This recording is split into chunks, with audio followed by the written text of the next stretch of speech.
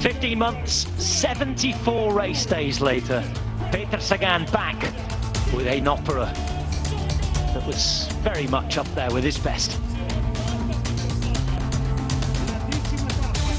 With substance and style, a Sagan show, and a first ever stage victory for him at the Giro d'Italia. Peter, un grande chapeau. Peter, congratulations for today. We've seen that you were very, very dedicated to try and win this stage. How do you feel now you've done it? Stanco. Tired. Thank you very much. I'm very happy to have won a stage like this. It suited me very well. It was really adept to my characteristics, but this morning I didn't even dream that it could go that well. And you had a little bit of time to think about the stage. And getting there on your own, a really special win, no? What matters is that I arrived there first. At the top of the last climb, I lost 12 seconds at the front, and I needed to make sure I wasn't going to fall down on that descent, and of course lose a little bit more time. I then had the last 7 kilometers where I just went full gas to the finish.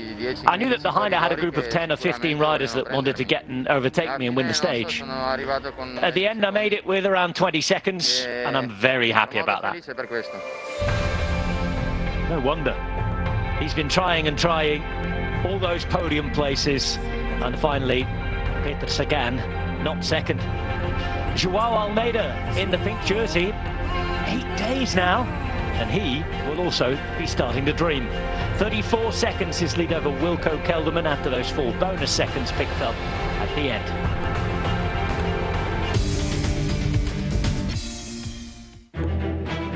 Stage 11 will take place between Porto, Sant'Elpidio and Rimini. 182 kilometers.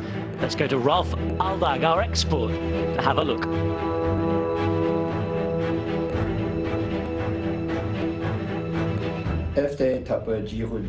Today is the 11th stage of the Giro. 182 largely flat kilometers, with the exception of a 4th category mountain classification, which shouldn't be a problem for the sprinters. The road goes along the coast throughout the stage, towards Rimini and towards the finish. Possible influence today is the wind coming from the southwest, but with 4 to 10 kilometers per hour it really shouldn't cause the field to break up. Don't really expect any echelons, and I think the fast guys will find their legs today. The finale is tricky. Lots of corners in Rimini in the last 6 and 7 kilometers. You either have to have a strong team to be able to position yourself well in order not to make up and move up any positions, or of course you have to have the best legs you've got. The favourites are Arnaud Démare. He's won every pure sprint so far, and let's see how Peter Sagan's recovered from yesterday. Could also maybe a day for Gaviria.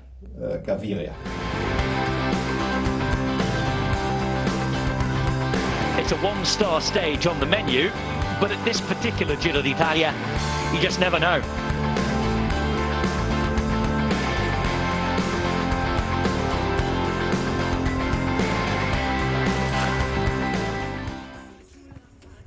A look out to the Adriatic, and it's along the Adriatic coast that stage 11 will run today between Porto, Sant'Elpidio and Rimini. The famous Italian holiday destination will welcome us for the first time in a long time.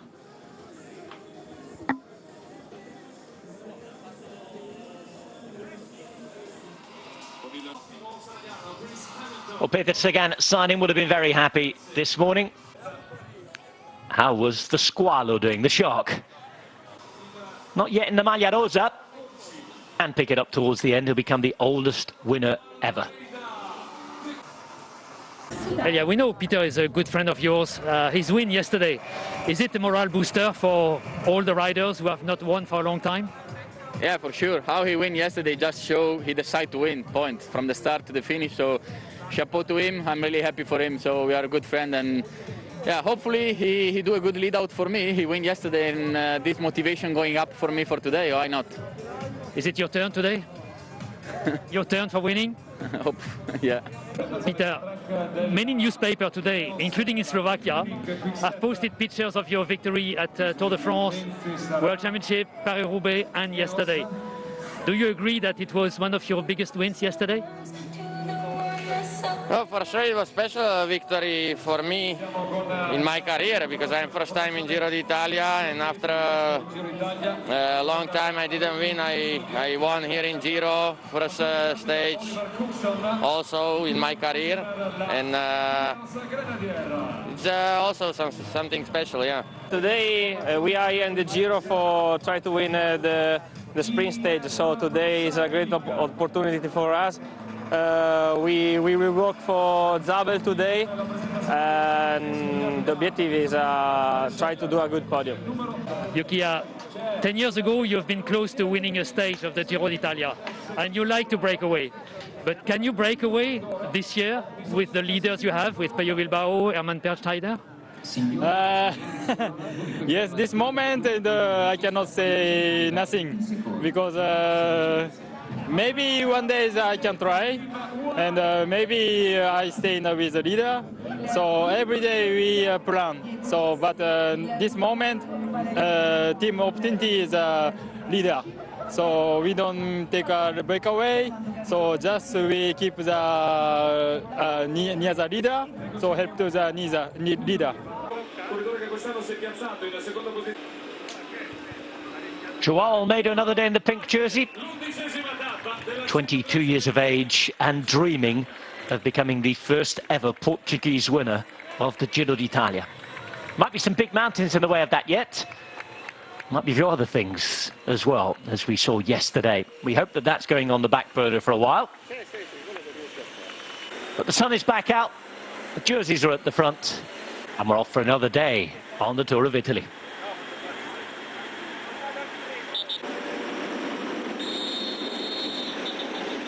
At kilometre zero, just around 20 minutes or so ago, the flag was waved. Stefano Locchio under sunny skies, signalling the start of 182 kilometres between Porto Sant'Elpidio, where we had a stage finish 8 years ago, and Rimini, where we haven't had a stage finish for 60 long years. Interesting break to be in, not quite as interesting as yesterday. You expect most of the sprinters left in the race will put their teams to work today, and we'll have a more controlled affair. Only 20 kilometres in, we go live onto the course, and it looks as though things are settling down fairly quickly. Macerata as we go into the Marche. Absolutely stunning part of the world, the Marche. Less heralded, less well known than Tuscany. Very similar in characteristics. And we have finally got a settled break out the front. Most days it's been a real fight to be in it. Today, less so. And it's one for those who just want to get kilometres up there and on the board. Thinking in particular of Mattia Bais and Marco Fraporti, both up there in the Fuga classification. Now, if this break stays away for quite a way today, Mattia Bais will go into the lead in the breakaway classification. He's currently 26 kilometres behind Salvatore Puccio, who has 319. And Marco Fraporti, who's with him in this group, will be trying to get them up as well. Just one rider from the World Tour there, that's Sander Armei, who we haven't really seen in this Giro d'Italia so far. There he is for Lotto Soudal. And he's got 4 minutes now with the other 4 riders. Big difference today, Brian Smith, is that Bardiani have made the break. And have not just made it with one rider, they made it with 2 riders today. And this, when I look back at the the history of the Giro d'Italia, this is your kind of typical Giro stage. I remember watching as a young boy, and seeing a lot of the kind of sprint stages in the Giro d'Italia, and even in the 90s, a lot of these stages where a lot of the Italian teams would get in the breakaway and then they'd bring them back for a big sprint for the likes of Mario Cipollini and Pataki. So this is your kind of traditional sunny compared to yesterday's Giro d'Italia stage, and we are expecting a sprint, and the sprinters teams are controlling things at the front. The gap only about 4 minutes, but that was some performance yesterday with Peres Sagan, and we can dwell on that just a little bit. I think me personally anyway, we always give him a little bit of a hard time because we expect the best. And because he's so good. Yeah, exactly. And I can even remember way back in, I think it was 2015, he started the season, he hadn't won in the Tour de France the year before, although he'd won the points jersey. He hadn't got that stage win, and it came to the start of the season, and it took him to the last road stage of the Tirreno Adriatico for him to win a stage, and it was a kind of monkey off his back. And I think the same could be said now, but it's not just he won the stage, it's the way he won it. And we do kind of criticise him a little bit, but because we expect him to do performances like that, we expect the best from him, and that was one of the best performances I've seen Peter Sagan do. And I was in touch with his sports director last night, Jens Zemke, and he said he's happy, he's back to his best, and they're expecting a lot more from Peter Sagan for the rest of the Giro d'Italia. We will check in with Peter Sagan. We'll check in with one of my favourite places in Italy there, the Parco Nazionale del Conero, after this on-board footage.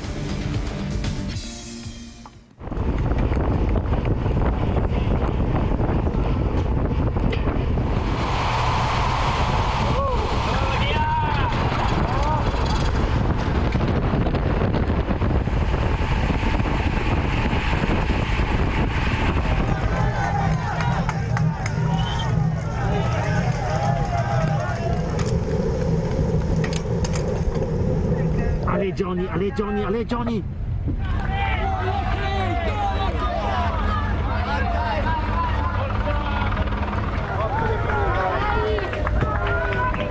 Seconds, 22 seconds to one rider. To one rider, McNulty, then 5 seconds the main bunch.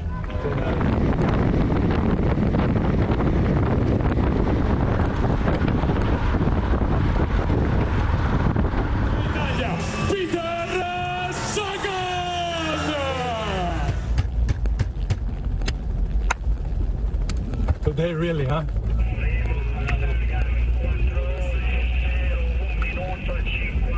Yes, finally! Everybody wet hands, huh? Everybody wet hands. Happy birthday.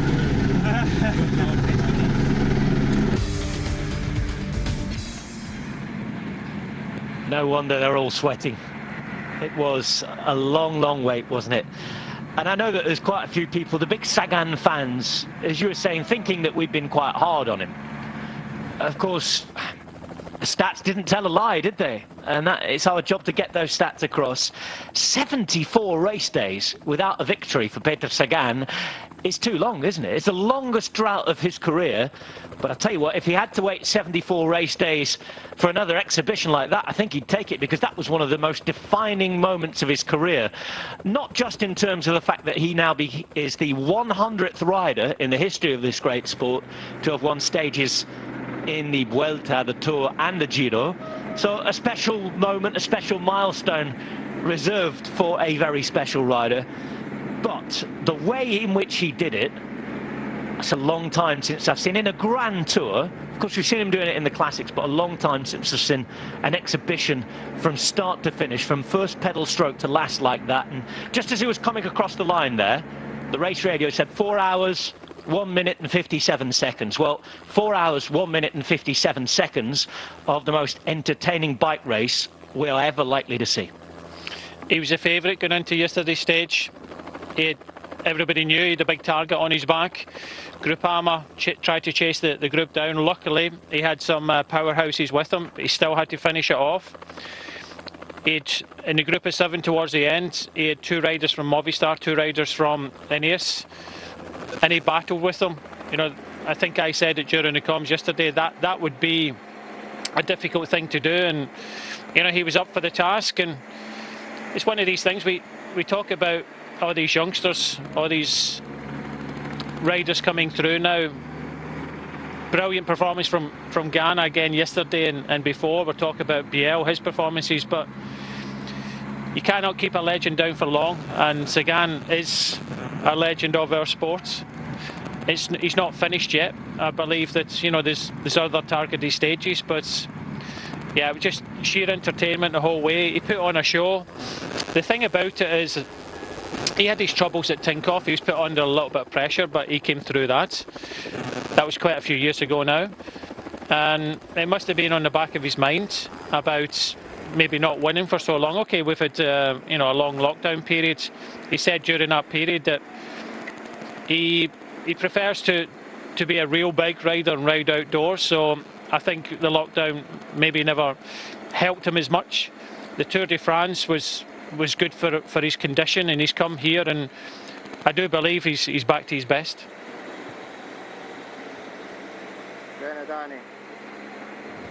It was a big day yesterday. Plenty of stories to be told in and around the racing. Let's go and have a look at what social media thought of it, in particular that belonging to the riders. Some Giro stories. And we begin on Twitter, and with Elio Kessa. Kessa perhaps behaving more like the Maglia Rosa there, with flamingo legs.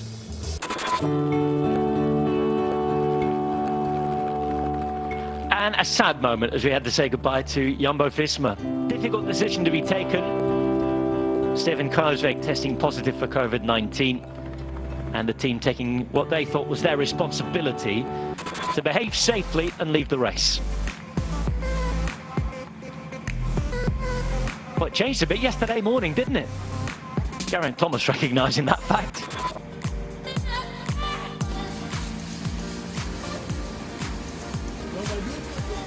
Over in Belgium in the meantime, Ryan Mullen having his shower outside. I remind you that Schel de Pres is being ridden today. A race you can check in with on our digital channels. And we do, of course, love the Giro d'Italia, love its history, warmth and passion in evidence just about everywhere. He did it. They supported him. He paid them off. What a show from Peter Sagan.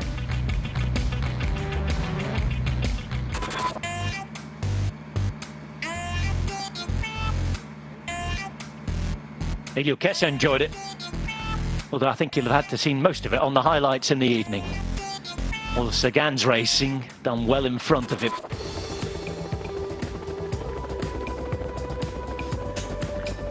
It was also Patrick Conrad's birthday, so a double celebration.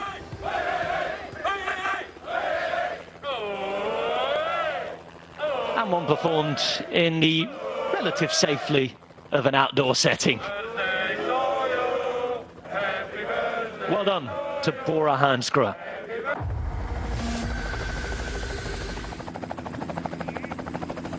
Take a look at that. Loreto.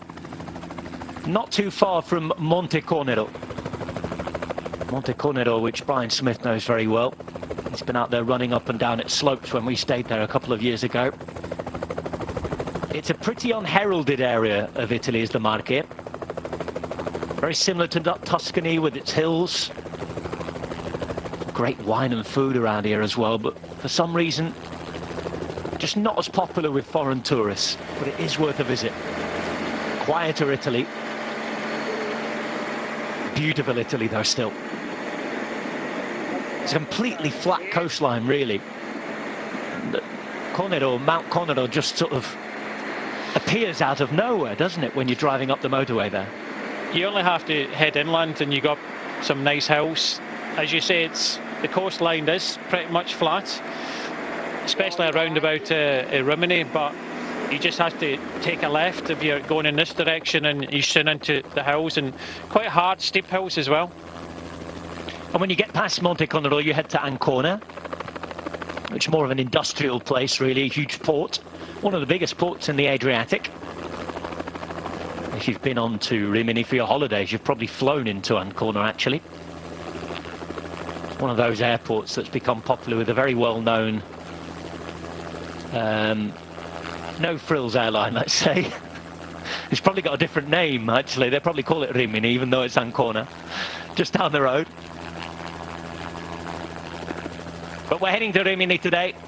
Not quite on his holidays yet, though. Hopefully, stage 11 of the Giro d'Italia.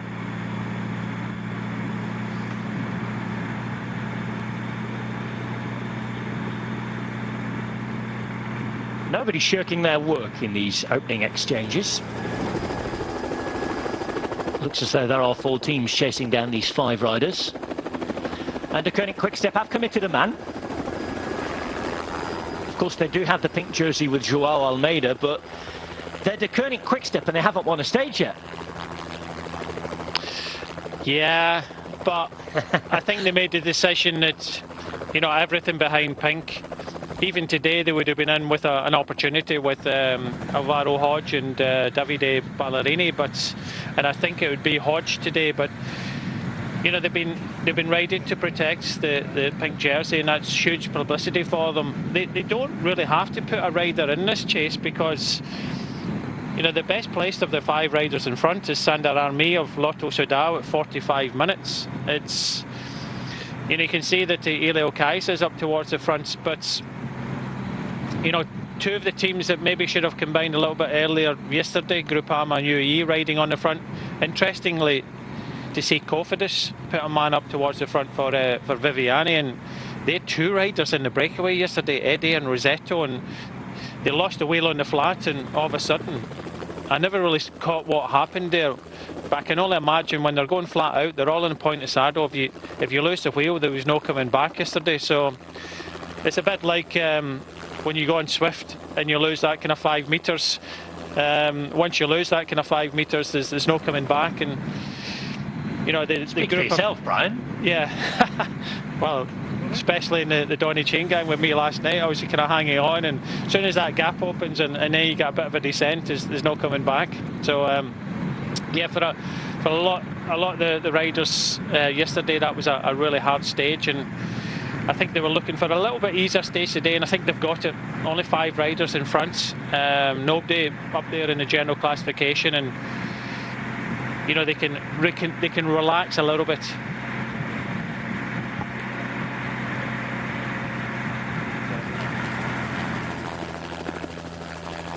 Big day for him yesterday, trying to get the pink jersey while he's still got the form. I think it's more of a case of day by day, Rob. You know, there's that's what I mean, because I don't think he knows when his form's going to drop off, because he's been at the Tour, and yesterday was an opportunity to take some time, but it was a rare chance that he's going to have in his career, perhaps, to go out there in search of the pink jersey, because maybe he knows that he's been racing for so long and he just doesn't know how long his form's going to last. And it's the same with NTT yesterday. They took an opportunity which I don't think they would have possibly have made. I think it's a lot of it's to do with the positive cases of COVID and people thinking we may not get to Milan.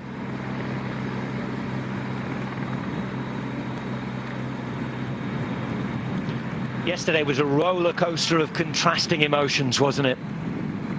The dark message in the morning of the positive COVID-19 tests, uncertainty hanging around the race, the clouds that then cleared when Peter Sagan crossed the line. That rainbow appeared, and we had so many signs from just about everywhere. The main sign we had was from a brilliant race on the road, and this man played his part as well. Domenico Pozzovivo, I think yesterday, saw a rare opportunity to take the pink jersey, and I guess that is something that he hasn't had so far in his career. He's done a lot. He's won a stage at the Giro d'Italia. He's had some very good GC placings, but rounding off his career, it would be nice for him to take pink, and yesterday he went in search of that whilst he's still close. And he made a good job of it until the puncture, and even still he came back and managed to attack. I just think that they're trying to move up, a lot of these GC riders trying to move up as much as possible, and you know, trying to do it possibly sooner rather than later, because it's the uncertainty of the future of the days to come. You know, will we get into the high mountains? You know, will the Giro d'Italia get all the way? Today I thought it was kind of eerily quiet. Yesterday was like, you know, bombs going off the whole time, and today was very, very quiet. So, you know, I hope we continue. We've got Schilder Price today as well, that, you know, Mark Cavendish will ride. And let's hope that, you know, we get to the next rest day with the Giro d'Italia, and we've got the Ron van Vlaanderen as well. Well, just an update as to the situation. with regards to COVID-19. We know it's evolving all the time. We're not governments, we're not medics, we're not going to take those decisions or speculate too much, but we can give you some facts. And with relation to Belgium, we know that non-essential travel in and out of the country has now been banned for the next couple of weeks at least. And we wait to see how that will affect the racing. For the moment, for today, for Scheldeprijs, the teams were already there. And you imagine that they're going to pick from their same squads for the Ronde van Vlaanderen at the weekend as well, the Tour of Flanders. So we hope, for your sake, more than anybody at home as supporters, fans, that you will have something to watch. But of course, the correct decisions will be taken. I've spoken to a couple of people at RCS today, Brian, and I know that their staff will have COVID tests this evening. So there will be another batch and round of COVID tests this evening at RCS. Now, I can't tell you which type of COVID test that will be, because there has been a little bit of chat about the type of test RCS have been using, the Giro d'Italia organisers. Italy in general has been using this rapid test that not many other European countries have had. But the use of this test on quite a lot of occasions and throughout the country has actually been credited with keeping the numbers down in Italy for maybe 2 to 3 weeks longer than the rest of the continent so far. Where I sit talking to you in Spain, we've not been using these tests, and you know, our sort of second wave, if you like, has gone over the hill and is coming down ever so slightly again in a lot of regions. I know in the UK and Ireland it's spiking up again. Italy, it's happening now a little bit later.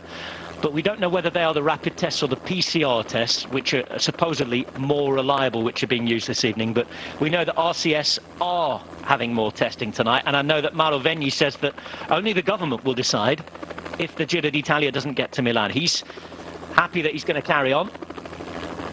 We know that we're going to have a chat with a few sports directors about that. I know that Olo Chenoui has been doing a little bit of digging, and we'll continue to talk about this throughout the day. Here's Jens Zemke. Stage 11 is another sprint day, of course, maybe one for the purer sprinters, but is that one that you think maybe Peter's on a winning momentum now? Yeah, I must say we had a heavy backpack on our shoulders, which is gone now with the stage victory. And all what comes now is en place. And that was a goal, to win a stage again with Peter. And that's what we did. And then we look from day to day. We must say we have two guys in a top position here for the GC as well. So we are dancing on different weddings here. Yeah, I'd like an invite to that wedding. It sounds fun. As you say, you've got Patrick Conrad and Rafał Majka both in the top 10.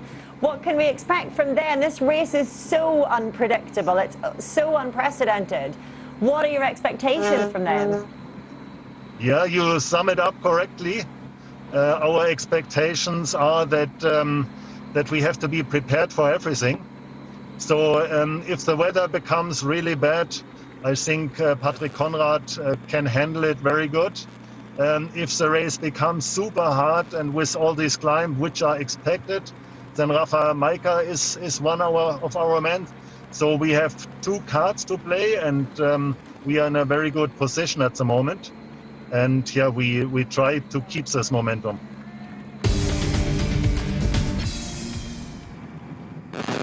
Nice to hear from Jens Zemke there, who is obviously keen to carry the race on, wants to carry the momentum on, and I guess he sees an opportunity not just with Peter Sagan but in the general classification to do something. And I know that Bora Hansgrohe are in the position of sort of becoming a strong GC team at the moment, aren't they? They're signing riders to putting together a really strong GC block around the likes of Emmanuel Buchmann.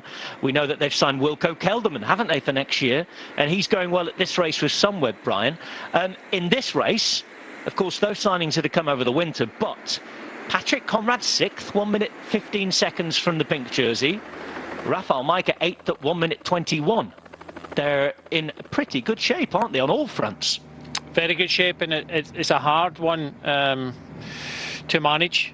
But Peter Sagan seems to look after himself more than anything. So yesterday, yeah, he doesn't need a lot of support. He just needs, you know, 1 or 2 riders. He's not kind of high maintenance, and we know that Arnaud Demar, apart from Sinkeldam, who's dropped out yesterday, he's got the whole team behind him. So he doesn't need the big lead out. He jumps from wheel to wheel, was very good at that. Okay, sometimes he comes up a little bit short, maybe having another rider in the finish, but that's the way he likes to ride. And at the same time, you know, they are building a really strong GC team, and you know, Jens Zemke's there. I've worked a few years with Jens, top bloke.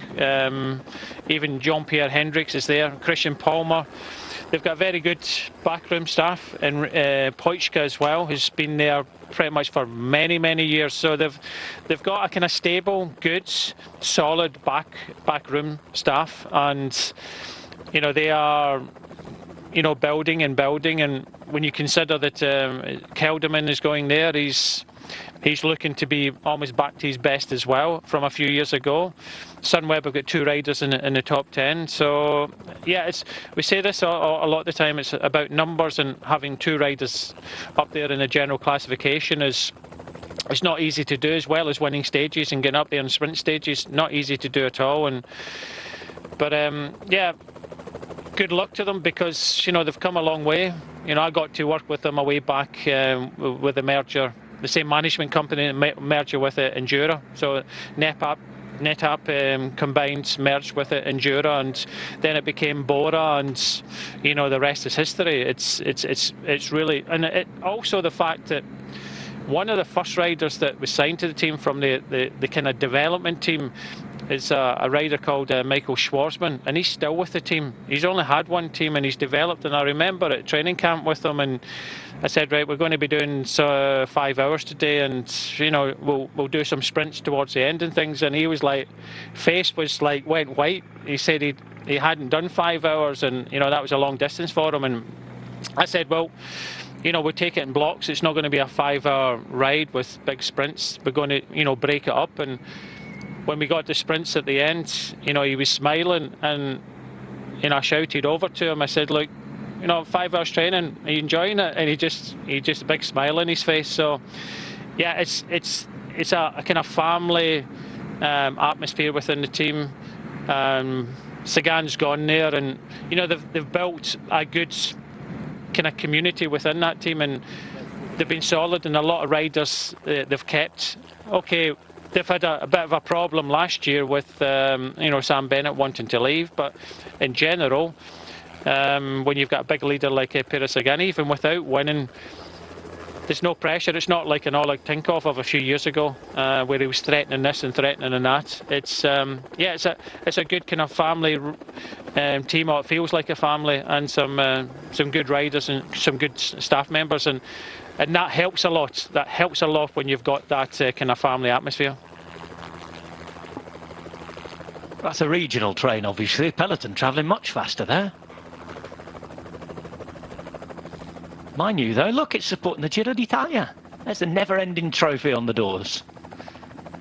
Decked out in pink, too. Got to be a bit faster than that if it wants the Maglia Rosa, or at least to keep it, anyway. Right, hanging around at the back of the group, the Maglia Rosa. What's it playing at? Dearie me. These guys want the Maglia Rosa. Sunweb. They've got the Maglia Bianca, haven't they, today? They've got it on loan from Joao Almeida. That's because Harm Verhoeven lost 3 minutes plus yesterday. A bit of a disaster. Not so good for the man from Lotto Soudal. Until then, had a pretty good Giro d'Italia. Things could still be improving. Could just been one bad day, one off day, one bad moment. But Harm Verhoeven now in 16th place at 4 minutes and 42. The man wearing the white jersey at 1 minute and 19 from the Maglia Rosa is Jai Hindley. He's now 7th overall, and he's one of 2 riders in the top 7 for Team Sunweb, because Wilco Kelderman, you'd have to say, is now one of the favourites to win the Giro d'Italia at 34 seconds. Yeah, if we get to play it all out, he is one of the favourites. I think, you know, we talked about that a few days ago, the way he took his opportunity in Mount Etna to put himself in that position. But I don't think we can discount the other 2 favourites of Fuglsang and, of course, Nibali. But you have to think that Pozzovivo, from the way he's riding at the moment, has to be really in the mix. So we've got a few of the kind of elder statesmen looking for to win this year's Giro. And let's hope, with the weather and the conditions we're under at the moment, that we get to the end.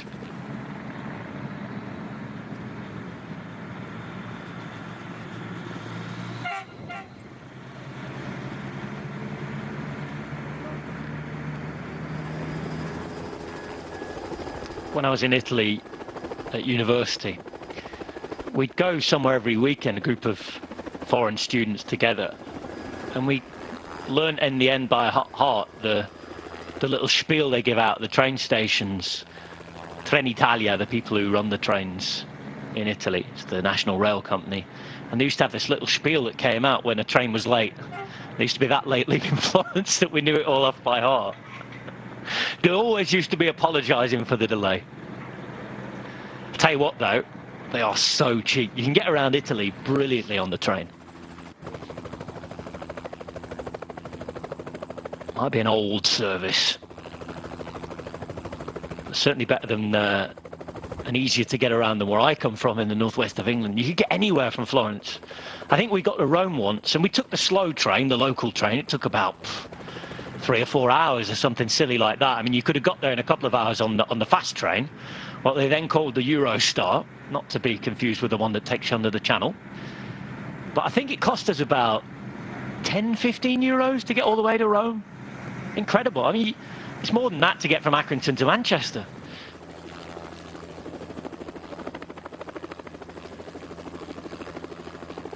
Really good way to get around Italy. That's if you haven't got the time to ride around on your bike.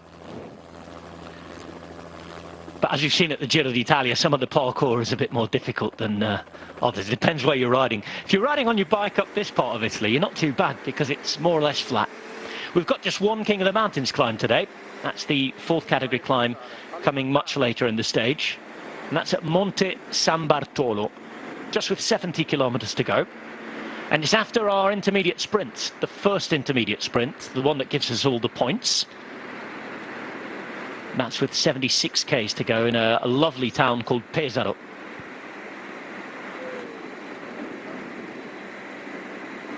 Three minutes here. Seems to be the gap that they've sort of settled on, I think, in the peloton.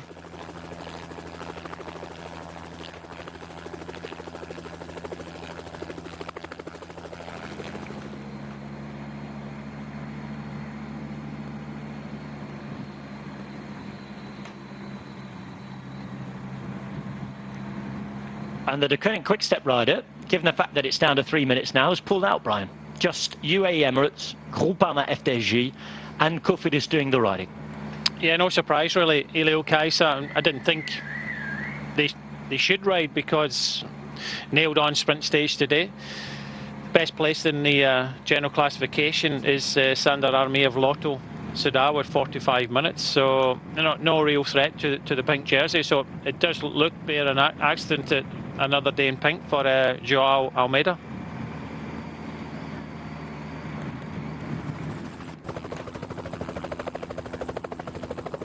Suddenly looks a smaller peloton, doesn't it, at the Giro d'Italia? 2 teams less. We've got a few other riders not starting as well. We're less than 150 riders now. It's got a really different look at it, Brian.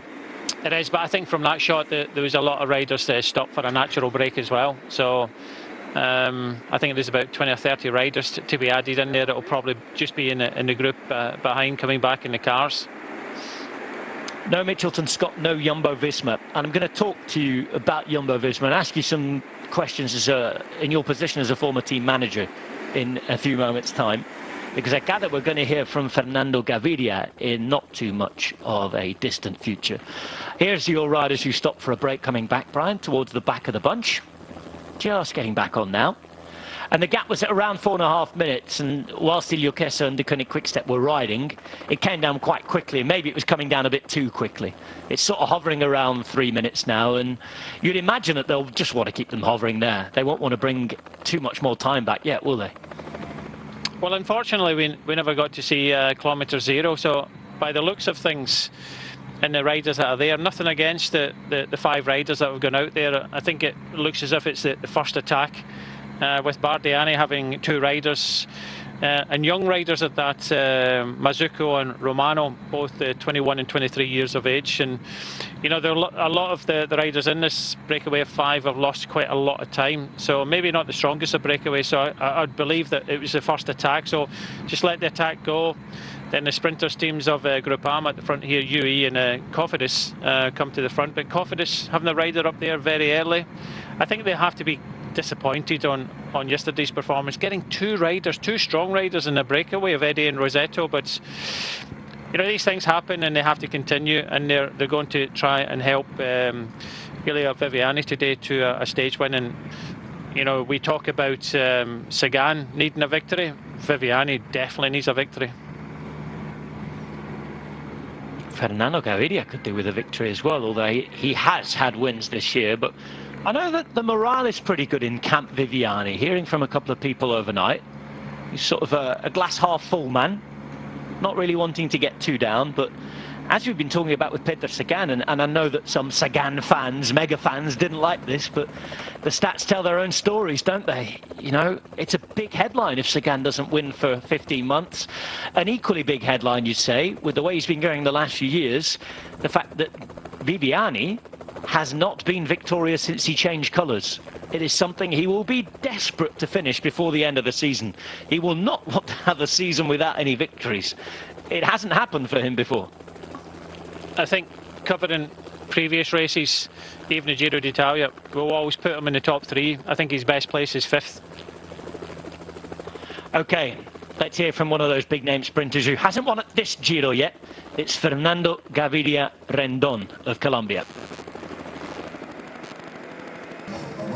Let's have a chat with Fernando Gaviria. Fernando, yesterday we saw your team riding to come back, but Sagan was just too strong. Yeah, of course, Sagan put on an incredible show yesterday. We let him go, but today we're going to have another opportunity and we're going to try again. Today the last few kilometres are quite flat, but you're going to need a good team to stay in a good position, aren't you?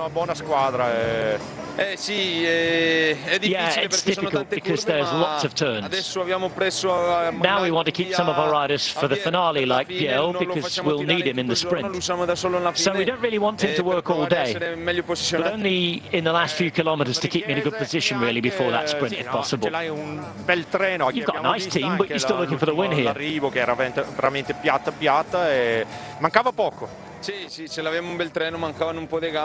Yeah, of course, I've got a really good train here, and I need to show that I've good legs. Today, hopefully, is a good day for us.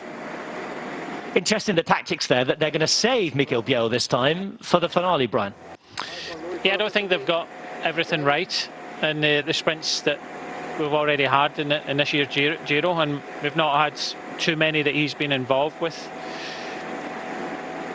It looks as if they want to, because of the tricky nature of today's finish, I think that they wanted to keep as many numbers as possible, but I don't think Gaviria started the year well, but in the restarts, because he's been one of the kind of high-profile riders that you know, caught the virus, got through the virus, and we still don't know if it's got any, you know, long-lasting effects, but he just doesn't seem to be quite on point, and I'd love to see him win today, but it's, you know, I'm still sticking with, I think, Arnaud Démare.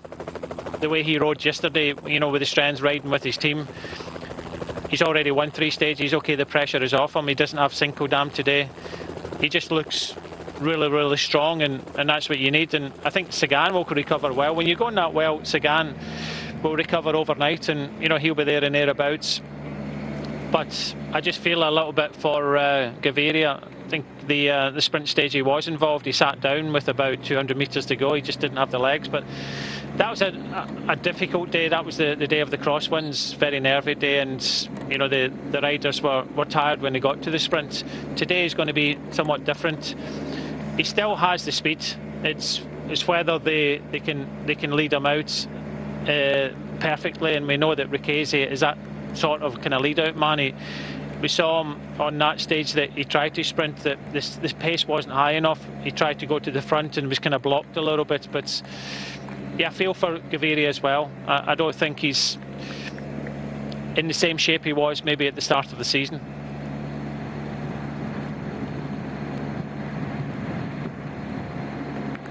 To counter that, I saw one of the 2 races in Tuscany. Now, was it Giro della Toscana or Sabatini? Yeah, when he went for a long one. Yes, and he won fantastically well, didn't he? He looked like Gaviria, the classics rider that we initially thought he might be as well as the sprinter, because if you cast your mind back to what Colombia as a nation has done in cycling, yes, they've had strong sprinters on the track. Gaviria is the first real road strong sprinter, isn't he, at the world level? The next thing to conquer would be the cobbled classics, and the fact that he spent so long in Belgium, of course he spent quite a good time, you know, lodging at houses around there as well. A bit of time with the Reina riders, didn't he? Living in Belgium as well, near Leuven, with Tim and Jos, who look after a lot of the riders there.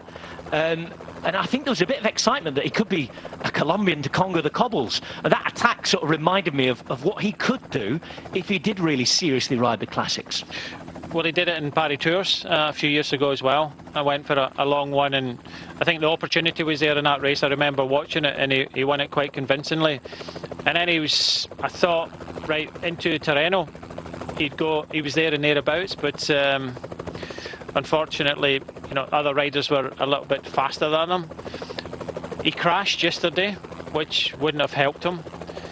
On the stage that, you know, the close finish with Demar and Sagan, I was surprised that he got dropped in the middle of the stage. You know, pretty much first. He was one of the first sprinters dropped, and UAE never managed to bring him back. Viviani made it back, so that's why I have a little bit of doubt. The fact that I think Gaviria, of most of the sprinters you're looking about over the last couple of years, most of the sprinters, he can get over a hill or two, as you say, but he's one of the first dropped. And that crash yesterday I don't think would have helped anything. So he's up against it, but let's hope he's there and thereabouts. We're looking out to sea from Ancona. Disappointed because the helicopter pilot seems to miss Monte Cornero. Absolutely gutted about that. Yearly fixation on that part of the world. It's a small regional park rather than a national park, actually. But it does rise out, I know. You can see it in the background, actually, with that tower up there.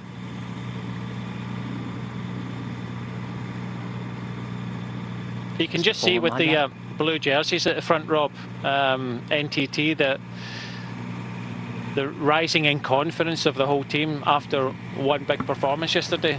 You know, sitting right up there as, you know, as if they're leading the Giro d'Italia. And, you know, I think Björn Rees, the manager of that team, was really happy with the way the team rode yesterday. And Pozzovivo looks on really good form, and okay, he punctured at the wrong time. I believe that Brandon McNulty punctured, but they managed to get back, and Brandon McNulty finished second. I think it was just a case of bad luck for Fuglsang, who lost 1 minute and 15 seconds yesterday to the pink jersey group. But yeah, NTT are rising in confidence, and I think Pozzovivo, if continues like this, has to be a real contender.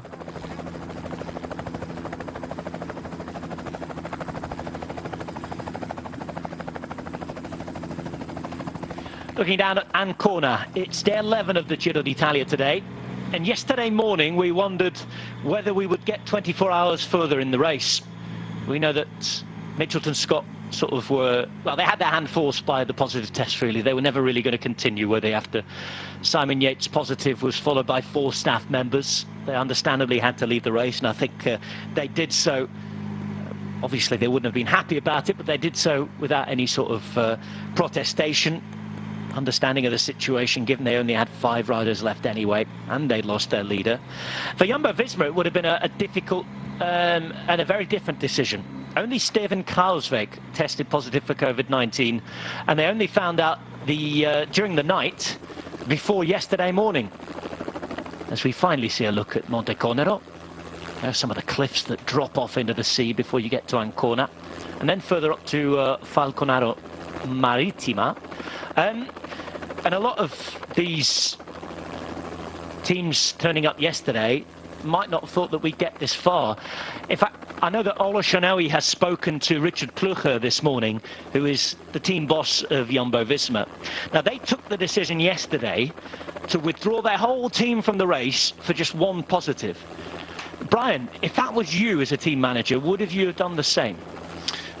I think if your main rider has got it like a Mitchelton Scott with Simon Yates, and I think they realised that afterwards, only 4 days afterwards, you know, 4 staff members, how many people have come into contact with Stephen Kruijswijk? Well, pretty much the whole team.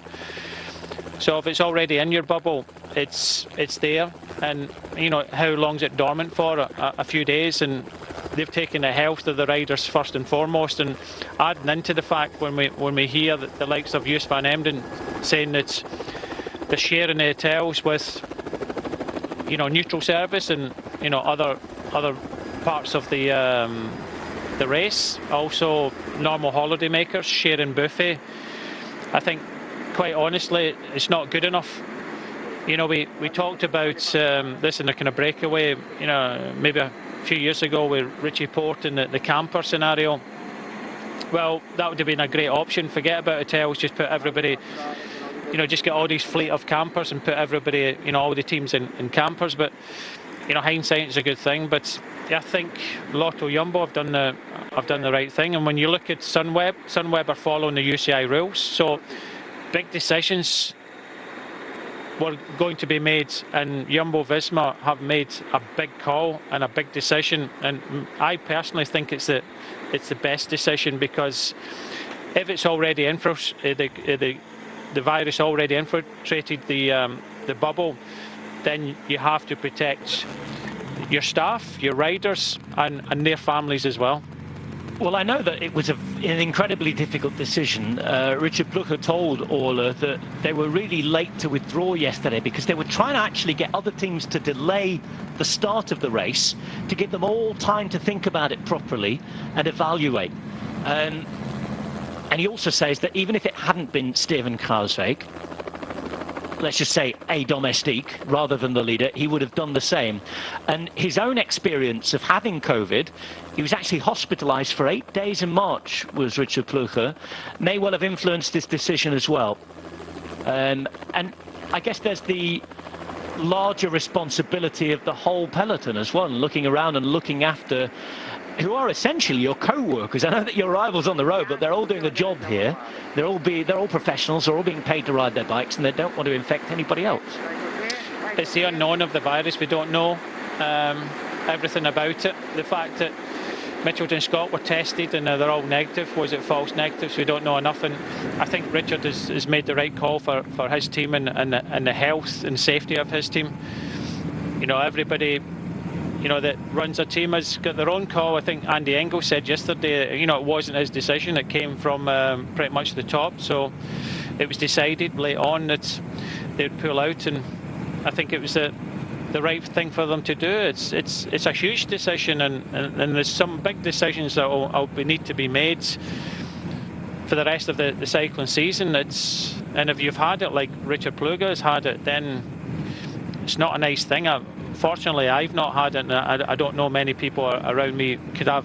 I've stayed in my own bubble myself, and even when I'm at Bath, I'd love to see my family on rest days, but no, I stay them away because they're back at school. I don't want to risk anything myself. So you have to make decisions, and that's the big decisions from Richard Plugge, pulling the whole team out. Well, we'll carry on this chat in just a moment's time, but I'm hearing that Jakob Fuglsang has been speaking to us at the start, and we're going to hear from him now. Remember that the Dane lost time yesterday after that mechanical.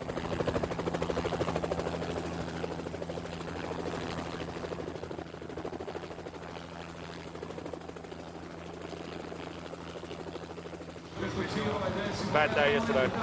No, it was not such a bad day until the last 10k, and we started downhill, and I feel, I think I have a puncture, and I was like, I have to try to keep riding on it, but already in the second corner in the downhill, I almost went sideways, and the tire was the air was out of the tire, so I couldn't go on. I tried to call the car, but they were too far behind. So in the end, the first option that came was to get the bike from Feline. which was quite small. Yeah, not much to do. Bad luck. It was a nice save in the downhill when the first right-hander. Tricky. Yeah, it was getting a bit sketchy. And then talking about your rivals, they said we don't really fear Jakob Fuglsang for the GC, but then they all committed to ride when you had a puncture. It looked like. I think there you cannot say much. I think the final was full on, and of course they also see that there might be a possibility for the stage and everything. And of course they ride together to the finish, and that's how it is. The Giro is still long, and there's some tough stages ahead. I mean, for me now, pressure is on them. I'm behind in GC, and we have to see what we can take out of the rest. It's great to hear the Giro is not over yet. Today, yeah. You got at least a day to recover a little bit. Thank you. I hope so. Well, if he wins this Giro d'Italia, it will have been against all the odds. I think we're going to have to apply to change his name by default to unlucky Jakob Fuglsang. Yeah, he was unlucky. He's had 2 punctures on descents yesterday. I think there was a few other punctures, but his was just at the wrong time. Possibly if Vlasov would have been there with him, you know, it could have been a different story. But unfortunately they lost Lopez and Vlasov, and you know, losing teammates like that counts to, you know, in circumstances like that, and he was pretty much on his own trying to kind of ride in from that last climb, the last kind of 10 kilometres, so it was very, very difficult. He's not way down. He lost 1 minute and 15 seconds. I think he's 2:20 down in the general classification, so it's still doable. But another rider that has to think, you know, what does he have to do? I think his luck will change, and he's another rider that will take his opportunity. I think with a little bit more opportunity now, knowing that the fact that he can have an unlucky day and, you know, lose a little bit of time. So I think Jakob Fuglsang will be pretty much on the attack when we get into the climbs next. Out of the top 10 after that incident yesterday, he's 11th now at 2 minutes and 20 seconds. And of course, nice and positive there, speaking to our colleague Bernie Eisel at today's start. Now those foothills in the Marche. And of course, each time we go through the Marche, we remember the late Michele Scarponi, who was from just down the road here in Filotrano.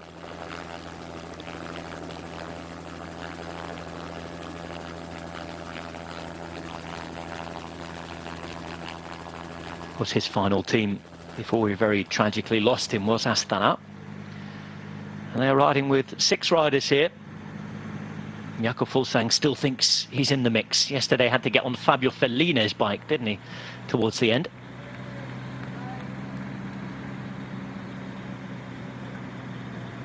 And it's a former Maglia Rosa who's riding at the front. Valerio Conti in the white jersey there. We'd already heard from Gaviria saying that they're going to keep their main breakaway killer Mikel Biel back for the finish. Always makes me think that phrase, breakaway killer, of the now retired Chung Ji, who did that job for a long time for Marcel Kittel, didn't he, when they were giant Alpecin. Riding at the front and reeling back the breakaways on those long days in the Tour de France. First Chinese rider to ride the Tour de France, wasn't he, Chung Ji? Now retired and living back in China. In a breakaway, we've got 4 Italians and a Belgian.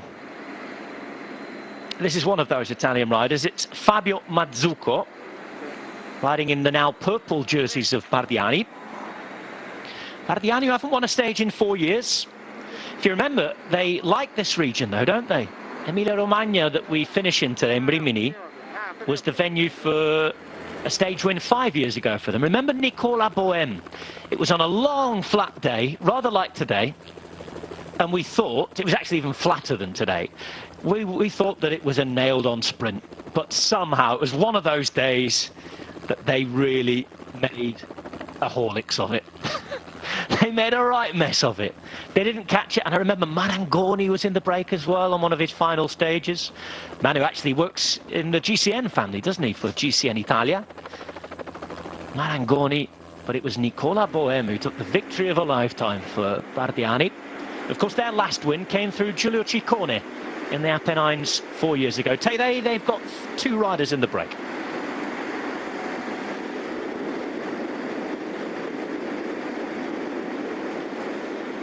Francesco Romano is their other rider in the break.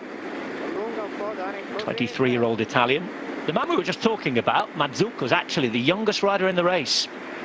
27 days younger than his teammate Filippo Zana.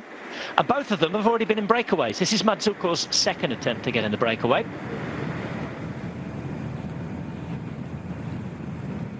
Being chased by Groupama FDG. We're down to 6 riders now. Brian was saying that Sinkeldam, the former Netherlands national champion, had to retire from the race yesterday. Now that Benjamin Thomas, we lost him 5 days ago to illness.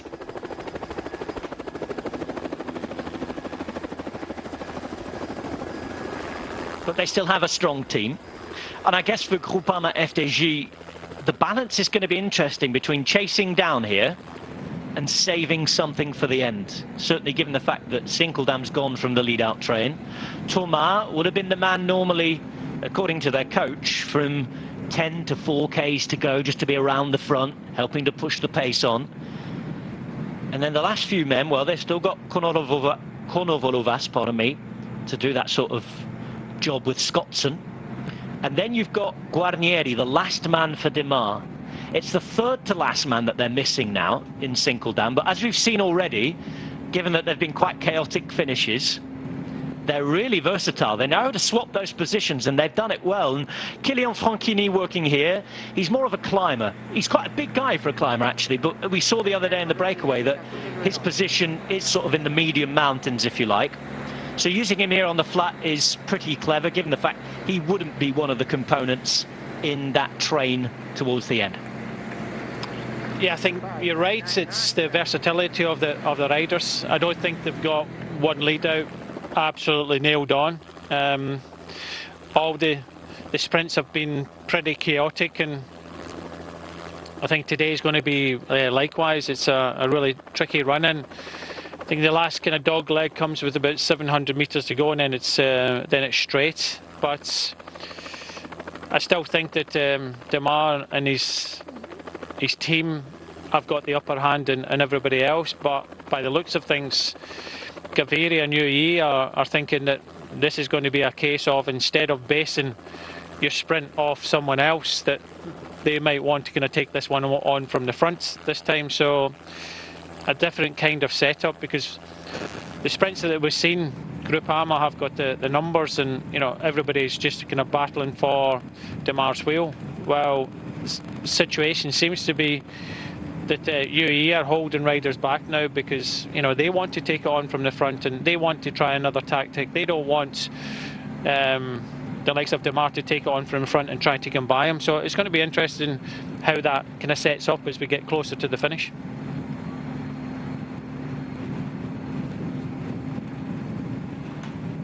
A very warm welcome back to all of you watching on the television. Wherever you're watching, you can watch uninterrupted on the Eurosport app or on the GCN Race Pass.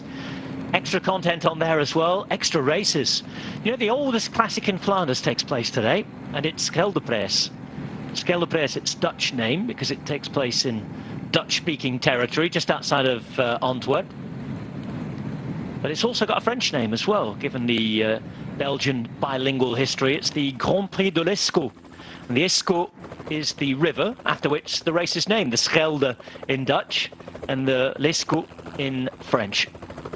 The oldest classic in Flanders, although it is, let's say, one of the least anticipated normally, given the fact that it's normally a sprint race. It's a bit like the Champs-Élysées stage in Paris, isn't it, the Scheldeprijs? I would say that they are the two big sprint appointments of the year.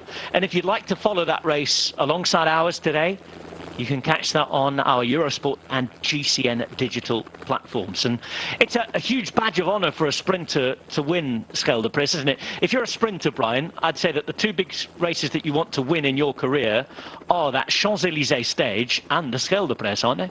Yeah, exactly that. And it's somewhat more difficult to win it in the Champs-Élysées after 21 stages. but this is definitely, they say that the Tour de France winning the Champs-Élysées is the Sprinters World Championships, but I think, you know, one day, today, Scheldeprijs is the unofficial Sprinters World Championships, because, you know, you want to win that. When we look at the palmares of the top sprinters that have come through the ranks, you know, they're pretty much all there.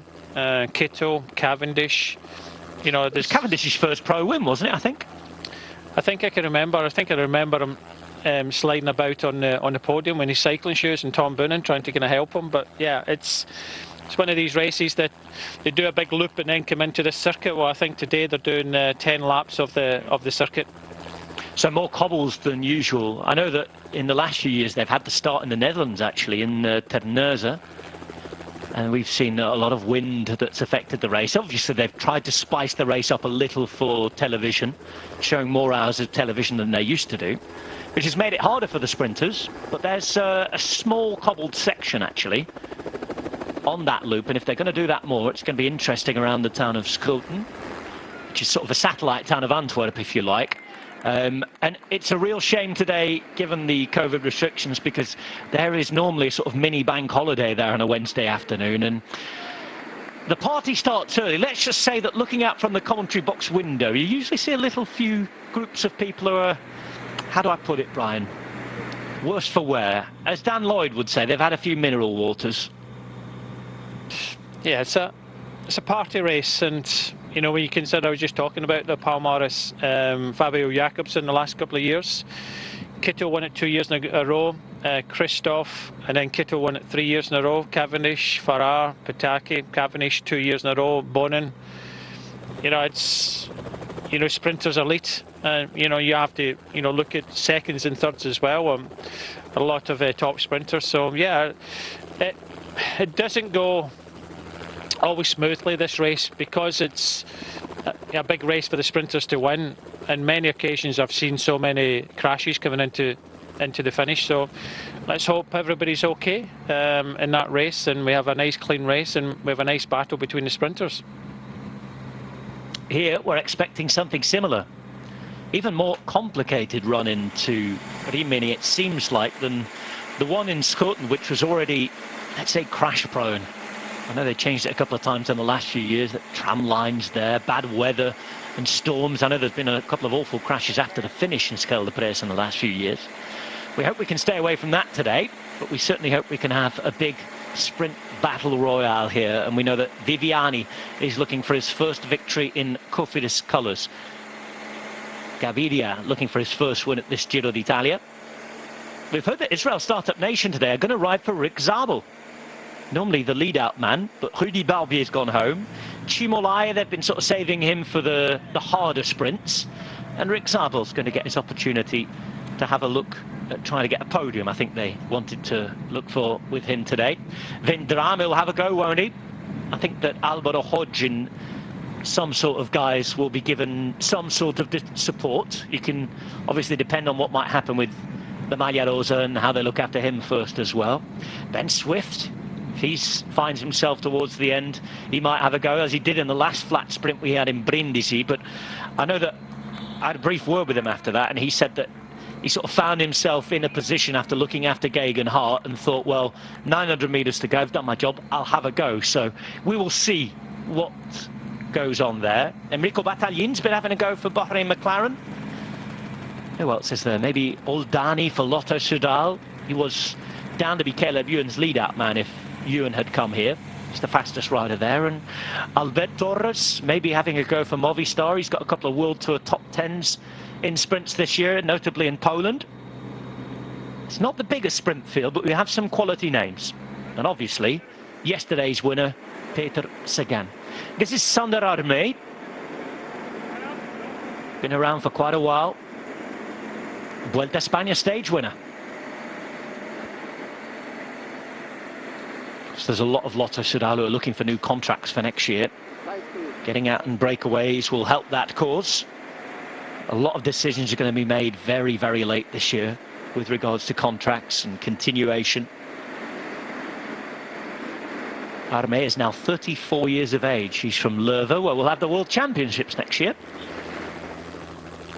Those of you watching elsewhere maybe not know about Leuven too much. Well, it's dominated by a huge brewery as well as its university. A lot of people know what Stella Artois is. Well, that's where Stella comes from. And Sander Armé, a star in his own right. Won a stage, actually, in Poitou-Charentes in August, so he's got a bit of form. Only the second win in his career, as well as that Vuelta stage. This is his 4th Giro d'Italia, and he's in the break today.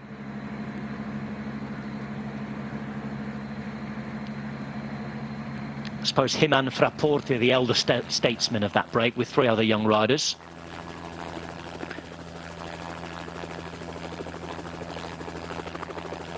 Well, Bernie Eisel's been in touch with me to say that Trenitalia, who I was talking about before, the Italian National Railway, are sponsoring, or one of the Giro d'Italia sponsors now.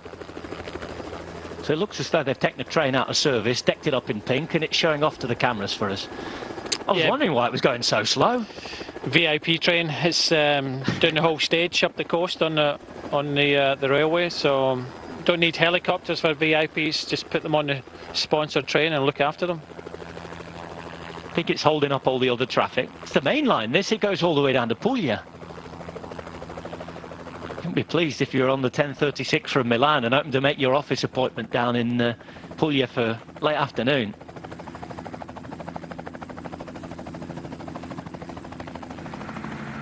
.241. There's Emmanuel Gebreigzabier, part of that NTT team, all of whom are looking, as it stands, unless a sponsor can be found, for new jobs next year as well. It's not the easiest time wherever your place is in the world. Same in professional cycling, I'm afraid. Man working at the front for Cofidis is Mathias Le Tournier, riding for a Cofidis team that's still as strong as it was when it started. All 8 men are there. And today riding for Elia Viviani, with Simone Consonni expected to lead him out.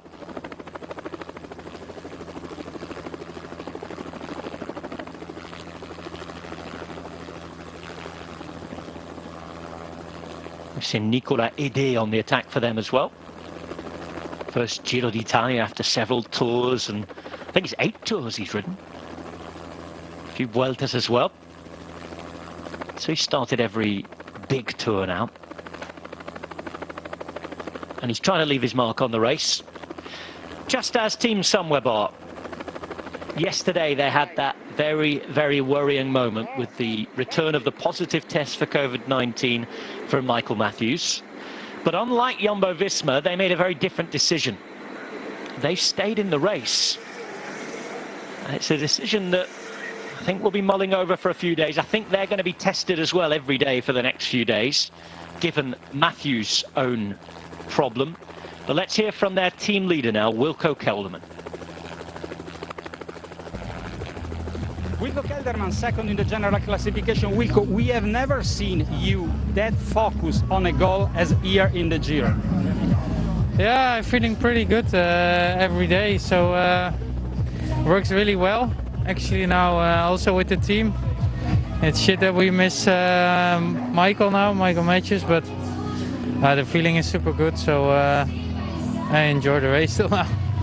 You've been already in the top 10 of the Giro once, 3 times in the top 10 of the Vuelta, so I mean it's not something really new for you to be there, but may I ask you if you changed anything in the last few months in your preparation, or what changed to be that high in the GC? It's also I'm a bit older, more experienced, but also the last year it's a lot of bad luck, so I was never really well prepared for a big race.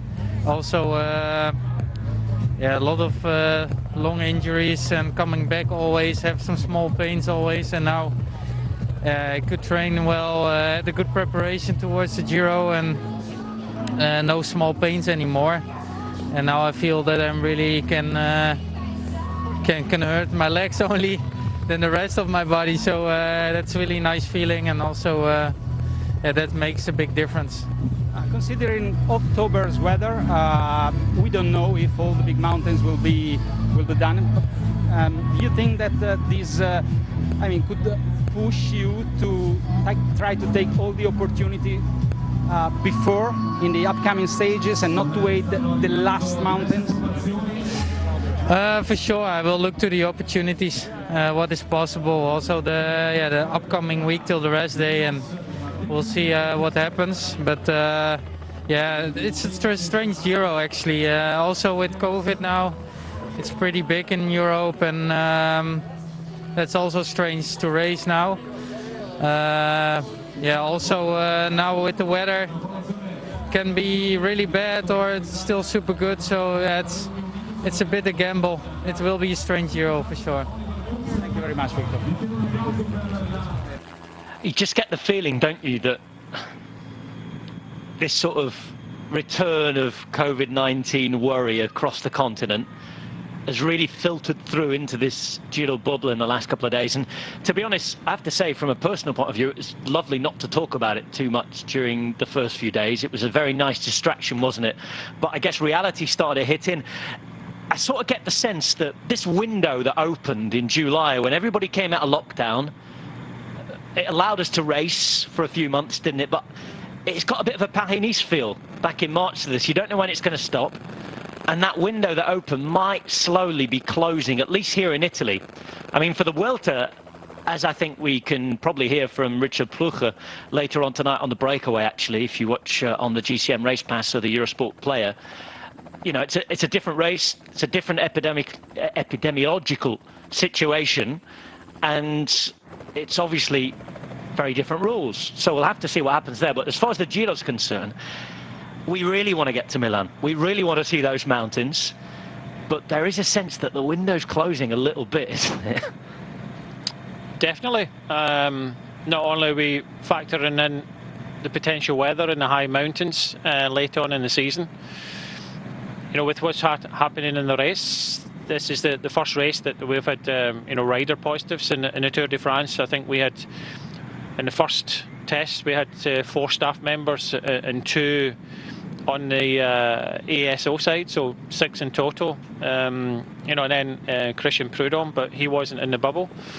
So this is the first time that the virus has infiltrated the teams.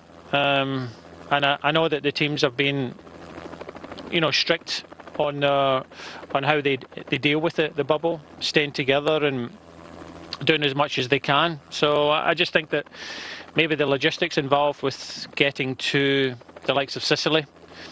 I know that Simon Yates had to fly there. He had to sit next to kind of normal people on the plane, and you know, nobody knows where it came from. You know, we're dealing with something invisible, and it's hard enough, you know, to ride a Grand Tour without, you know, having to deal with this as well. So, and it's just, we keep on saying it, it's the uncertainty, and we'll have to you know, take it day by day, and I think that's what the riders are looking at as well.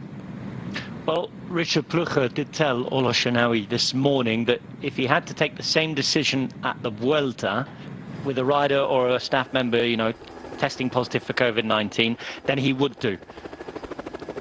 But of course, in terms of precedent going forward to the Vuelta, as I said, a very different race. We hope it can start, we hope it can finish as well. Everybody has started to name their teams for the start in the Basque Country.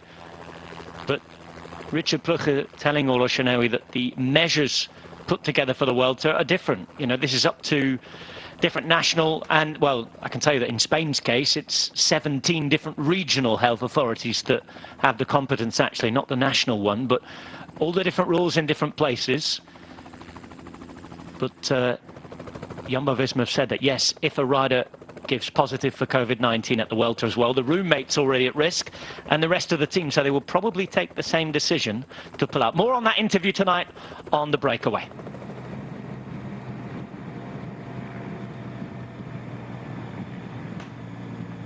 Well, still 112 kilometres to go.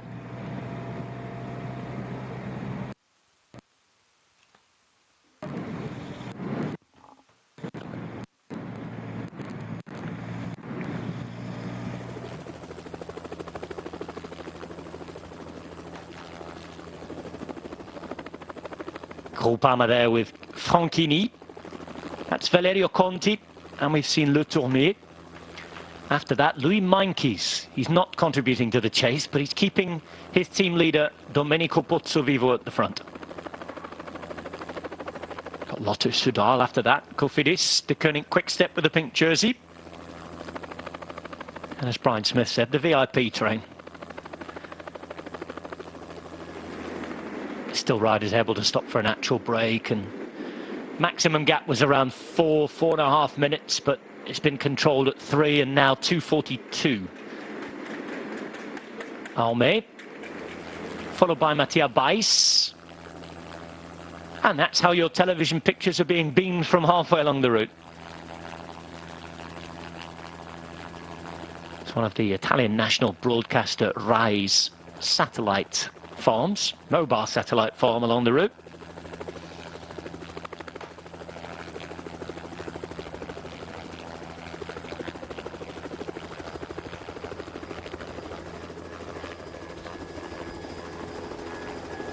In the Adriatic coast, just a few hundred meters away.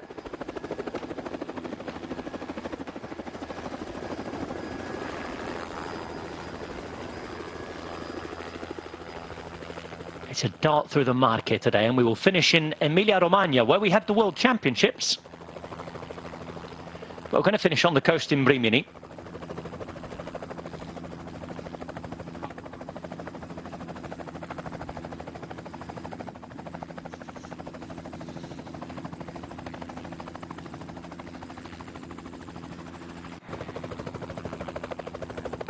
Giro d'Italia on its way to Rimini.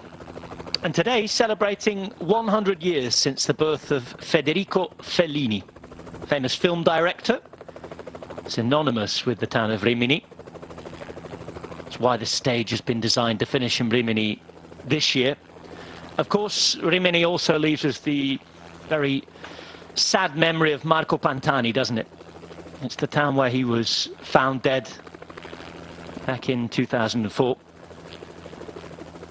We'll talk about Marco Pantani, I think, more tomorrow.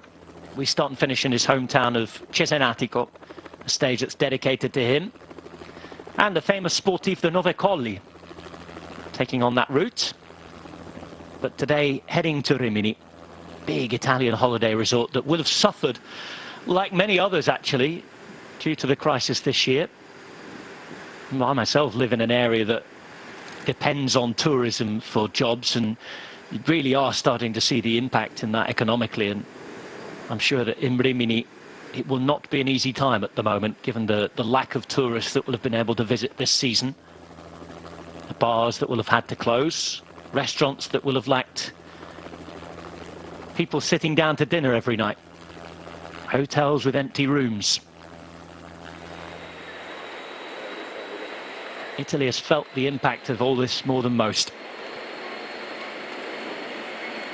But this is the restart, they say. This is the Giro della Ripartenza. Some are just starting. There's Mattia Bais starting his career. He's not doing a bad job of it, is he, so far, Brian? He's just taken the lead in the breakaway classification now. He had been trailing by 26 kilometres from Salvatore Puccio, who had 319. Bais, if he gets through today, will have over 400 kilometres in a breakaway already at the Giro d'Italia, his first Giro. No, it's good going. Stage 2, he was in the breakaway. Just looking through my notes now. And then in stage 6, he got himself in the breakaway. So he's doing very well. If that's the competition he wants, then he's doing a very good job of it, getting himself noticed, which is important, given Androni and its multiple sponsors, the TV time it's required. And you know, I think a 23-year-old, you know, doing a very good job at that, and that's all you can ask. Now, this town very well known for its beach. They call it the Velvet Beach. I wish I could tell you why. I've done a great job of putting this down in the Giro d'Italia notebook, but don't tell us why. Maybe we'll have a graphic. That's the Foro. Huge moat around it. Tremendous looking building that is.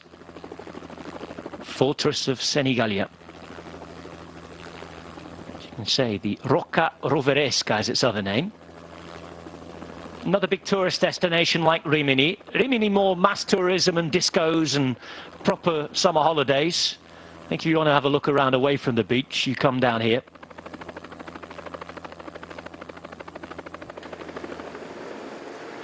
Rimini's a little bit like the Italian Blackpool, if you like. Bit prettier. Not so much, but a bit prettier. There's quite a lot of cycling holidays in the area. I just saw some shots of the finishing area before we came live to air, and they're showing a couple of female cyclists with the Rose and Crown English bar jerseys on. So yeah, a lot of English speaking cyclists come to this area to ride.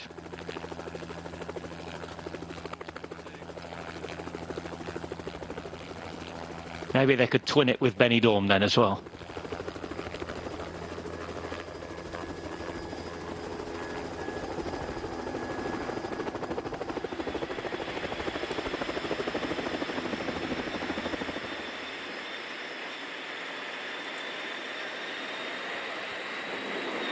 There he is, the youngest rider in the race, Mazzucco, 21 years old. 2 hours down on the Maglia Rosa so far. Another young rider taking on the Giro d'Italia for the first time is a Colombian sprinter by the name of Álvaro Hodge. This is what he had to say at the start today. Let's also hear from Álvaro Hodge, who has definitely a lot of work to do again today, and then you should also sprint, but also defending the Maglia Rosa is definitely up there today, no? Yes, I think like the last days we have one priority is to keep the Maglia Rosa. Today is going to be an active final, so the last 10 Ks we will look for Joao, and then for sure I'm going to try for my sprint, but the first is to take Joao self today. The last time you guys sprinted, you kind of both sprinted. It was Ballerini and you sprinting going for the line. Is that going to be sorted for today, or a bit of an open card for both of you? No. Last time the sprint was for me. I just lose the wheel of Valero. I was behind the other guys, and then I was blocked. I couldn't do my sprint, but yeah, for sure today I'm going to try again. Good luck for today. Thank you. Nice honesty there from Álvaro Hodge, just admitting that he'd lost the wheel of Ballerini, who was actually visibly disappointed with him, wasn't he, in Brindisi? We saw Ballerini shaking his head when Hodge crossed the line just in front of him. So Hodge is going to be the man they ride for and try for today, but with the caveat that they're also looking after the Maglia Rosa. Given the technical finale, it might be a difficult balancing act that today, Brian. There's lots of twists and turns in the last 7 Ks or so. I think first and foremost, Almeida has to be kept near the front. We do have the 3 kilometre rule, so if anything does happen, he'll be given the same time. But that's the thing. If something does happen, there's a crash or something, then there's injury from that. So you want to protect him, and I think it's probably best to go with the lead out for Álvaro Hodge and use Almeida in it. Almeida is quite quick himself when it comes to sprint, but look at that shot, Rob, for Portuguese cycling. That's a fantastic shot. It is, and there's been loads of headlines actually back home in Portugal. I've been really enjoying reading the Portuguese press this week, and obviously this morning it's been bumped down because Cristiano Ronaldo tested positive for COVID-19 yesterday as well, the Juventus player, and alongside Leo Messi, the most famous footballer on the planet in the last 10 years or so. But they were up there. They had both their pictures on the front of the Portuguese sporting press 2 or 3 days ago, certainly after Guerreiro's win. He's in the blue there, leading the King of the Mountains competition. Do you know what he told the Portuguese press, Brian, that he really had planned to attack the other day? It was something that, with the EF sports directors, he sat down and had a talk about being in a break on that day to Roccaraso. His name means warrior, Guerreiro. But I guess it was more clever racing that got EF the win than just the brute strength. We saw that on Etna as well with Caicedo. Listening to other members of the breakaway on Sunday, Brian, complaining that Guerreiro didn't do as much work. He played the game well and used his resources the best. I think both stage wins for EF Pro Cycling have been tactically well ridden. You know, it was up to Castroviejo to ask the question. He didn't. He just rode it. I think he was overly confident he was going to win, but you know, 2 for 1. He gets the King of the Mountains jersey and he gets a stage win, the second for EF Pro Cycling, and you have to think that they potentially have got another stage win in them. Simon Clark was up there yesterday. Okay, it didn't work for him. He was up against some strong riders, but yeah, they've ridden really well. But I have to say as well, on yesterday's performance, the British champion Ben Swift, he rode equally as hard as Peter Sagan in the end. And I messaged him last night on social media to say he just chose the wrong day and the wrong person to go up against, because on any other day he'd have probably, you know, won the stage. But yeah, he gave it his best shots and he came up against a better and stronger rider than Peter Sagan.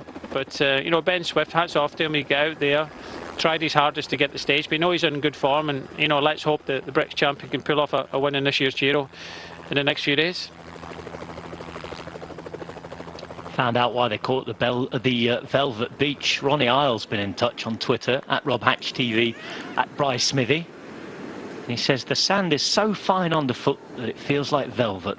Something as simple as that. But they have a job actually keeping the sand, I think, on the beach. You see all the breakwaters all above the Adriatic coast. Whenever we look at these coastal towns, and sort of from here all the way up past Rimini on the way to Venice, actually, all of these seaside towns look pretty similar, don't they? It's one long straight coast without too many mountains, as we said. It's quite flat, and there's all these little breakwaters to stop the currents taking all the sand away from the beaches. Looking out to the Adriatic and looking across at the Balkans. Interesting that the wind might be just blowing in from the left-hand side as we look at it ever so slightly. But as we saw from Rolf Aldag's predictions today, it's not forecast to be too strong, is it? No, I think the strongest wind will be coming from this helicopter. But yeah, I don't think it will hamper the riders too much today, and they'll get a fairly easy ride up the coast, all the way up the coast. Still a long way to go, over 100 kilometres. Just 3 riders at the front of the peloton. Groupama, UE and Cofidis putting 1 rider up.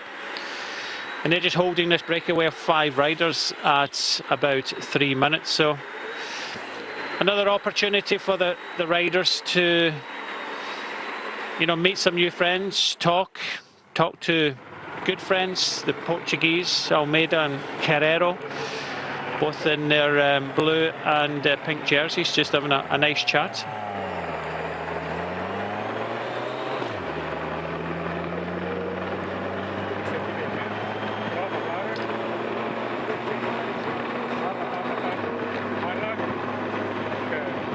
And they've got plenty of time for it today.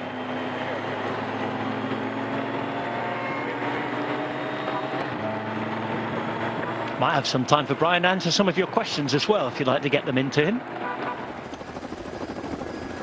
See the look on his face now. At Bryce Smithy on Twitter. There's also our GCN app where you can get interactive with us. Lots of polls and quizzes on there. Tell us how you think the Shark's doing. There he is, having a chat with his old mate Domenico Pozzovivo. Pozzovivo, who was his domestique, wasn't he, last year at Bahrain? And now they're suddenly rivals again. And there's been a lot of praise lavished upon Pozzovivo from Nibali in the newspapers this morning. Nibali reckons it's the best Pozzovivo he's ever seen. Well, that's a huge compliment, isn't it?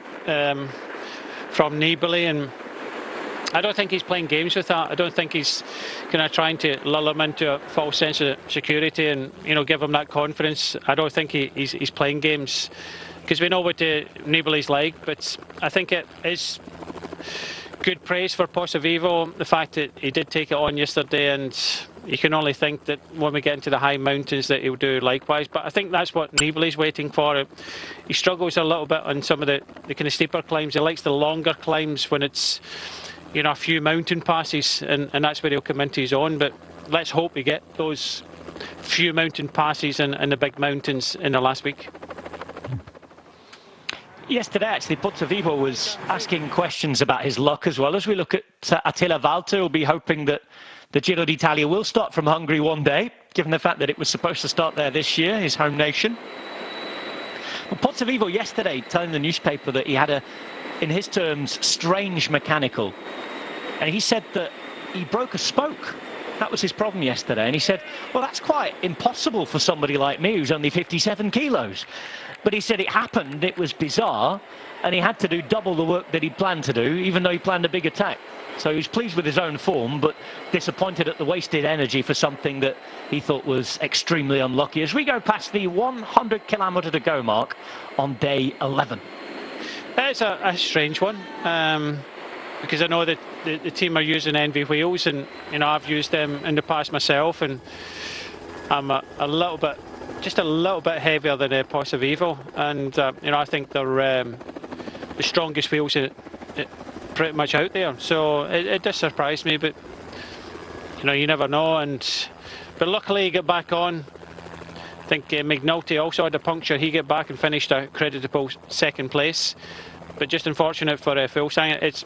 You have to have a little bit of luck, of course, and you know, there's a few punctures. But for me yesterday, Van Hoek, he always seems to be on his own in a difficult period of time. He's always seemed to be on his own, and when he get popped out yesterday, there was no teammates round about him, and you have to think that, you know, what is happening with that team. They don't seem to be helping him too much. They seem to be, you know, getting themselves in breakaways and, you know, trying to kind of look after themselves. And you only have to think that it comes down to possibly in the search of contracts.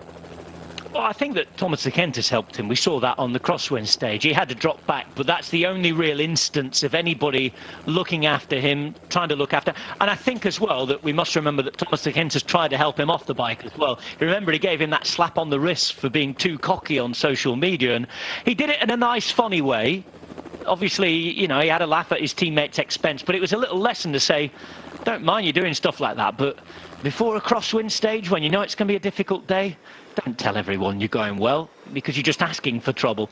The one man who perhaps should be looking after him a little better is maybe Carl Fredrik Hagen, who had a brilliant Vuelta a España last year, but has got missing a little here. He's 54 minutes down after being up there in the top 10 at last year at the Vuelta. It is. Different riders have got through this lockdown period in different ways, and I think the interest for me was listening to Kelderman. He'd be thrown into quite a few races as he's preparing for the Giro d'Italia, and I think that the lockdown has kind of helped him, that he hasn't had to do as much travelling. He can recover from, you know, any injuries and things like that he's had over the past few years, and he had a bit more relaxed running. He got his training done, and you know, we're seeing the best of Wilco Kelderman.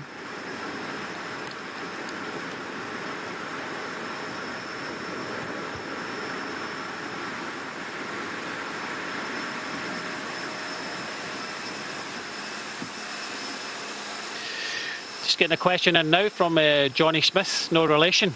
Why don't they allow feeding after a certain distance? Surely it could be dangerous not to have food and water. Yeah, of course it can. And I think in yesterday's stage that because it was full gas right from the start, we were mentioning it in a commentary that the riders would have found it really, really difficult to get any nutrition or drinks or anything like that from the team car. And I think yesterday's stage we saw most of the riders go through the feed station without taking their feed bag. So because the racing is on, very difficult to eat, and you constantly, as a manager, you're constantly talking to the riders to make sure that they're eating. they're drinking, to make sure that not only they get through the day stage, but you know, subsequent stages afterwards, because as they say in cycling, you're eating for tomorrow in a stage race likes of this. Officially, you can get a bottle after 30 kilometres. That is the UCI rules, and normally in a stage like this, it's 20 kilometres to go to the finish. Is that when they have a cut-off? In some more harder stages, what we get is they relax the rules a little bit towards the finish, so you can get one with 10 kilometres to go. If you can remember the Tour de France, when we had the incident with Alaphilippe gaining the time penalty because he get fed inside the last 20 kilometres. So they will announce that on the race radio. But now we're going through the feed station on a stage of 182 kilometres. Very important to keep eating and drinking, keeping the energy levels up. And you often notice that the calories per day, maybe this is a little bit easier stage, but the calories per day, roughly about 4,000 or 5,000 calories in a stage like today. So, and you'll notice that when we get into the third week, these skinny bike riders have a little bit of a pot belly, because they have to eat, all the pasta, all the rice. They have to keep eating as much as they can. And in some of the hard stages as well, if the temperature's up, they'll actually lose anywhere between 2.5 and 4 kilos in body weight due to the fluid loss. So it's very important. But a stage like yesterday, when it's full on, very difficult to keep drinking and keep eating. So that's why today you can see everybody taking their sack from the feet and making sure that they've got everything they need for the final. Great timing. I've just been to get my own musette. Only a chocolate bar and an espresso in it, though. What's in yours, Brian? I'm on liquid because we don't always get a lot of time to eat and chew. So, yeah, I've got a smoothie, and that's pretty much it, and some Scottish sparkling mountain water. That's the commentator's diet now, isn't it? And those of you watching on the television can now watch uninterrupted on the Eurosport app or the GCN Race Pass, if you'd like. Every single pedal stroke is covered. But of course, for Brian sitting there in the commentary box and me here, it means that there isn't a quick sandwich to go off and take, is there? Just about managed to press the button on the coffee machine. Keep us going to the end today. And these guys, well, they didn't have time to stop at the feed zone either. Bais, Romano, Frapporti, Mazzucco and Armé. Armé with a sort of French-sounding name, but he's a Fleming, is Armé. Instead of Sonder Armé, he's more Sonder Armé. He's from the Dutch-speaking part of Belgium. As I said, a Grand Tour stage winner. So he's by far and away the most experienced and seasoned bike rider in this break. Although Marco Frapporti might give him a run for his money, not in terms of palmarès, but experience. He's the man just coming onto your screen now in the green and light yellow. And he's been in so many breakaways at the Giro d'Italia. I'd love to see the percentage of breaks he's been in, actually, compared to the stages he's ridden. Because whatever team he's ridden for, as we said earlier in the race, it's his job. And it's the reason why, if you went back into managing teams, Brian, you would sign a rider like that, because you'd get the name of the sponsor on the telly. He'd be in the pictures. You'd have people asking him questions, journalists, wouldn't you? Little articles in newspapers saying, well, why are you there? He would just create a buzz, and he would create good PR for your team. I think as a World Tour team, you don't really rely on that type of thing. But certainly for any second division teams, he's, he'll float about from team to team, because it's very important to get in breakaways like that. As you say, it's hours and hours of TV time, and these second division teams have got a lot of sponsors on their jersey, so they need more than everybody else so that you can actually read what's on it.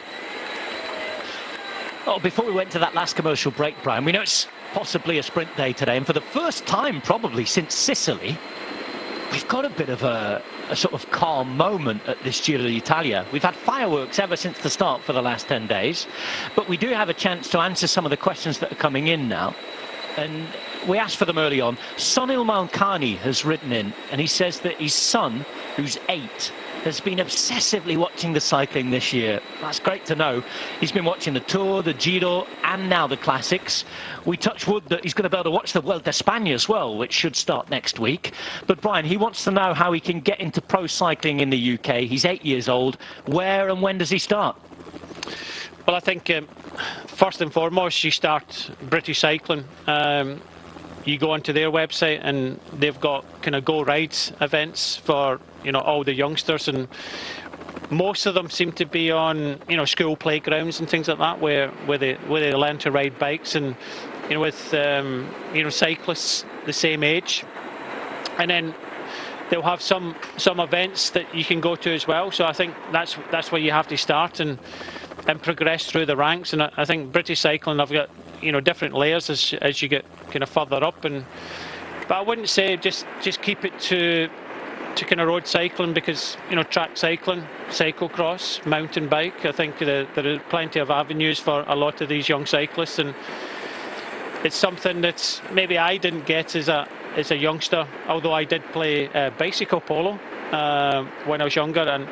And you played what? Bicycle polo. I kind of ventured onto mountain biking a little bit of cyclocross, but it was predominantly kind of road cycling. We had an outdoor track in cycling, outdoor track in cycling, and the weather we've got in Scotland, it was often rained off, so I didn't get a huge amount of opportunity to ride on the track. So I think at a young age, my only thought at 8-year-old was, you know, this is about longevity. This is about, you know, a long time of you know, riding your bike and getting to the pro level. Some people do it when they're 18, 19. Some people do it in their early 20s. I think the only advice I've got is make sure you have fun, and I think doing multiple disciplines, because then you have a bit of variation. Because at 8 years old, I wasn't even into cycling. I think I started cycling at 12 years of age, and I've got 2 young boys at 10 and 12, and I just say to them, just have fun in whatever you do, because the further up the ladder you get, the more serious it gets. And when you get to World Tour level, that's when you know, it's a real job, and it can be difficult. So at the early years, just enjoy, try some other disciplines, but make sure you have fun in doing what you're doing. We saw Peter Sagan having fun yesterday, didn't we? Something that's less fun at the moment, that's actually quite distressing, is the immediate economic future of cycling. I know it's a question that we've often asked even before the current economic crisis that's been, of course, caused by COVID-19. I know that Venkat Ram has been asking, as a former manager, if you could discuss the team sponsorship dynamics, the heads of expenses, where you get the revenue from, of course, the viability for sponsors of running a team. Why would you do it? Of course, Katusha left, NTT are pulling out. What are the issues, Brian? I imagine they're deep-rooted. Yeah, it's all economy, and you know, you rely on the main sponsor. You get one main sponsor in it, one main sponsor. And if you bring in kind of co-sponsors, then it's, you know, the real estate and the jersey. We talked about the brand awareness, where you put the different sponsors on. So normally a team will have a jersey made up where the real estate within the jersey costs X amount, and, you know, you try and go out there to find the sponsor. And so that's the kind of main incomes, the sponsors on the jerseys. And then you have, of course, the product sponsors. So, you know, the bikes, possibly the wheels, the clothing. They all come with different deals, whether it's, you know, product and, you know, a certain amount of money and things like that. So you add it all up, and then you get to some race organisers. You get, you know, start money for the team. They'll put in some more money if they want, you know, one of your star riders to be there. So you can do deals with the teams, so with the events. So you get a little bit of income from that. So you're relying on getting your small amounts from your events, getting your product sponsors and product, and also at the end of the day, your kind of main sponsors on your jersey. I don't think that's the best way forward. I think it's very difficult in cycling to keep that model going, and like we're seeing already, NTT and CCC pulling out, and you're relying on other sponsors coming in, so it's not the best way. And I think cycling has to look at a way of self-sustaining itself, and you know, that's a whole topic in itself. Whether we see it in Belgium where riders have fan clubs and everybody kind of contributes, and maybe there's a way that a cycling team can set up, you know, their own fan clubs and offering different things to either kind of bring in some revenue and investment and various other things. But that's a whole subject in itself. I don't think cycling teams are sustainable with just the brand awareness, and we really have to look at, you know, maybe modernising our sport. That was Andrea Vendrame with a mechanical issue.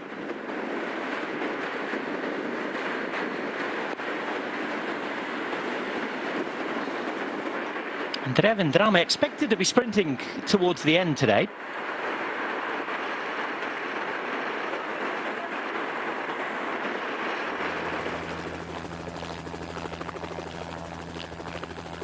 Well, we mentioned that Ola had a conversation with Richard Plugge earlier on today. Really interesting about what's happening with Jumbo-Visma. Let's go and hear some of that now.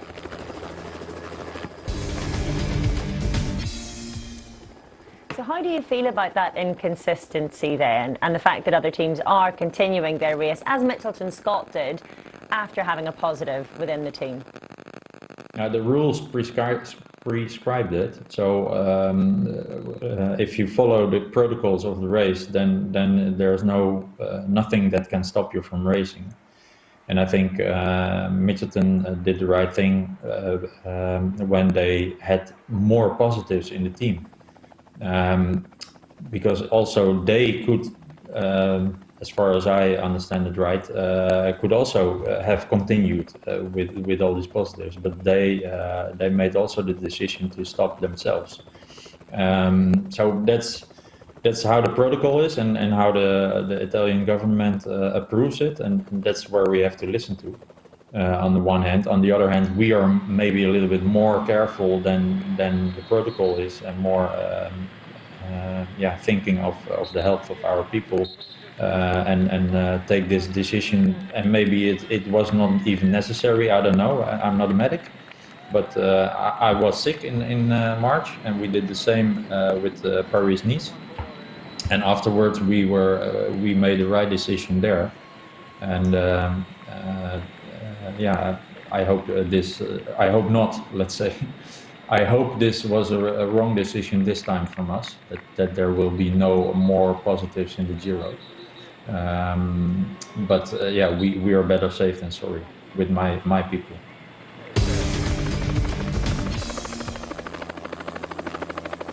Better safe than sorry, and that was the message from Richard Plugge. We talked about that later on. I know that you'll be able to watch a little more of that interview later on today on the breakaway. That's on the GCN Race Pass or the Eurosport player. Here's Filippo Ganna on his way back to the bunch. And Andrea Vendrame following him.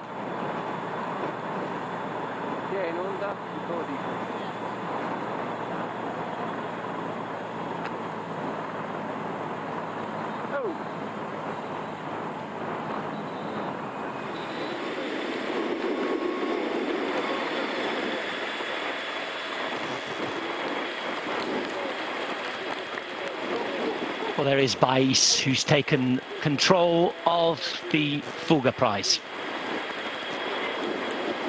5 riders in the breakaway. Mattia Bais has spent more kilometres in the breakaway than any other rider at this Giro d'Italia. Up there with him today, 2 riders from Bardiani. They are Mazzucco and Romano. Mazzucco, the youngest rider in the race, alongside one of the more experienced in Almé and Frapporti, riding for Vini Zabu. 5 riders with 3 minutes, being chased by Amel Demar and company. And they're 10 kilometers away from the intermediate sprint. Time for Demar and company to start getting interested, Brian. After yesterday's show from Sagan, it's 20 points, the gap between Demar in the Maglia Ciclamino and Sagan chasing on. Now that Sagan has a stage, you imagine that he's going to be looking for that points jersey on the way to Milan. He could start here by picking up some points. We know that there are 5 in the breakaway, so that's going to take quite a few points away. 3, 2 and 1 available for the first 3 riders chasing on in the peloton. And he's just had a natural break, so he's got himself back to the peloton now, just focusing on this sprint, which comes at 76.1. We just had a question answered when you went into the coffee about the feeding and why they stop at 20 kilometres ago and 10 kilometres ago. 20 kilometres ago today, because it can be, in these sprint stages, can get quite frantic. It's more for safety, and if there's a crash or a puncture or anything like that, they have to kind of prioritise that. And 20 kilometres to go can go very, very quickly in a sprint stage. In a mountain stage, they do it at about 10 kilometres. But it's just about safety, but it's also prioritising incidents, likes of crashes and punctures, and they just want to have a kind of safe start and a safe finish to the end of the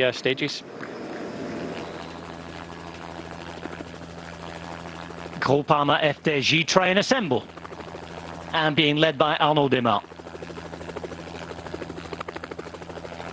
85 k's to go. Not quite assembling to pull off a final sprint yet, but we've got the intermediate sprint coming up, and it's in Pesaro.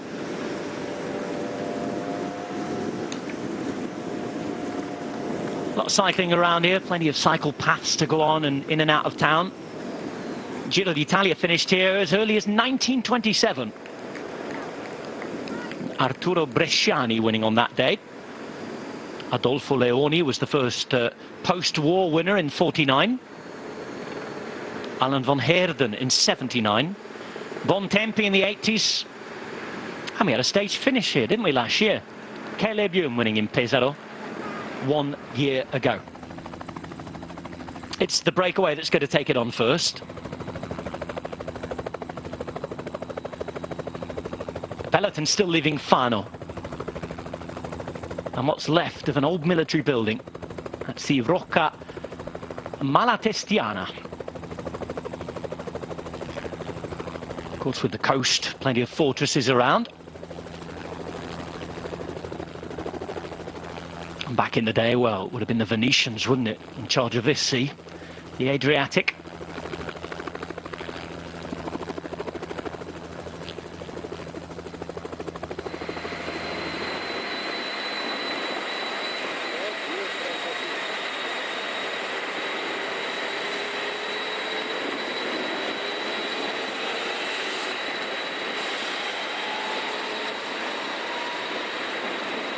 I'll be getting to know this man a little better. Bais, 23 years of age from Rovereto.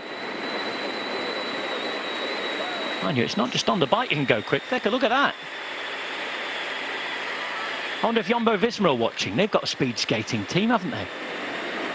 Huge sport in the Netherlands. Yeah, but that's on ice. Well, I'm sure you practice on the bike tracks as well. You've got to train somewhere, haven't you? You see a lot of them down in just outside Porto and that as well, along the Bay Area doing that. Be careful next time I'm up there then. You're going absolutely rapidly there. We're talking about Bais then, and from Rovereto, which is in the north of Italy. Not far from Trento, actually. About 20 kilometres away.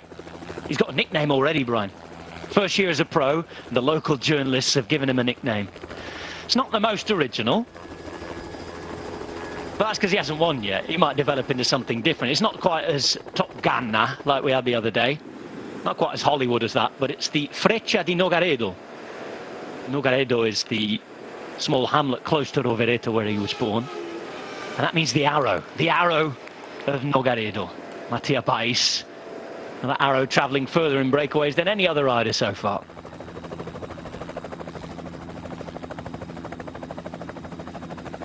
We're approaching the intermediate sprint in Pesaro.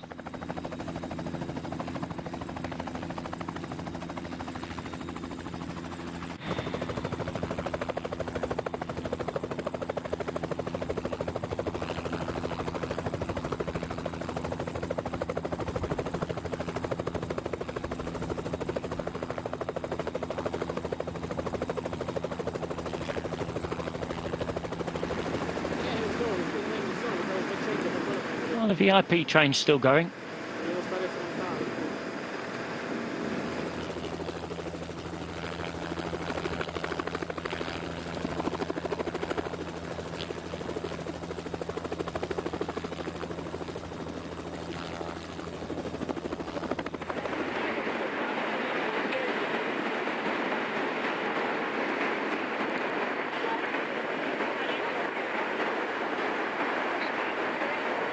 And for Bais, his teammate Ravanelli, is a chat at the back of the bunch.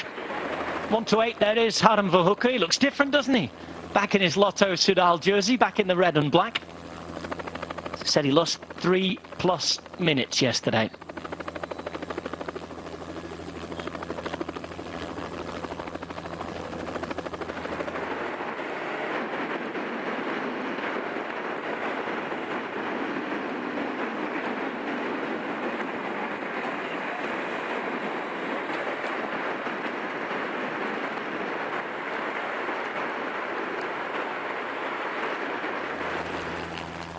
Jonathan Narvaez towards the back. He's going to get more opportunities maybe later this week too. Former Ecuadorian champion. In the meantime, the peloton have caught our speed skater. A lot of crossover with the sport in terms of training actually as well.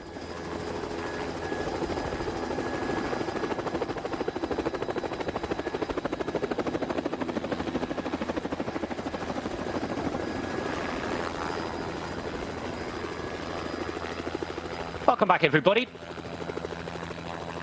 Adriatic coast and stage 11 of this rather strange Giro d'Italia. It's been such an entertaining watch so far, though. We dearly hope it can continue to Milan. 2 minutes 40 seconds for a breakaway of 5 riders. But for anybody just joining us, Brian Smith, for now, they don't really pose any threat for the sprint teams. It's all under control, isn't it, by Groupama FDJ, riding for Arnaud Demar. Behind, UAE Emirates, riding for Fernando Gaviria. And there's even time, maybe, for away from the peloton to some of their biggest fans. Yeah, I don't think there's... You know, the peloton need to get their skates on at the moment. 2 minutes and 37 seconds to the 5 riders. The only riders that went on the attack from kilometre 0 this morning. And it's the same 3 riders. Franchini of Groupama, Conti of UAE and Cofidis have got Letournier towards the front. 3 riders just doing their bits. They'll pull off and the other rider will come through, do his bit. So 3 riders just making sure that this advantage stays round about the 2.5–3 minute mark. And I think the 5 riders in front know that anyway. The best placed of the riders in front is Sander Army of Lotto Soudal at 45 minutes. And, you know, there's a bit of youth and experience in the breakaway. Army and Frapporti, 34 and 35 years of age. The youngest rider in the race is in the breakaway, Marzucco. So a magical day for him, just making the breakaway, being their youngest rider in the race at 21, both Romano and Baez at 23 years of age. So I think if you ride the Giro, we haven't even talked about or heard of Marzucco for Bardiani. This is a great opportunity, a great stage just to get out there. And we say this all the time, that this has been broadcast worldwide, and you know, throughout you know, Italy especially, and you know, family are watching, and you know, to see their son actually in the breakaway today, it's, you know, it's great for them. And you know, that's why we've got 4 Italians in the breakaway.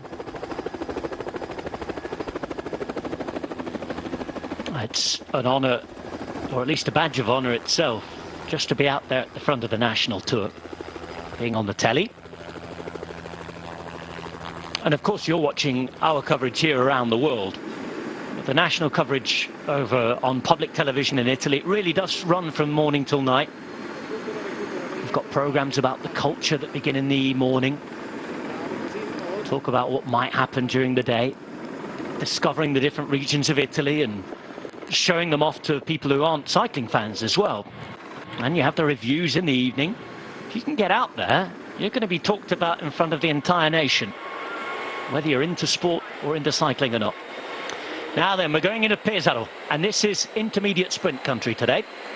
Remember, the first of the two intermediate sprints on every stage of the Giro d'Italia mean points for the Maglia Ciclamino. They mean points for the points jersey. Just see that the rhythm is up in the bunch as well as they approach Pesaro, because it's just 2.5 minutes now. One long line. There is Le Tournier, the Frenchman, on the right-hand side. This now is Franchini, the Swiss. And then Conti.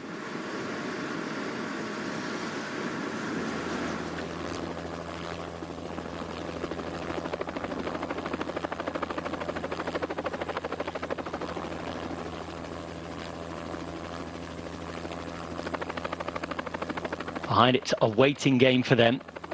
Remember, 3, 2 and 1 points available for the intermediate sprint from the peloton. And we remind you that there is a 20-point deficit for Peter Sagan facing off against Arnaud Démare. So even if Sagan were to get all 3 points and Démare nothing here, there'd still be a 17-point gap. Got to keep chipping away, but you'd imagine, Brian, that Démare's the favourite to add to his lead, isn't he? I would think so. You know, I was just looking at the points classification. I made a bit of a mistake of yesterday with the categorisation of the stage. There's different categories, A and B categories. This stage is an A category. Yesterday was actually a C category. I thought it was a B category because of, you know, just limited difficulty. So the classed A, B, C, D and E category. So yesterday was a C category, today's an A category, and with that comes, as Rob was saying, first 8 places. And because there's 5 riders in the breakaway, so limited points up for grabs in this intermediate sprint.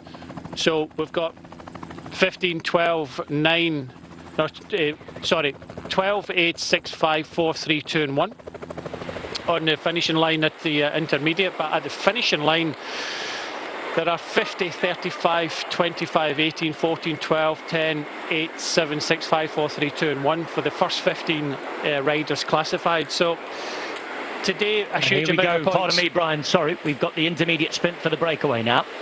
And this is, of course, Frapporti, who's trying to take them. He's being chased. He's being stalked at the moment by Romano. It's Romano who goes out, and he will take the 12 points. So 12 points to Bardiani and Francesco Romano. And Bais trying to challenge Frapporti there for the second place. But, as you were talking about, Brian, it's all about what's happened behind now. 3, 2 and 1. Coming in a couple of minutes' time, and you just saw Gaviria being moved up as well. Yeah, good sprint here for Romano. I think Frapporti was just looking to get that second place, or did he? I think he did. Baez coming up in third place there. But yeah, full concentration on the peloton behind, looking for the 3, 2 and 1 points.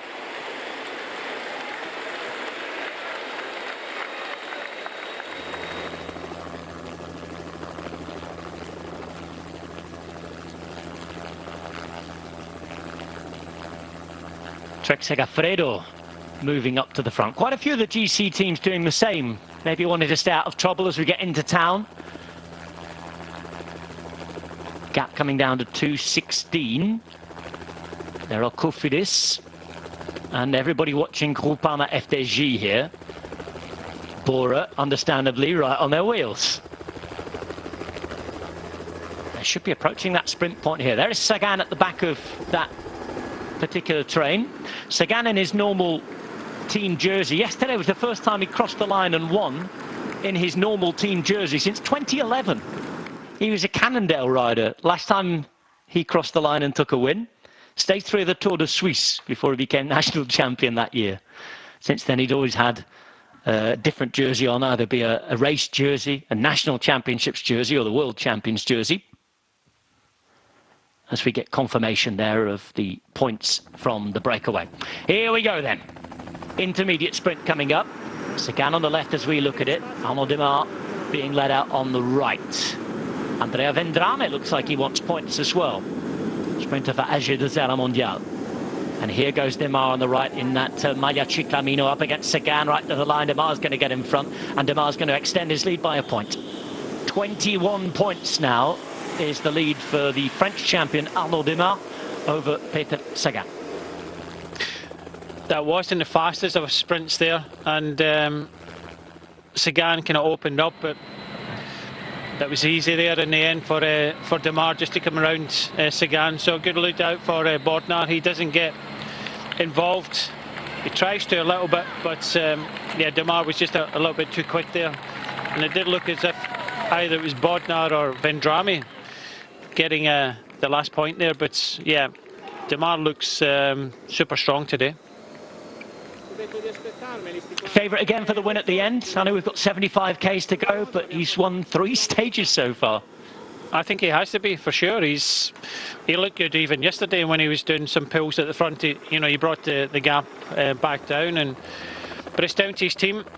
His team went pop yesterday, and they've already lost a couple of riders. I think it'll be very open, and the fact that you have said that they're going to concentrate more on the lead-outs than anything means that they'll have to kind of battle for position. So I think Demar might have a little bit to do on his own today,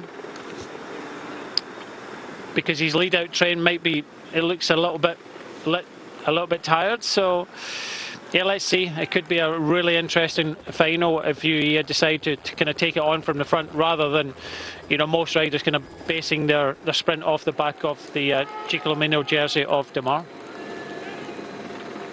Pesaro twinned with Watford. I just saw that on the sign there. Not sure they got dinosaurs in Watford though. Look at him. Things you see on the Giro d'Italia, eh? We don't want a T-Rex in the pink jersey. I'm sure I saw him up the Zoncolan when Froome won. You might have done. Who will win though? Of course, T-Rex in the pink jersey, and we've got a shark as well. T-Rex versus the shark for the Giro d'Italia. It's a predators fight. We've got Vincenzo Nibali, of course, nicknamed the shark. And as you can probably tell, there's very little happening today. This is Sander Armey. I think he's more than experienced enough to know that. Next up, though, opportunity to take some King of the Mountains points. That is at Monte San Bartolo. 2.2 kilometres to go until we get there. A short climb, this. Just a 4th cap.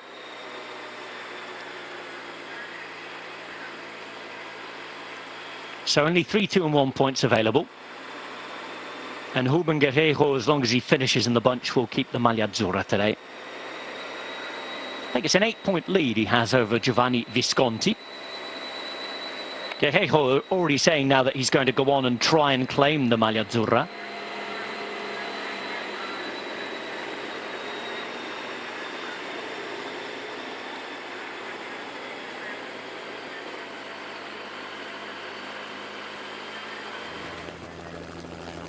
Visconti preferring to take a stage win, then think about the Maglia Azzurra.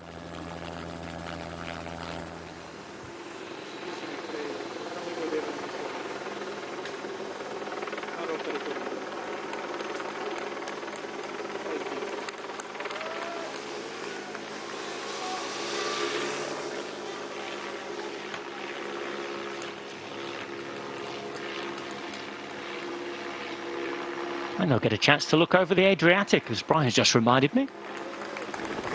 Top of here, Panorama Adriatico.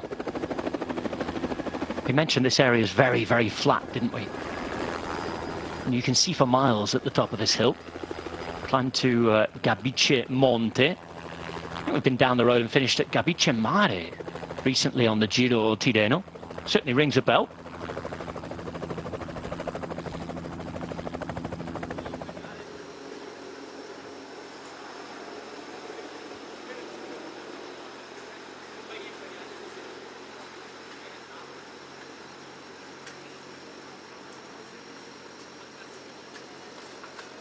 And there'll be a little bit of a descent on the other side of this. So no surprise to see GC teams bringing their riders up to the front. They've had a quiet day so far, haven't they, Brian? And for the contenders for the pink jersey, it's just about getting the day ticked off, isn't it, today? I think most importantly, just staying safe. We hear this all the time. They had a rest day a couple of days ago. Yesterday was a really difficult day. Today is one of those kind of long sprint stages. Breakaway goes, and you know, it's a long ride to the finish, but I'm sure when we get inside the last 20-25 kilometres, the pace will be up, and you know, be a little bit more serious.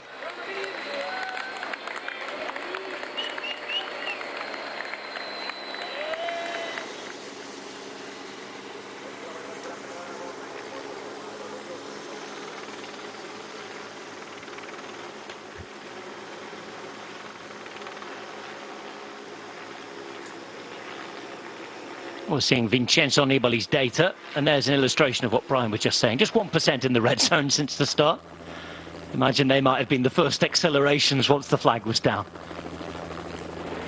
He certainly won't have been putting in any other acceleration during this race, and he'll be trying not to do. Trying to save energy. There's his teammate Julien Bernard on the right-hand side, the Frenchman. Now then, we're off for King of the Mountains points at the top.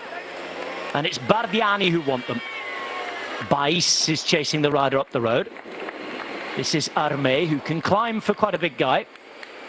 And the rider involved for Bardiani is Mazzucco. But look at this from Mattia Bais.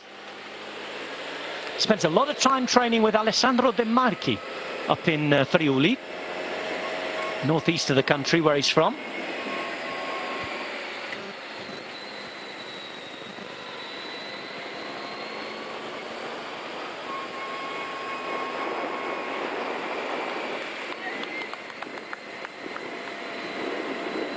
He's getting away here.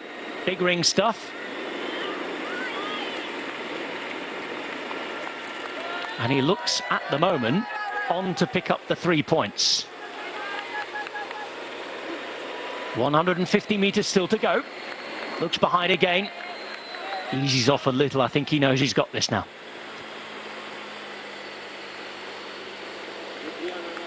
Androni Giocattoli coming here to entertain us, and they're certainly doing that again in the breakaway. And Mattia Bais taking 3 points, maximum points at the top of the 4th category climb. You imagine now, Brian, he'll want to wait for his breakaway companions. Yeah, I think he will. And I'm just trying to work out what classification this is going for. Is it the TV general, or there's a classification that because I saw Thomas de Gent in the 2nd stage going for the bonus sprint, and I was trying to kind of work it out. Well, this is the King of the Mountains. I know that there is a combativity prize as a mixture of everything as well. We talked about the being different prizes here at the Giro. But the TV means Traguardo Volante, and that's sprints at the Giro d'Italia. So the next one would be the one if he was going for the intermediate sprint prize. And that comes up in Coriano. That's with just less than 40 Ks to go. And just touching on that, combativity overall standings is with Peter Sagan at the moment, Guerrero in 2nd place, Demar in 3rd place. So I'm just looking to see where Baez is, and he's sitting with 17 points in 12th place. So he'll probably go up on those rankings. So that's another reason for sprinting flat out for the King of the Mountains. Well, that little acceleration and the calm behind here has meant that the gap's been allowed to grow again. Well, with the intermediate sprint, it went down from 3 minutes to 2. And we're going up towards just south of 3 minutes yet again.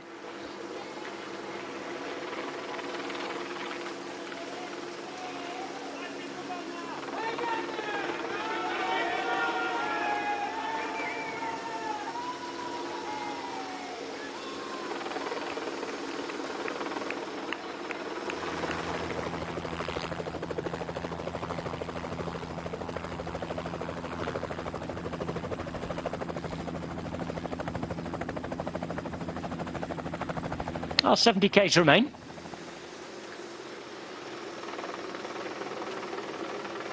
And Fernando Gaviria is right back in the thick of things.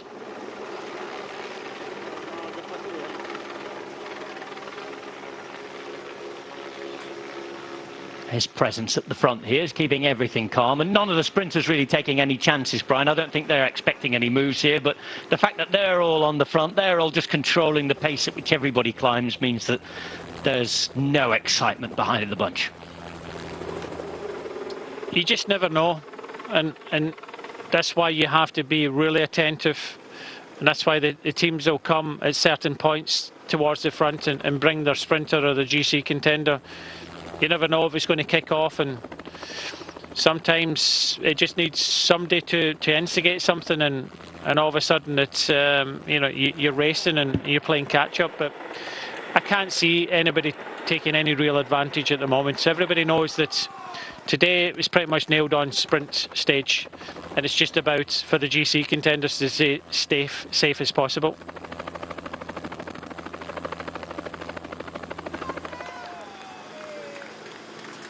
Three and a half minutes really is growing, and as Brian said, everybody trying to stay safe. We were laughing and joking about that dinosaur back then. Apparently they've had dinosaur costumes roaming the streets of Watford as well, so there might be a link there. So Brian tells me, unless he's having me on. Any Watford residents, get in touch.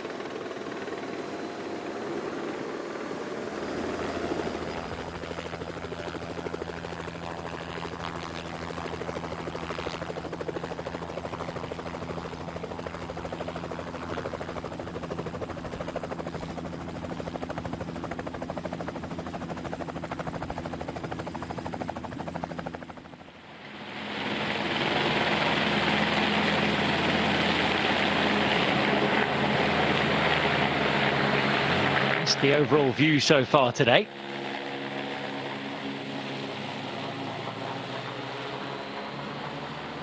A present for somebody there.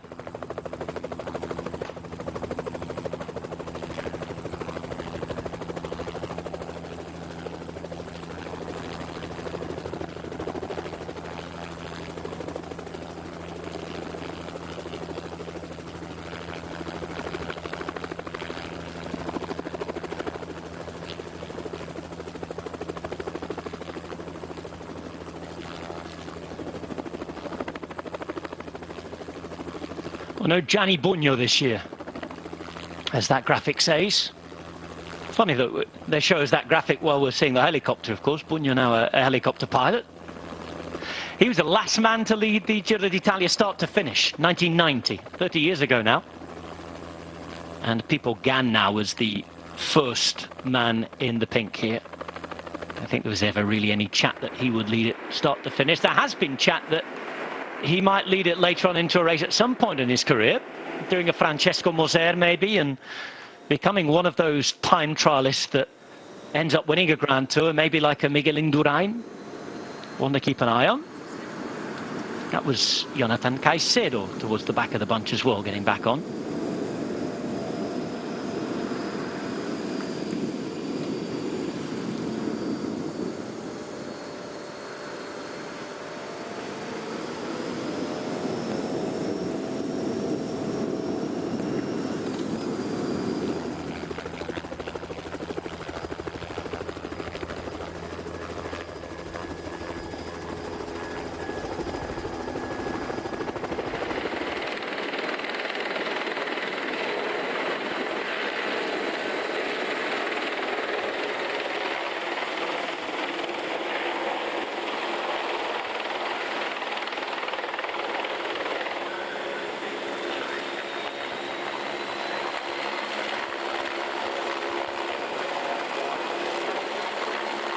A very warm welcome back to all of you watching on the television. Remember that you can watch every single pedal stroke of action we show on the cycling this year And that is on the Eurosport app or the GCN Race Pass. If you haven't subscribed already, get involved and get subscribing. Lots of extras as well, especially on the GCN Race Pass. You've got the weekly World of Cycling show. Lots of fun and games. I know Brian's been on the sofa recently there. Inner Tube Challenge. We've also had Pippa York on the most recent episode, and not in the direction of our Eurosport Cycling podcast as well with Brad Wiggins, because Pippa York was a guest on that and talked about some extremely important subjects last week. So get downloading. That is the Bradley Wiggins show with Graham Wilgoss hosting. And last week, of course, special guest Philippa York.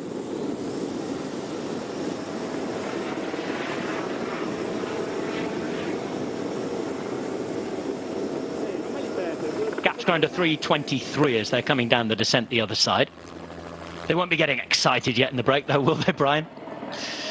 No, I think the excitement came when they first and foremost got in the breakaway at kilometre 0, when they're the only riders that went on the attack, and I think they were pleased at that, because I think it's for a lot of the Italians. We get 4 in the breakaway of Baez, Mazzucco, Romano and Frapporti. Although we've seen Baez and Frapporti in a breakaway so far in this year's Giro, for Mazzucco and Romano just to get in the breakaway was a goal at the start of the day, something that we'd have talked about at the meeting. So to have some success in getting here in the first place, you know, you have to be happy, and then you realise you've got over 180 kilometres to go. So yeah, I think for these 2 riders from Bardiani, you know, ticked off.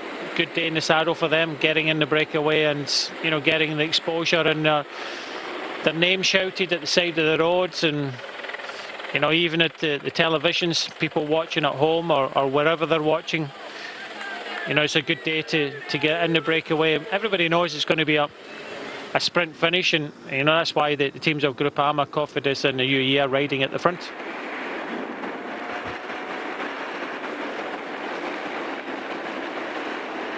That's Ruben Guerreiro trying to get on the back.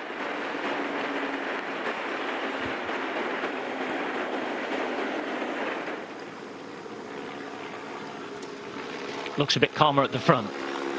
Amazing to see the difference, actually, of what you have to do to get on the peloton at the back there. Just a good illustration of why it is better to ride up at the front as well, in any situation.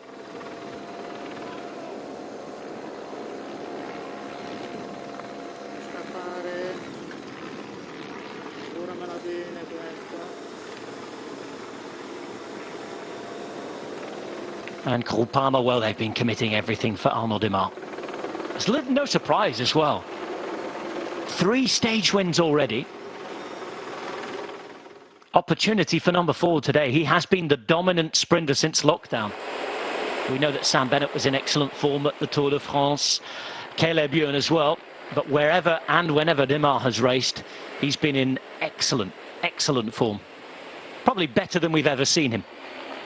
Yeah, I think I'd agree with that. He does look super, and really impressed in the Tour de Wallonie with the uphill finishes, and his second stage win was, you know, just pure power. The way he came back after the steep climb at 2.7 to go in that stage, but 3 stage wins, and I think his last stage win he won at a canter. So at the end of the day, I think he'll be looking to get that 4th stage win, but I think other teams are looking at how they can beat them, and I think they have to take it on from the front. So how can you beat Arnaud Démare? Let's have a look.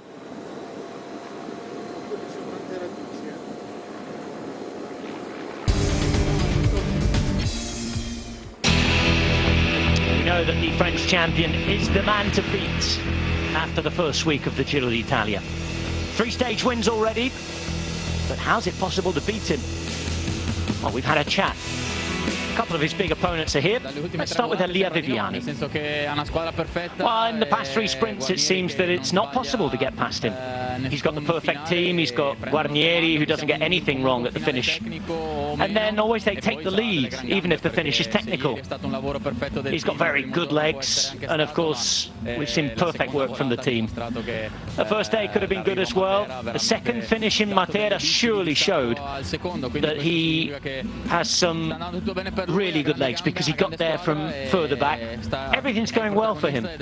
He's got a great team too, and he's the strongest character and the strongest sprinter so far. Well, sometimes it's been by millimetres, sometimes it's been by bikes. Demar able to take the win in different kind of finishes too, but on the last bunch sprint, UAE tried to disturb his lead-out train. What's the plan for Demar from Gaviria? Well, I think that it is possible to beat him. But at the minute, he's just too strong, I think. We'll keep trying, and we hope to achieve it on one of these days. And we've got to keep moving forward in this Giro.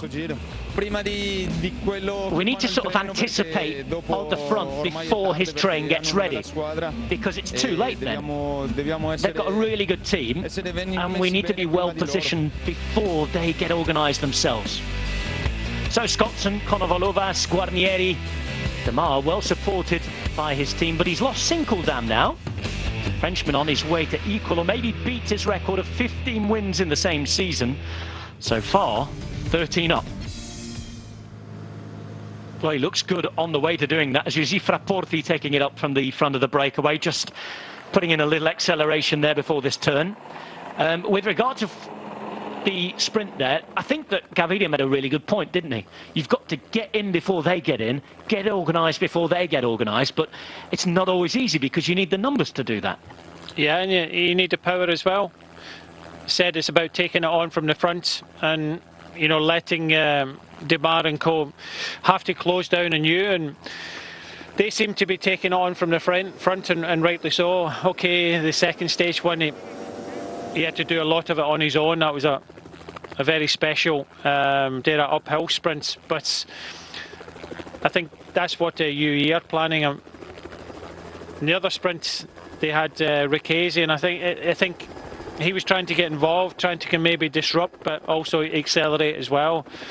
But a lot of the sprinters that day just didn't have the legs to come round the strong finish in Demar. So I don't think they can afford to just kind of base their sprint off the back wheel of Demar and just kind of wait for him to go, because when he does go, he just opens up with sheer power, and normally he goes on to win. So I think today, they'll try and turn the tables, especially UAE. They've already said with Gaviria, and that's why they're holding back BL.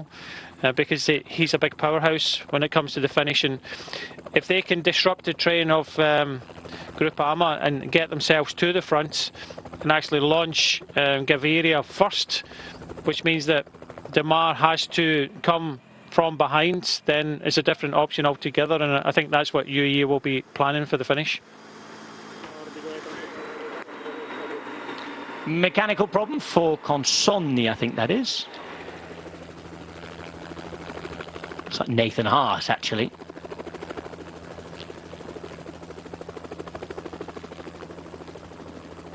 Joao Almeida in the pink and in the white, of course. Jai Hindley is looking after that white jersey. Look at Harm van Hooker, has gone down to 5th place. McNulty in 3rd, Geoghegan Hart now in 4th. Samitier, Knox and Paris-Peintre making up the top 8.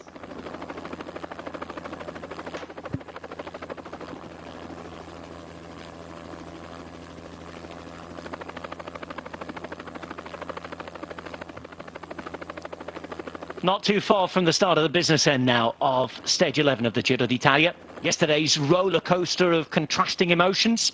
Today, calm, finally, at a race that's been crazy since the start. We return to Rimini for the first time in 60 years.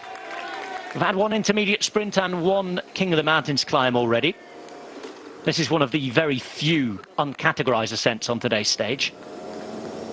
And it's the peloton with Valerio Conti that's chasing a 5-man breakaway. Inside 60 k's to go. Next point of reference is the intermediate sprint at Coriano. Just under 38 k's to go when that happens. Then we'll head to Ospedaletto, Cerasolo, and then into Rimini. Final 8 kilometers on very technical roads in Rimini. Lots of roundabouts.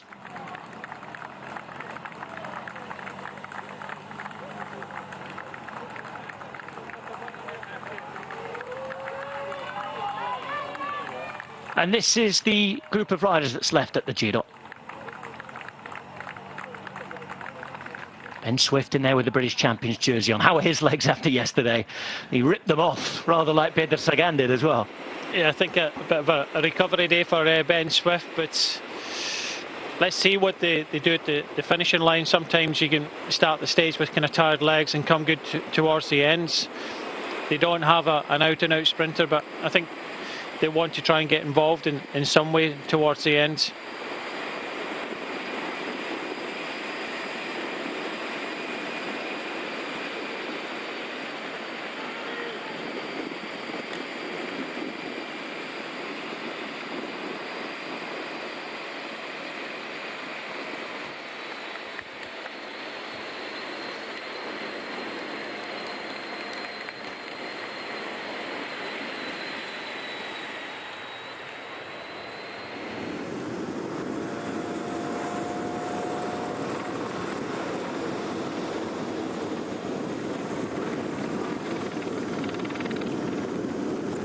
Groupama still committing Franchini. I guess that one of the important points we've heard, haven't we, from Gaviria there, it's going to be important once we get to those technical final 8.5 kilometres or so, which team takes the lead, which team really takes it up first, and which has the biggest resources left, because only Conti's been committed, only Franchini's been committed there. UAE have to think about Brandon McNulty as well, don't they, for the general classification. Nibali and Trek Segafredo aren't going to get involved. But you can see that Groupama FDJ with 6 riders will be committed to the cause. There are going to be, what, 4 riders left to look after Demar at the finish. They've got to be fairly clever, haven't they, with the way that they approach it this time, because they don't have as many resources as they have in the last couple of wins. 4 riders, as you say. Guarnieri is the lead-out man, so he'll be needed possibly in the last 400 or 500 metres. So, you know, it leaves 3 riders to get there, and you can think that with the speed of the peloton, you know, I would say about 2.5 kilometres to go. So it's getting the timing right. A lot of these teams don't have the big numbers, and I think it's going to be a bit more of a messy sprint. But I think the key for UAE has to be Biel, the strong Danish rider. We know how well he can ride, and he could possibly do about 1 kilometre on the front. You know, something that some riders like Tony Martin and things like that used to do before.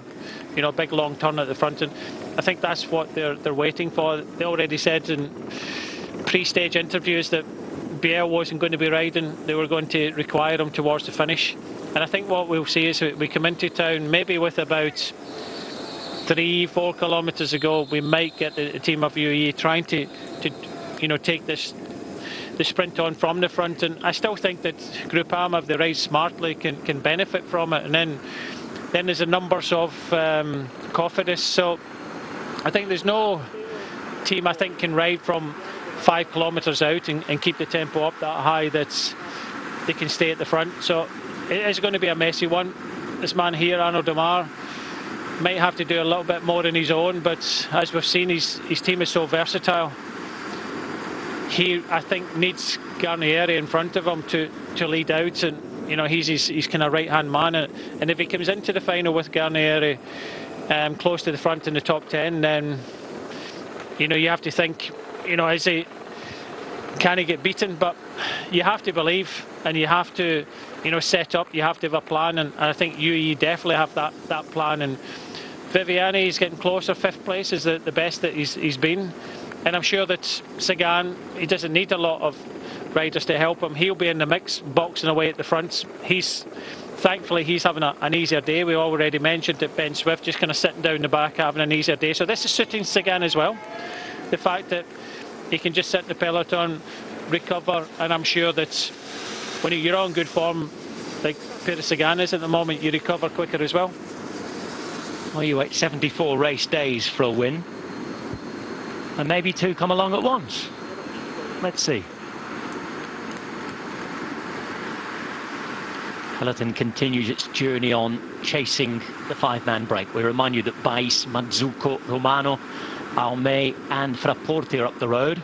And that is the big favourite. The man in the purple there on your screen, the Maglia Ciclamino, the points jersey on the back of Arnaud Démare.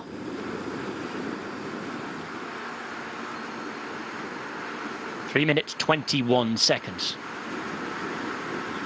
Heading to Rimini for the first time, believe it or not, since 1960. Seems an awful long time not to visit such an important town in the history of Italy. Baffi was the winner the last time we were here. Stage 6, 1960. In the 50s, I suppose when Rimini was on vogue. After the war, we visited a lot. We're here in 50, 51, 53, 56 and 59. A space of 11 years, here on 6 occasions.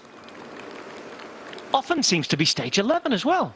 This is the 4th time that a stage 11 has visited here. Tells you something about normally where the Giro is when we visit this part of the world.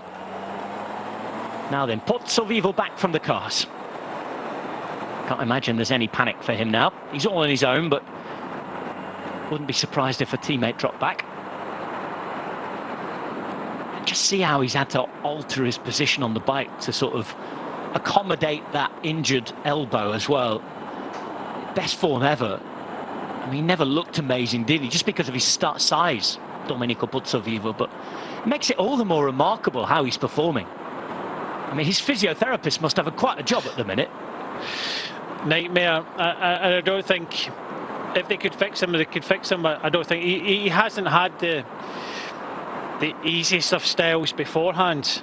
He always looks, you know, a little bit awkward on the bike, but he seems to be on, as Nibali says, he seems to be on the best form that anybody's seen.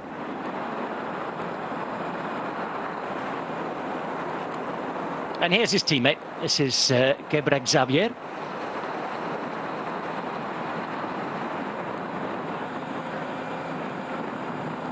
He's just going to help Pozzovivo back to the bunch. Interesting rider, Gebrek Xavier, going forward from Eritrea. He's a rider, he rides well on the flat, but he can climb fairly well, deceptively well, actually. It could be a really interesting rider in the Hilly Classics for NTT, or any team that takes him on going forward. Yeah, quality rider, and you know, comes in the mould of Daniel Tecla-Hemanot as well. So yeah, he's always been there, and maybe he hasn't had the chances that maybe he should have had.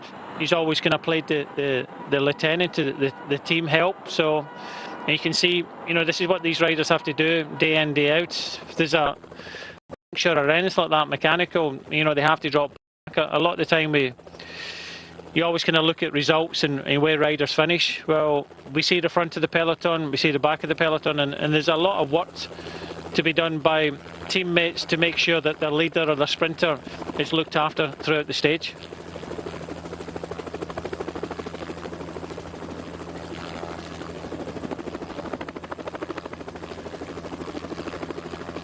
Well, back to our microphones at the start of the day. We were talking about that UAE train, weren't we, not so long ago? Let's have another component. Here is Max Richese.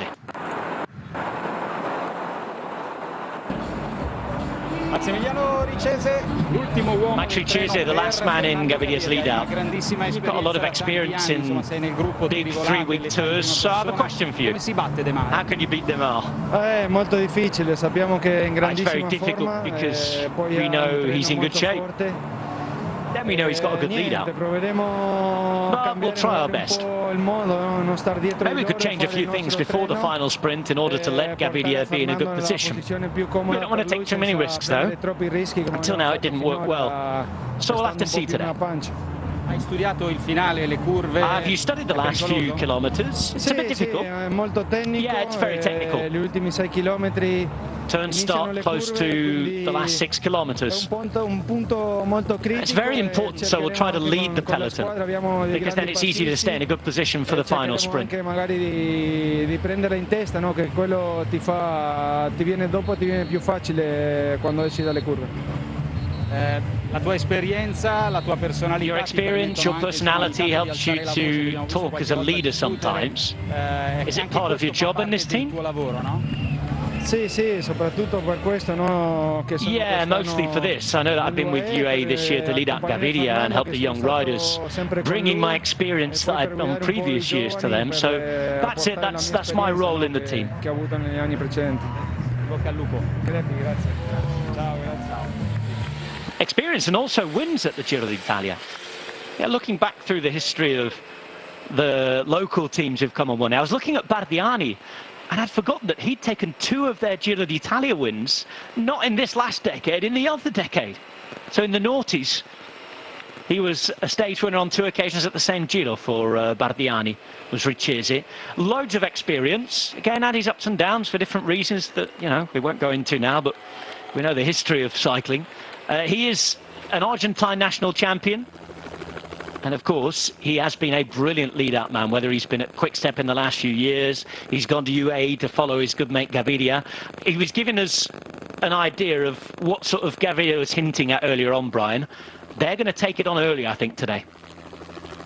Yeah, I think they have to, and that's why they've been holding back, just putting one rider up towards the front, and I think that's what they have to do. They have to make the team of Groupama, especially Demar, work. They cannot just afford to sit back and allow Groupama to ride Demar into the perfect place with about 200-300 meters to go, because as soon as he opens up, we saw it the other day, in the crosswind stage, that even Sagan, when he went, I know he moved to the right hand side of the road, there's still enough space for him to go past, but Sagan couldn't even kind of match him. So he is the strongest and the fastest sprinter.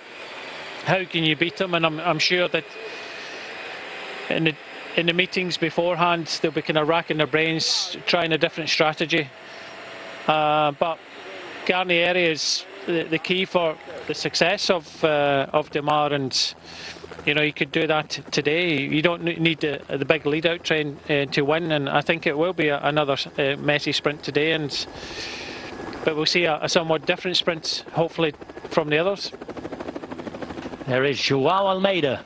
Nice calm day so far for the Maglia Rosa.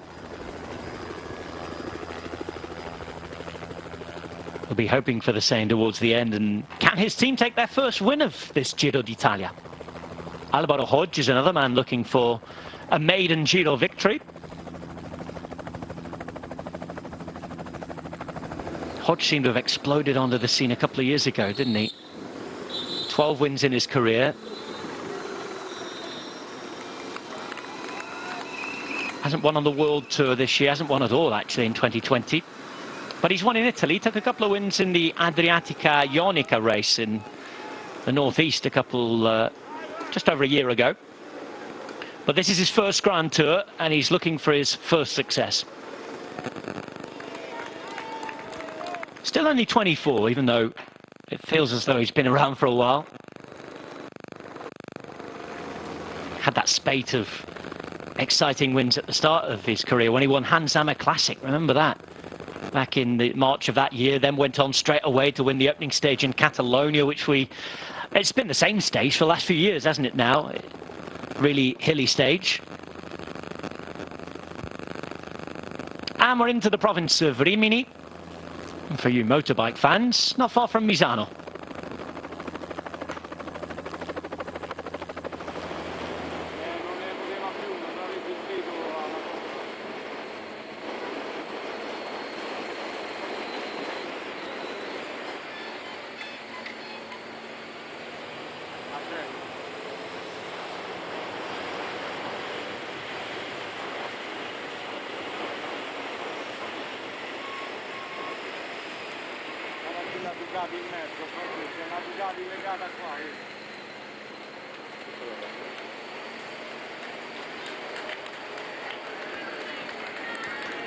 Just as we thought.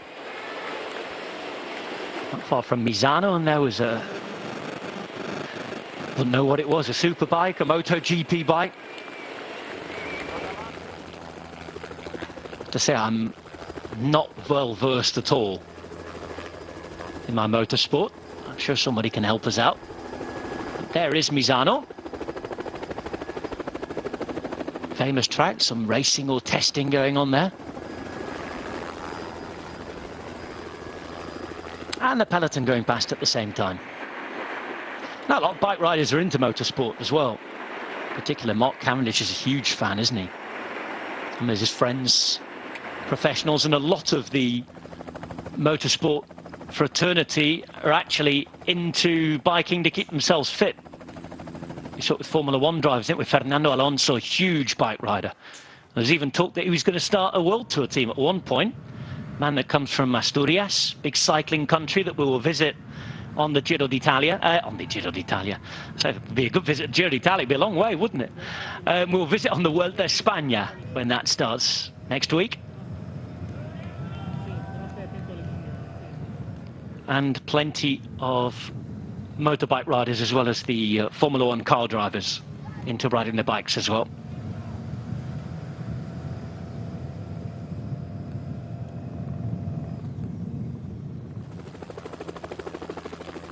Spinning away there, Francesco Romano, trying to save the legs.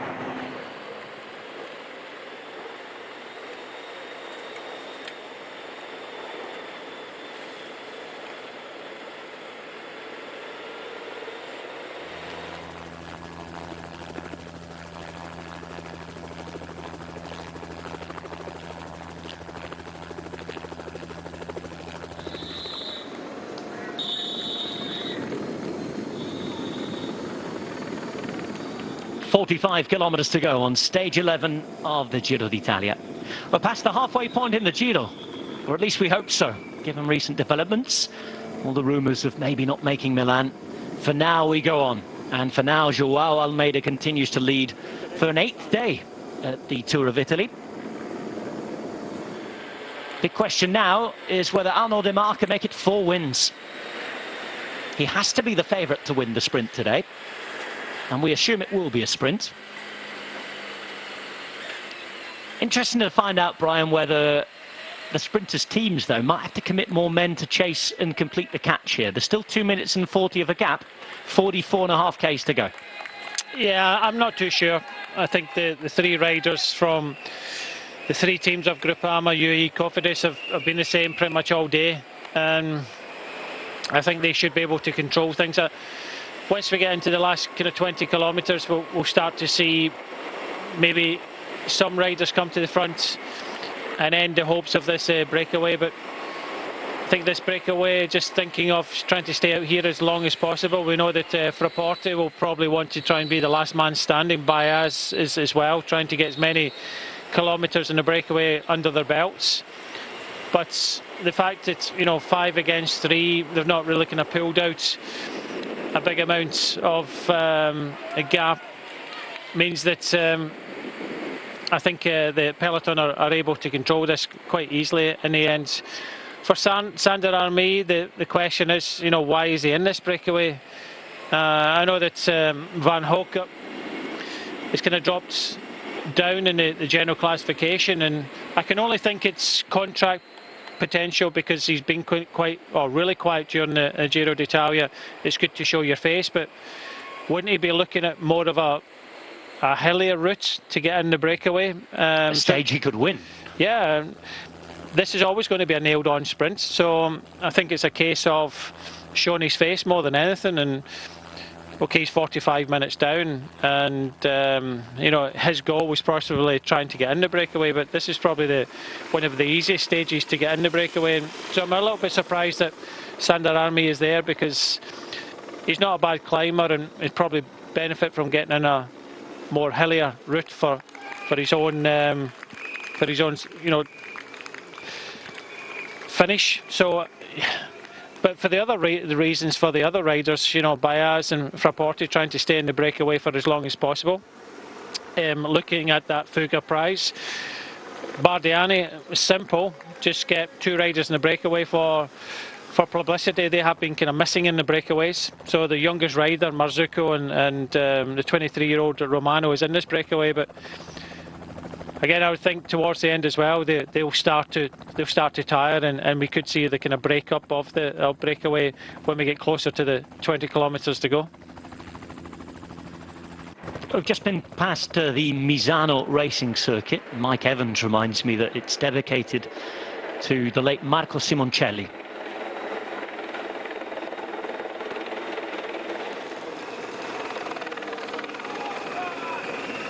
We saw Ducati on the side of the road as well.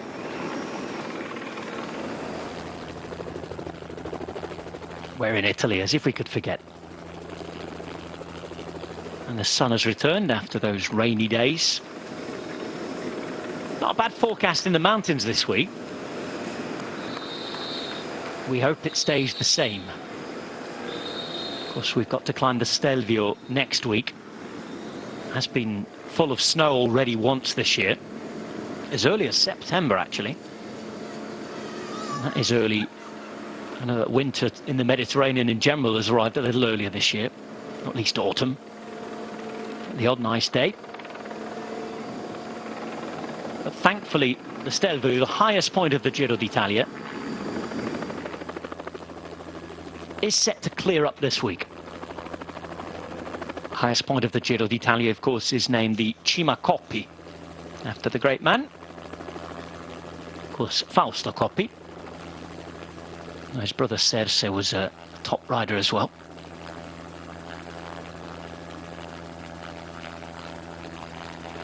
Coming up to our next intermediate sprint then. Should cross its line in, what, 3 kilometres time.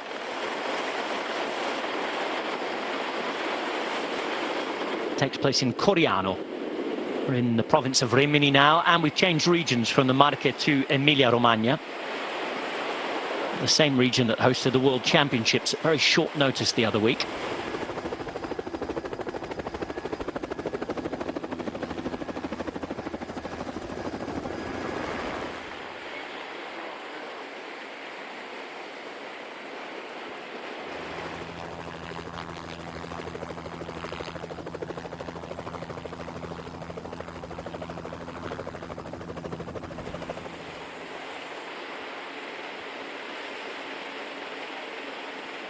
Oh, the football fans amongst you. San Marino's just down the road. It's a small principality made famous by its football team. They were once the great minnows of world football. Of course, with the changing geography of the world, there's a few smaller nations who've got that title, are sharing it with them now. Say Andorra, Liechtenstein and other such places. The latest addition to all that club is Gibraltar, isn't it, I think, now? Their own national team plays in World Cup qualifying. But yeah, San Marino just down the road from here. Not great memories from the Giro d'Italia in San Marino last year for a lot of riders. There were some huge gaps in that time trial on a rainy day, weren't there? We had a stage starting down here on the coast and going up into the Principality of San Marino, which is, of course, a separate state within the boundaries of Italy. Today, the race doesn't officially go into San Marino. We don't really cross any border at all until stage 20, when we're due to go to France.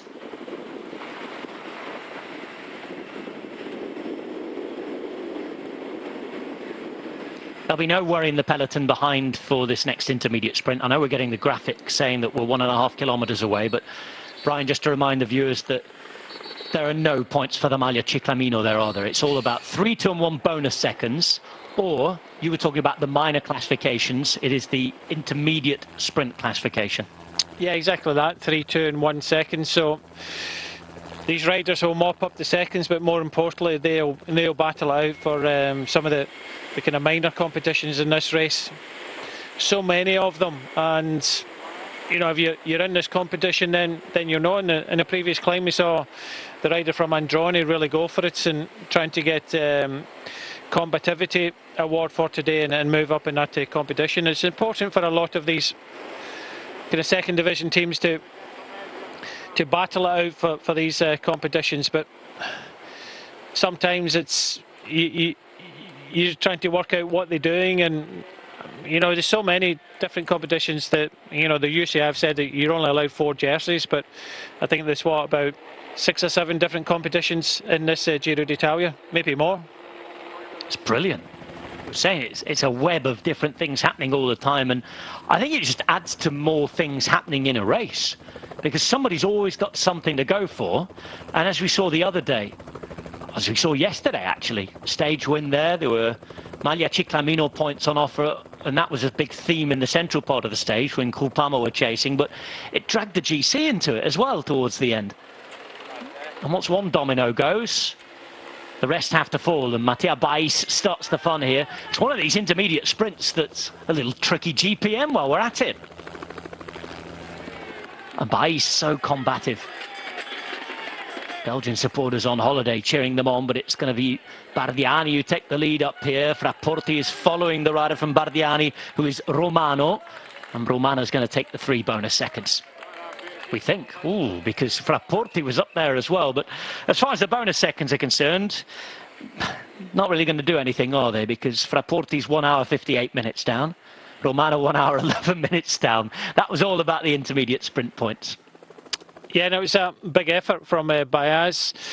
Romano goes in the right-hand side. Everybody's kind of looking behind. Sore legs for everybody. Fraporti just comes up, but a little bit too late in the end. I think Romano got that one from Fraporti. But a big effort from the rider from Androni. Wasn't rewarded this time.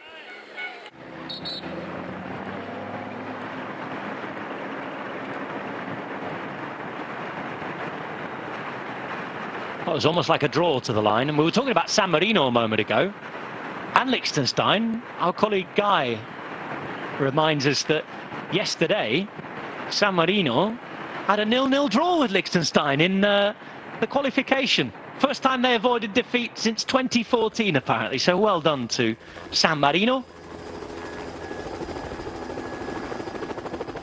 Another colleague of ours, Freddie, just reminded me that it's the first time they kept a clean sheet away for 30 years.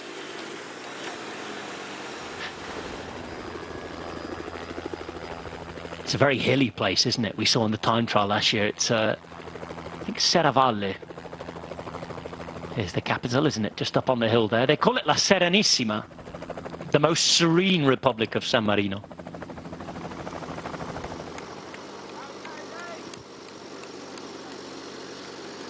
Thankfully, we're not climbing all those hills. This is just a very short lump on the way to Rimini.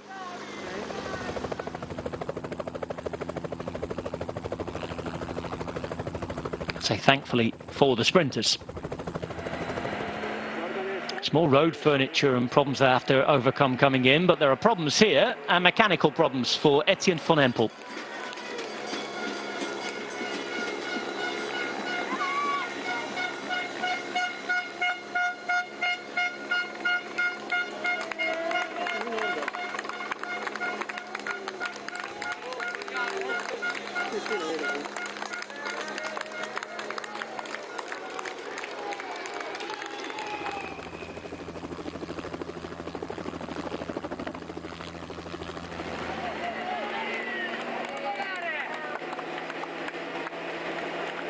Saw that Cofidis had pulled their man away from the front there on that climb. He's at the back. That's the reason. That's why. That's the reason. I don't think he out of puff. Yeah, off he pops. He's not. We're just getting the confirmation at Romano from Fraporti, Baez, Armi, Mazzucco, but I think it's just a case of he's been riding all day and hit that small climb, and his legs have gone, so he went from the front to the back. I don't think they pulled the man off. I think it was the reason why he just got a little bit fatigued. Will they be contributing another man? We will have to wait and see, as the break has just over 2 minutes and we're off for a commercial break.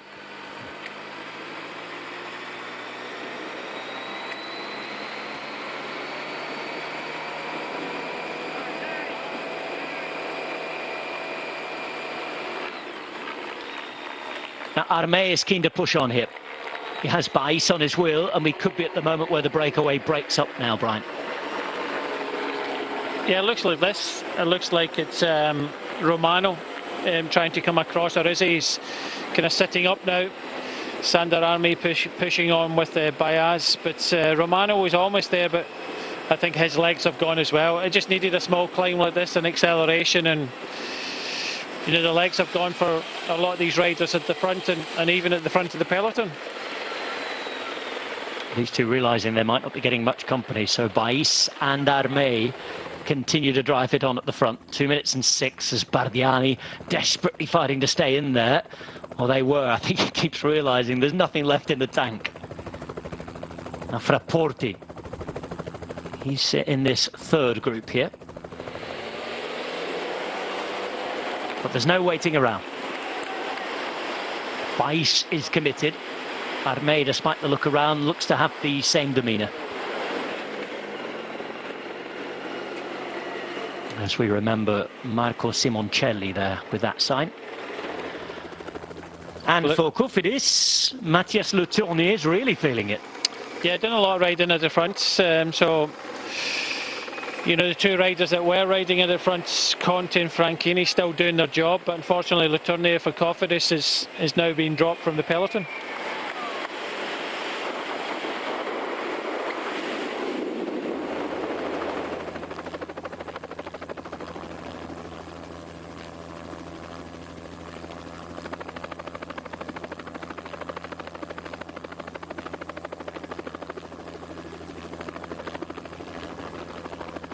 So what was 5 men at the front of the race has now become 2, 1 and 2. It's fractured quite a lot.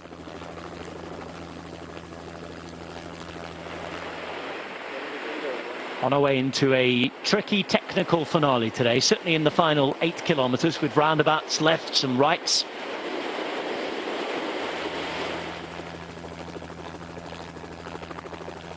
The dropped riders have all come together. Can they work their way back on? It's Mazzucco and Romano in the purple jerseys, and Fraporti in the green and fluorescent yellow.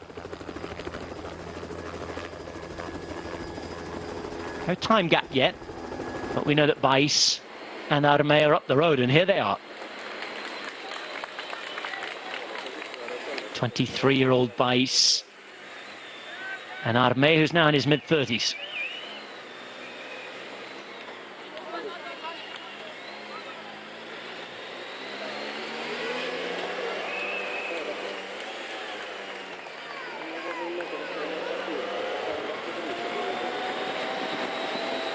.5 kilometres to go, and the breakaway is breaking up.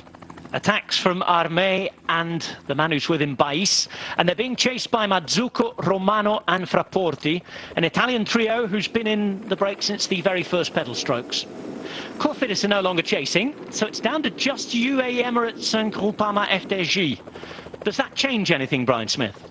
I think it changed it a little bit. I think for the fact that Le Tournier is gone and I think dropped from the main peloton, now it's 2 against 1. Thinking they need maybe a little bit more help, but they'll continue with the Conte and Franchini. So for the moment it's okay. The gap is just over 2 minutes, but I think as we get to maybe about 20 kilometres ago, that we might see some fresh legs towards the front.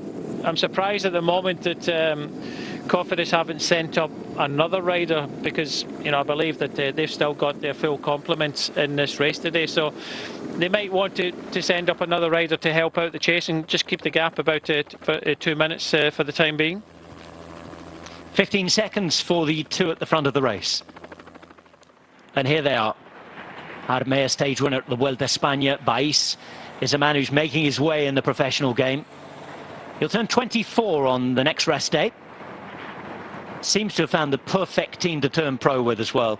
Apparently he's always enjoyed fighting it out in the breakaway at the front end, ever since he began as a junior as well. So his longest breakaway today, 267 kilometres when he was at the front in Milano-Sanremo. At this Giro d'Italia, he's now spent more than 400 Ks in the break. That, of course, spread over 3 different days. He's doing well, though. He's the man wearing number 11 there, and he's the man with more kilometres at the front of the Giro than anybody else in the race so far. And after today's race, he will take the lead in the breakaway classification.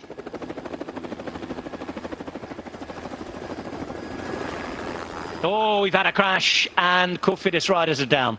There's a couple of jerseys from NTT held up with it behind. Looks as though the motorbike is down as well, with a rider too from AG de la Mondiale. That rider is Geoffrey Bouchard, and 77 Viviani alongside Viviani. Viviani's being helped to his feet, and that's not good news. Elia Viviani down there. Brian, this is how it happened. Motorbike hit him from the rear there. Motorbike in the middle of the bunch. Yeah, motorbike trying to move up. He was actually in the bunch. This often happens, but it looked as if the motorbike hit his rear wheel there and made Viviani crash.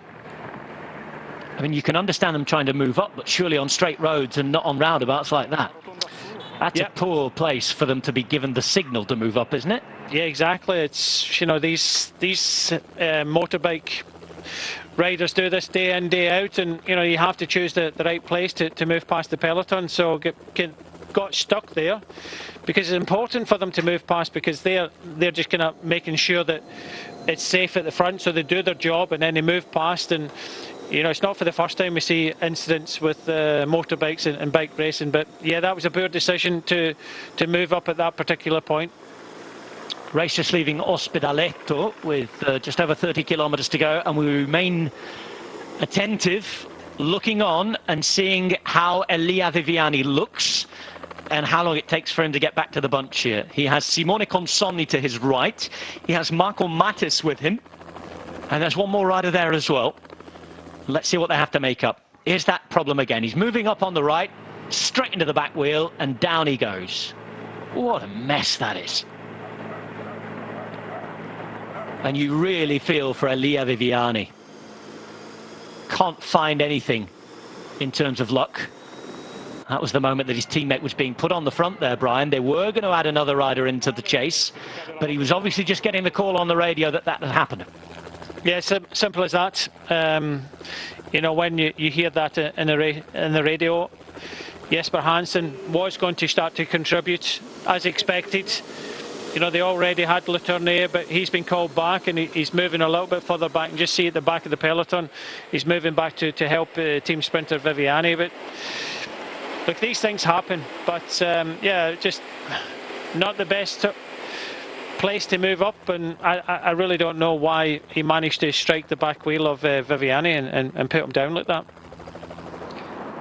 Well, they're not exactly all working together cohesively in this group, and maybe that's why they've dropped back to 48 seconds now.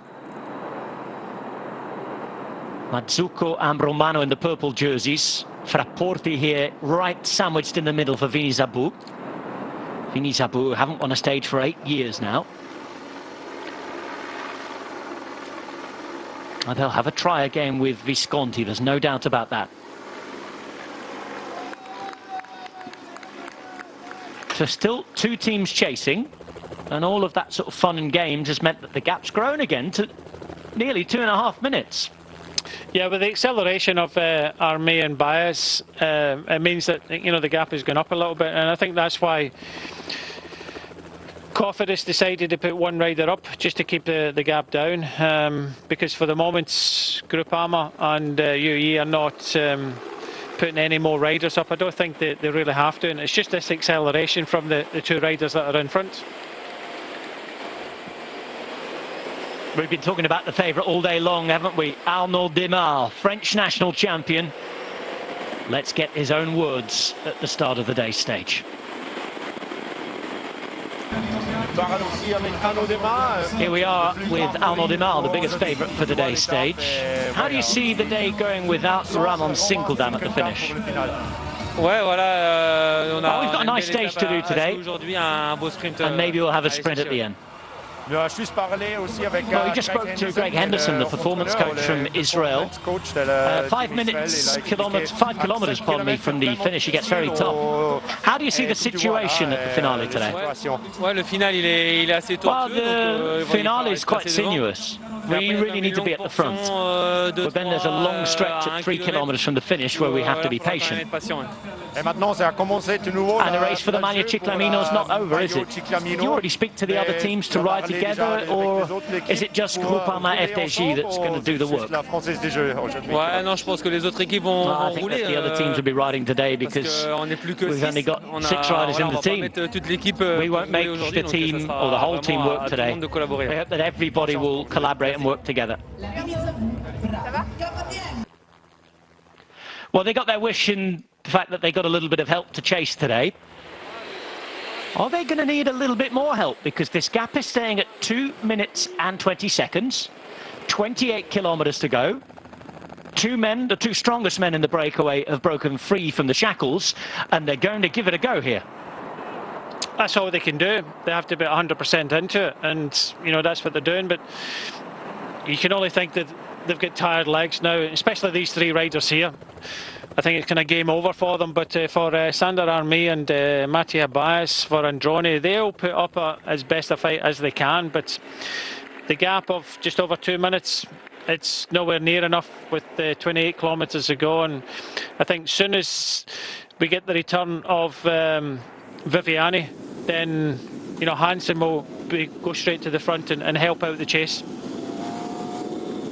All of that, you imagine, depends on how Viviani's feeling.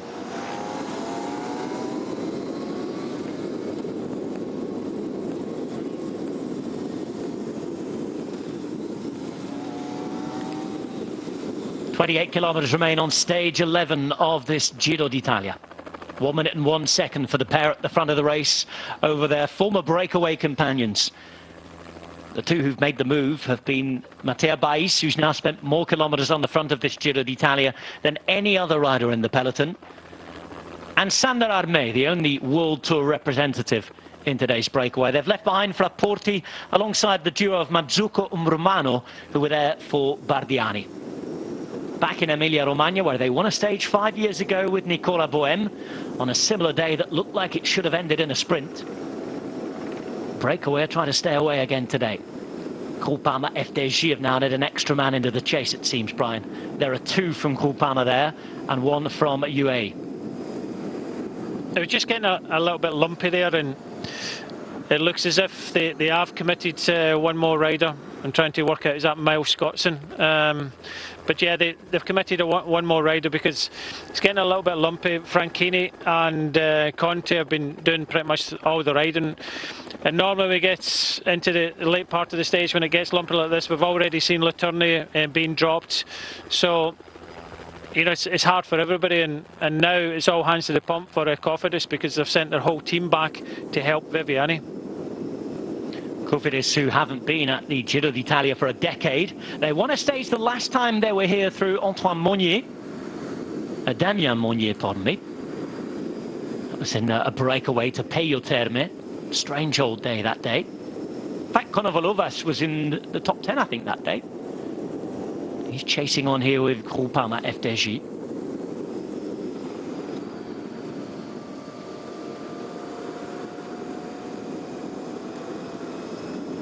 Conti still giving everything. UAE are trying to be clever. They're trying not to commit more. It's a bit of a game of bluff going on as well.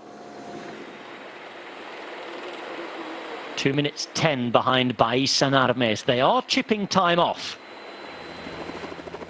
Still just about a vantage peloton. But Baez and Armés can afford to dream a little bit here.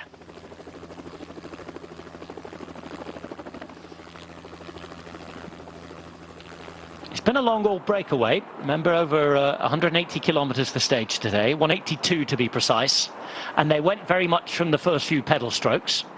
Interesting that Bardiani their pairing with Vini Zabur riders haven't given up yet here. They continue to work together. No, they'll try the whole way. They got themselves in the breakaway. That was the goal of today, and they'll continue along, but still Franchini and Conte at the front. They got a little bit of contribution there. It's sometimes nice to just give you the rider that's been riding at the front all day a little bit of a respite. They had 3 riders riding at the front, now there's only 2, but you can see that the pace is on a little bit now. They know that they have to control this breakaway. They know that the breakaway is split up, but also the fact that you know, Viviani is trying to chase to get back on. So I think he will make it back on, but you know, it's one of these things that you really don't need.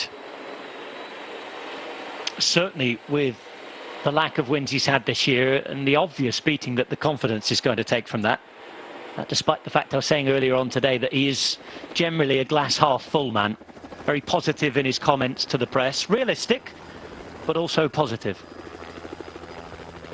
Continuing to plug away as the leading duo's gap goes below 2 minutes for the first time. It's 1 minute and 11 seconds over these 3. But I don't imagine that they're too preoccupied with the prospect of them pulling it back and chasing and catching them. It's more the peloton here that's the issue. As we go to Rimini, and we celebrate 100 years since the birth of the great Italian film director Federico Fellini.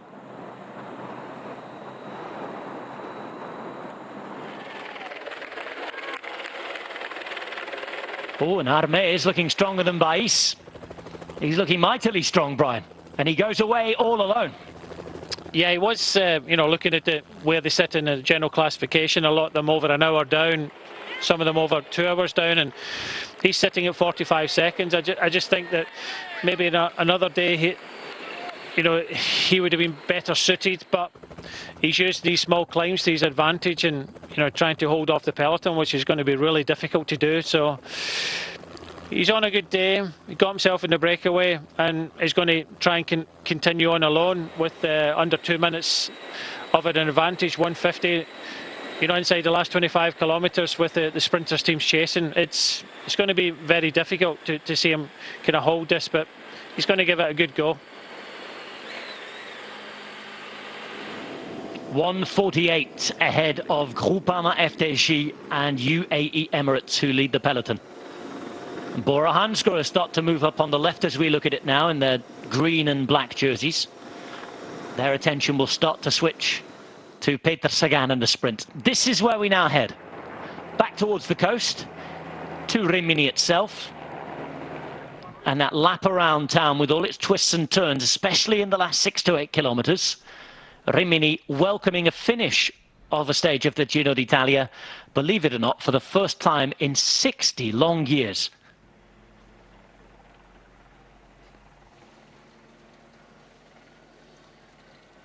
Pierino Baffi was the last winner in 1960, but the likes of Rick van Looy have won here previously, a year previous. Evidently, with van Looy winning back then, a sprinter's town. 19 degrees on this October day. Little bit of breeze about. And Sander Armé going so well that all on his own he's extended his lead to the peloton. 2 minutes 4 seconds as Bais isn't going to give up, but as the neutral service car moves past, that's never a good sign.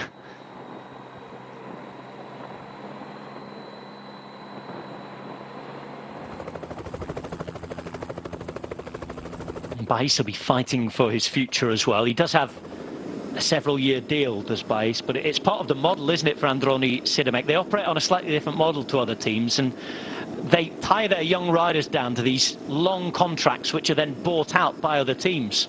We saw that with Egan Bernal, didn't we, and other riders at Androni Sidamek. We saw it with Masnada as well, and now we can see the pace is really on here, and it looks as though they're maybe trying to keep Cofidis off the back. Well, I was just looking down at that shot. You can see the amount of motorbikes waiting to get past the peloton, but very difficult to do when you've got, you know, groups coming back. You can see them all on the right-hand side, but further down this climb, struggling to see the red jerseys of Cofidis at the back. I'm sure the cameras will pick up when Viviani returns to the peloton, but yeah, a lot of motorbikes just kind of waiting to pass the peloton because they've got a job to do further up the course. And they'll be a little bit more nervous of passing as well, given what just happened a moment ago in Ospedaletto with one motorbike crashing into poor Viviani. Breakaway, or at least 3 members out of the 5 are done for the day. Mazzucco, Romano, Fraporti, hat off. We salute you because it was a day where the break had little opportunity. They've got out there, they've shown their faces and their jerseys off on the telly, and they're now going to be taken by the rest of the bunch. Only Bais and then the leader Armé remain up the road. You see a lot of the teams using this as a kind of last opportunity for the staff members at the side of the road to give some bottles up, because that bar will close with 20 kilometres to go. Last orders being sounded right now.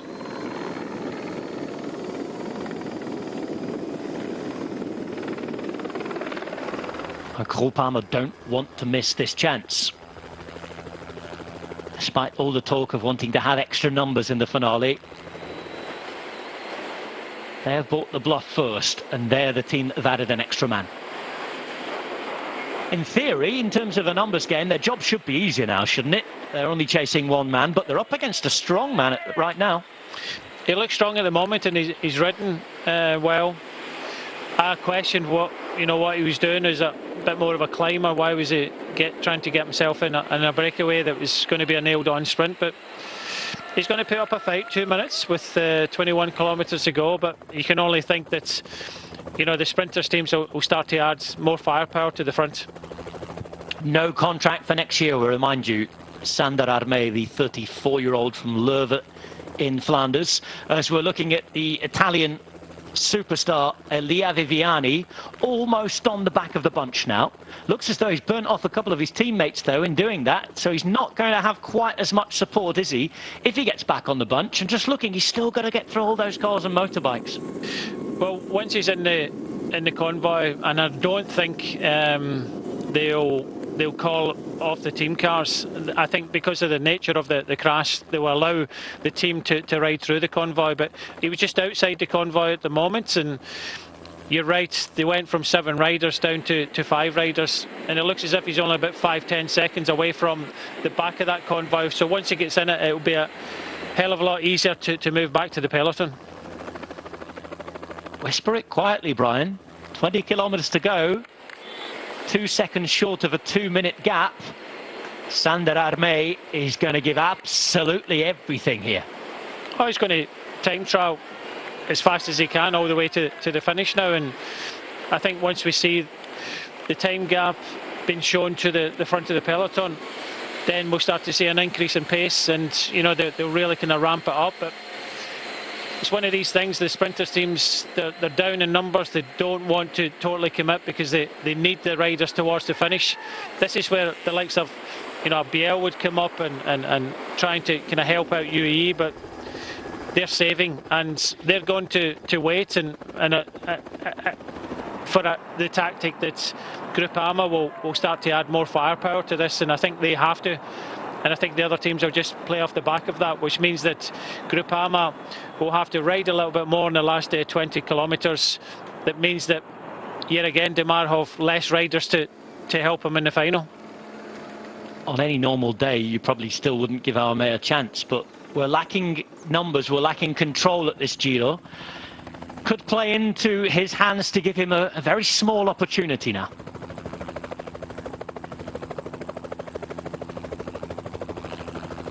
Or Hansgrohe yet to commit. Cofidis can't commit because their leader is off the back after that crash.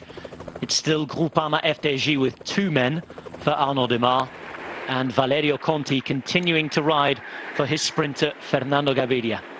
This is Pipo Ganna, and what I think is towards the back of the bunch.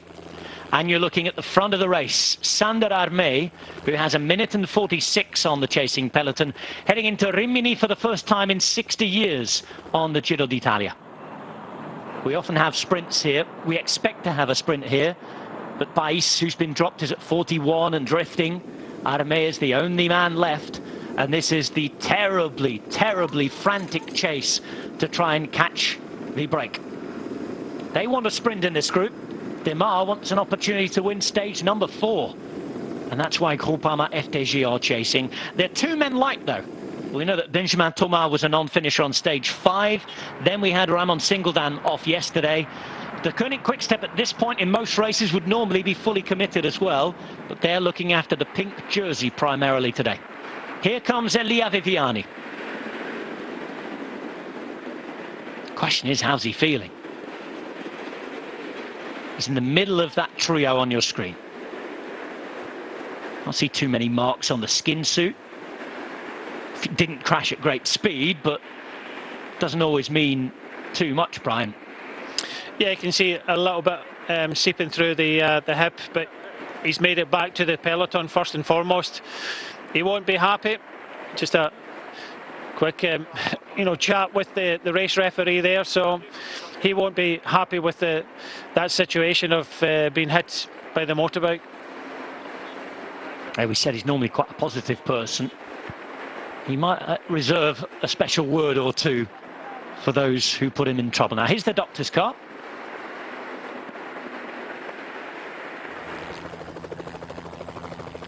Let's see what treatment, if any, he needs. And get a little bit of spray on his left wrist and hand. Well, he's after putting it on himself, I think. The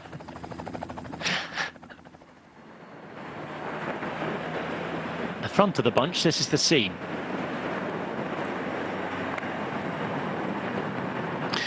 They're just sending Elise up to help out.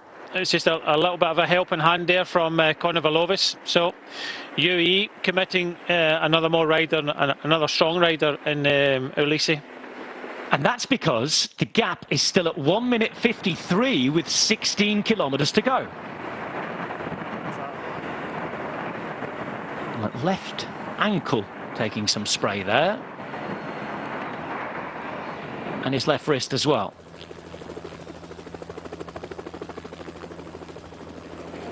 All eyes on Sander Armé.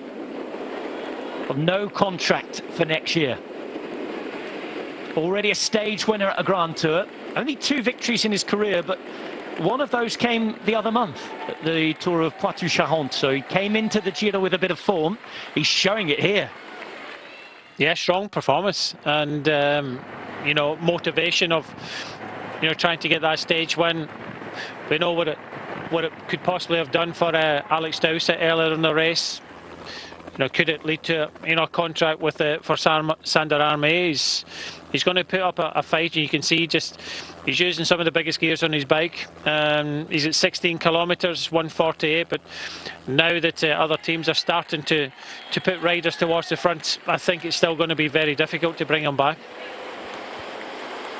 1:49 with just less than 16 kilometers to go. Imagine the technical nature might help him. But of course, the speed is going to be up in the bunch behind to get through those problems as well. Let's have a look at that run-in now. Let's go down to our expert, Bernie Eisel, who's at the finish for us.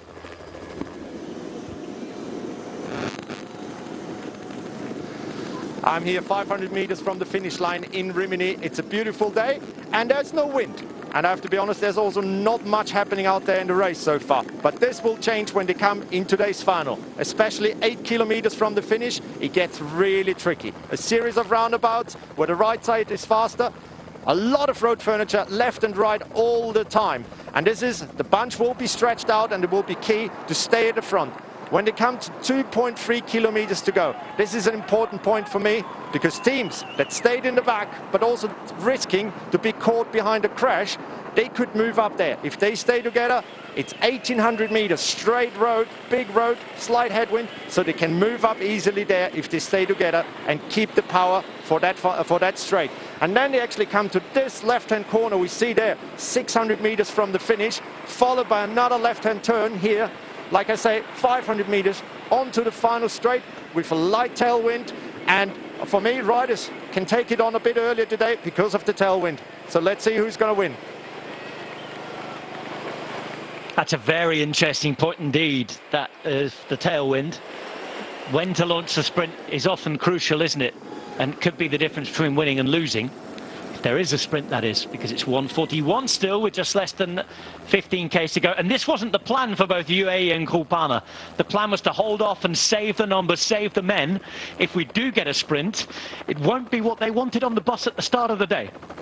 No, and the fact that Cofidis aren't here anymore, but Groupama and UAE determined to bring these riders back now, 1:40 with 14 kilometres to go. It's going to be a hard ride to bring Sandar Army back. I still believe that they're able to do that, but when we see Army's in, you know, the biggest gears on his bike, he's pushing hard. How long can he keep this going for? But surely they can't make a mistake. This was always going to be almost a nailed-on sprint, and from seeing what Bernie Iso said there, if this man here, Demar, unleashes his sprints with 2:50 to go and a tailwind, it's going to be very difficult to come by him. So I think for UAE, first and foremost, bring these two riders back and you know, set themselves up for a sprint. You cannot afford to kind of wait too much now, because there's not a lot of wind out there. He's not going to hit kind of headwind and slow him down. And from the car, going up alongside, talking to him, encouraging him, they do believe that he's got a good chance here. 1:38, and it starts to become a real opportunity now for Sandar Armé. He's a kilometre on the road in front of Mattia Bais, 1.4 kilometres on the road in front of the chasing peloton. Just 13.4 to go. We remarked that we hadn't really seen him so far in the Giro d'Italia. Maybe he's just been getting ready for today.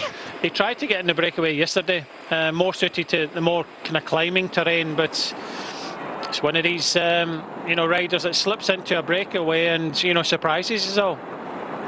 He won a stage in the Vuelta a España, a first career win when he was already 31 3 years ago. It was a day that he was away with Lutsenko, Visconti was there, Goujar and Rojas as well. There was a whole host of riders out there in a huge breakaway. An uphill finish to Santo Toribio de Liebiana. Started in Swanses. And stage 18 went to Sandar Armé. An unlikely winner back then. As I said, he's recently added a win, stage 3 in the Tour of Poitou-Charentes. That day beating the likes of those chasing on a game from the peloton. Mozzato, Hodge, Barbier, Manzin, and, crucially in that group, Arnaud Démare.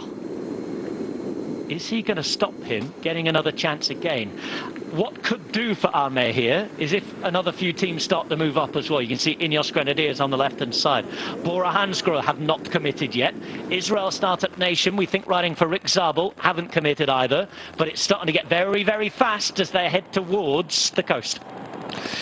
Yeah, we'll get faster and faster, and yeah, the other teams, if they want an opportunity here, I know they might not be as fast as Arnaud Démare, but first and foremost, you have to bring the rider back and then start fighting it out. But for the moment, still UAE and Groupama. All the other teams are moving up because we're getting closer and closer towards the finish, but they aren't really contributing. Ben Swift on the left-hand side. And there is the leader. That is, in fact, Sandar Armé. Bais is further back and about to be caught by the peloton.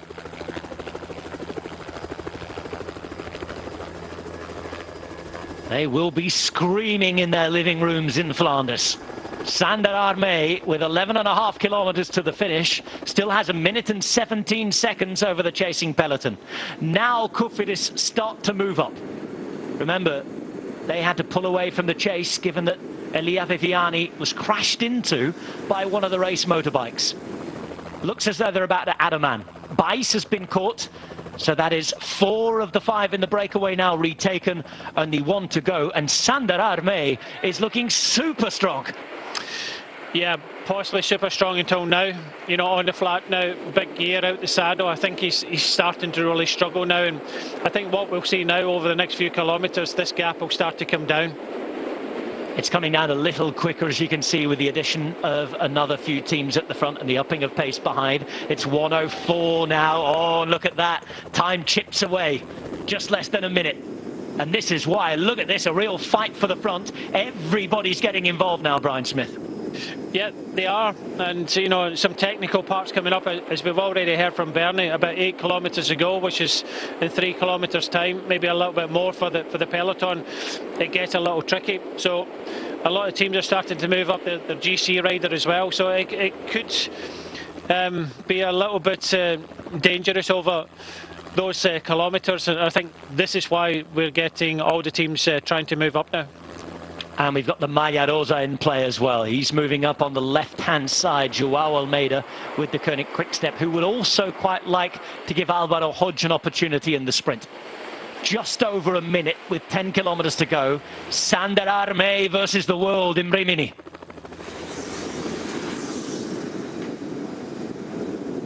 Ineos Grenadiers with Swift at the back of their line. Just behind them you have Sagan and Bora Hansgrohe. Sagan today is being looked after by Maciej Bodnar, who's just in front of him. They're the two riders in the green, white and black for Bora Hansgrohe in the centre of your picture. Behind, we've been told by Israel Startup Nation that today they will ride for the German Rick Zabel in the sprint.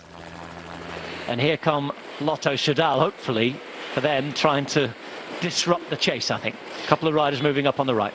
Just looking at the flag at the right-hand side there, it did look as if it's starting to get a bit of a headwind, but this run in towards Rimini and the finish is not suited to a single rider out the front. He's just kind of dangling out front on these kind of long straight roads, nowhere to hide, no shelter. It's going to be very difficult for him to pull this one off. And look at the pace here. They've had an easy day so far in the peloton, and they're using all of that energy that's been saved to really race the finale. So this is, in fact, because of the kind of pinch points at 8 kilometres ago now, this is actually helping the sprinters teams out. It was UAE and Groupama. Now they've kind of been washed away a little bit. You know, they'll be happy that the time gap's coming down, but yeah, they'll after this stage they'll want to try and gain some sort of control. But as we said, Rob, there's no teams with big numbers that are able to control this sprint, and it could get quite messy. But for the moment, UAE are holding back, and they're holding back Biel. That's the rider right in the middle, because he will be required in this final. So Groupama and UAE both taking this opportunity to reorganise, get their sprint trains ready, because it's the general classification teams who seem to have taken this up, as well as Ineos Grenadiers on the left-hand side, although they do have Theo Gegenhardt, don't they? But lots of moments like this, splits in the road, that they're going to be looking for different positions. They're on their way to Rimini, holiday capital of the east coast of Italy. But it's hard work at the moment for Sant'Elpidio, just over half a minute, and his gap is evaporating at the minute. 32 seconds. He's given his all, and he showed he's got some strong legs. Now here's where they chose different parts of the road. Not always as wide, as Brian's just been explaining. Not always so much choice in the final 8 kilometres. 9 Ks to go there. They're around 400 metres behind him. And here he is, about to turn into a more technical part. And we're just seeing why this fight's happening. We've got turns like that, Brian. Yeah, we heard it from Bernie Eisel. Very important. About 8 kilometres ago, it gets very technical, and that's the reason why we've got the fight for that point. You don't want to be stuck behind a crash and you know, lose out in the Giro d'Italia just because you haven't moved up. And now we see that Puccio's moved Theo Gegenhardt right up towards the front. That was Rowan Dennis, who just peeled off after doing his turn for the Ineos Grenadiers. Dennis being at the front there as well might explain why that gap is coming down so quickly now. It's evaporated into hardly a chance now for Sant'Elpidio. 17 seconds, still giving everything, but if he knows anything about the time gap, he will know that it's almost over. Another very, ooh, look at the state of this. Nervous moments for the peloton and the Giro d'Italia. 8 kilometres to go for them. They're just 14 seconds now behind Armé, who's surviving but not very well now.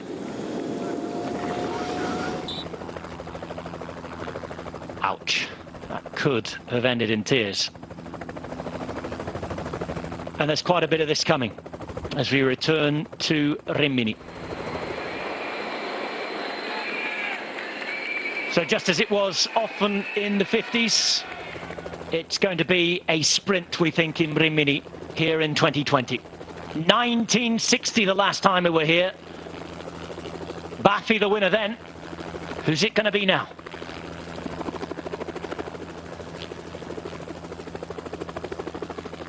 We've seen the first few pinch points. We've seen the first few obstacles. The peloton keeping safe and away from them for the moment.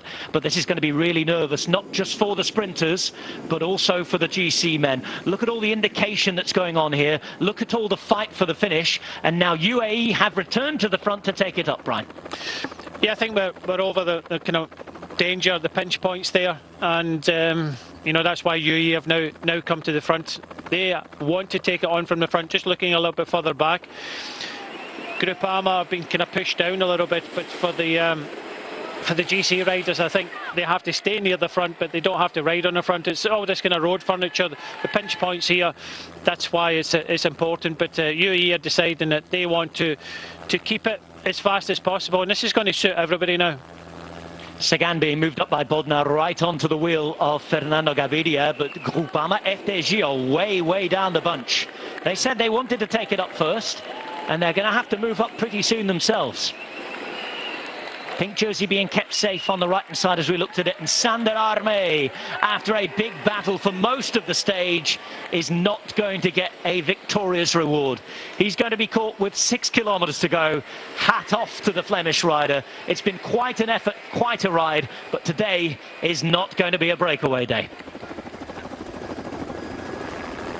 Rimini awaits, and there are just over 6 kilometres to go, with UAE Emirates taking it over and trying to pick up a win for the first time with Fernando Gaviria at this particular Giro. And here come Groupama on the right as we look at it, Brian. Arnaud Demar being moved up as much as he can, but it's not an easy task with the road furniture here. No, it's not easy to move up on mass, and they've been kind of pushed down a little bit. There's no real panic, still just over 6 kilometres to go, but this is the plan of UAE. They want to take it on from the front. Good to see Viviani has been looked after by Consoni in the red just on the left-hand side. But UAE have numbers. They said that right from the start. They have to have numbers.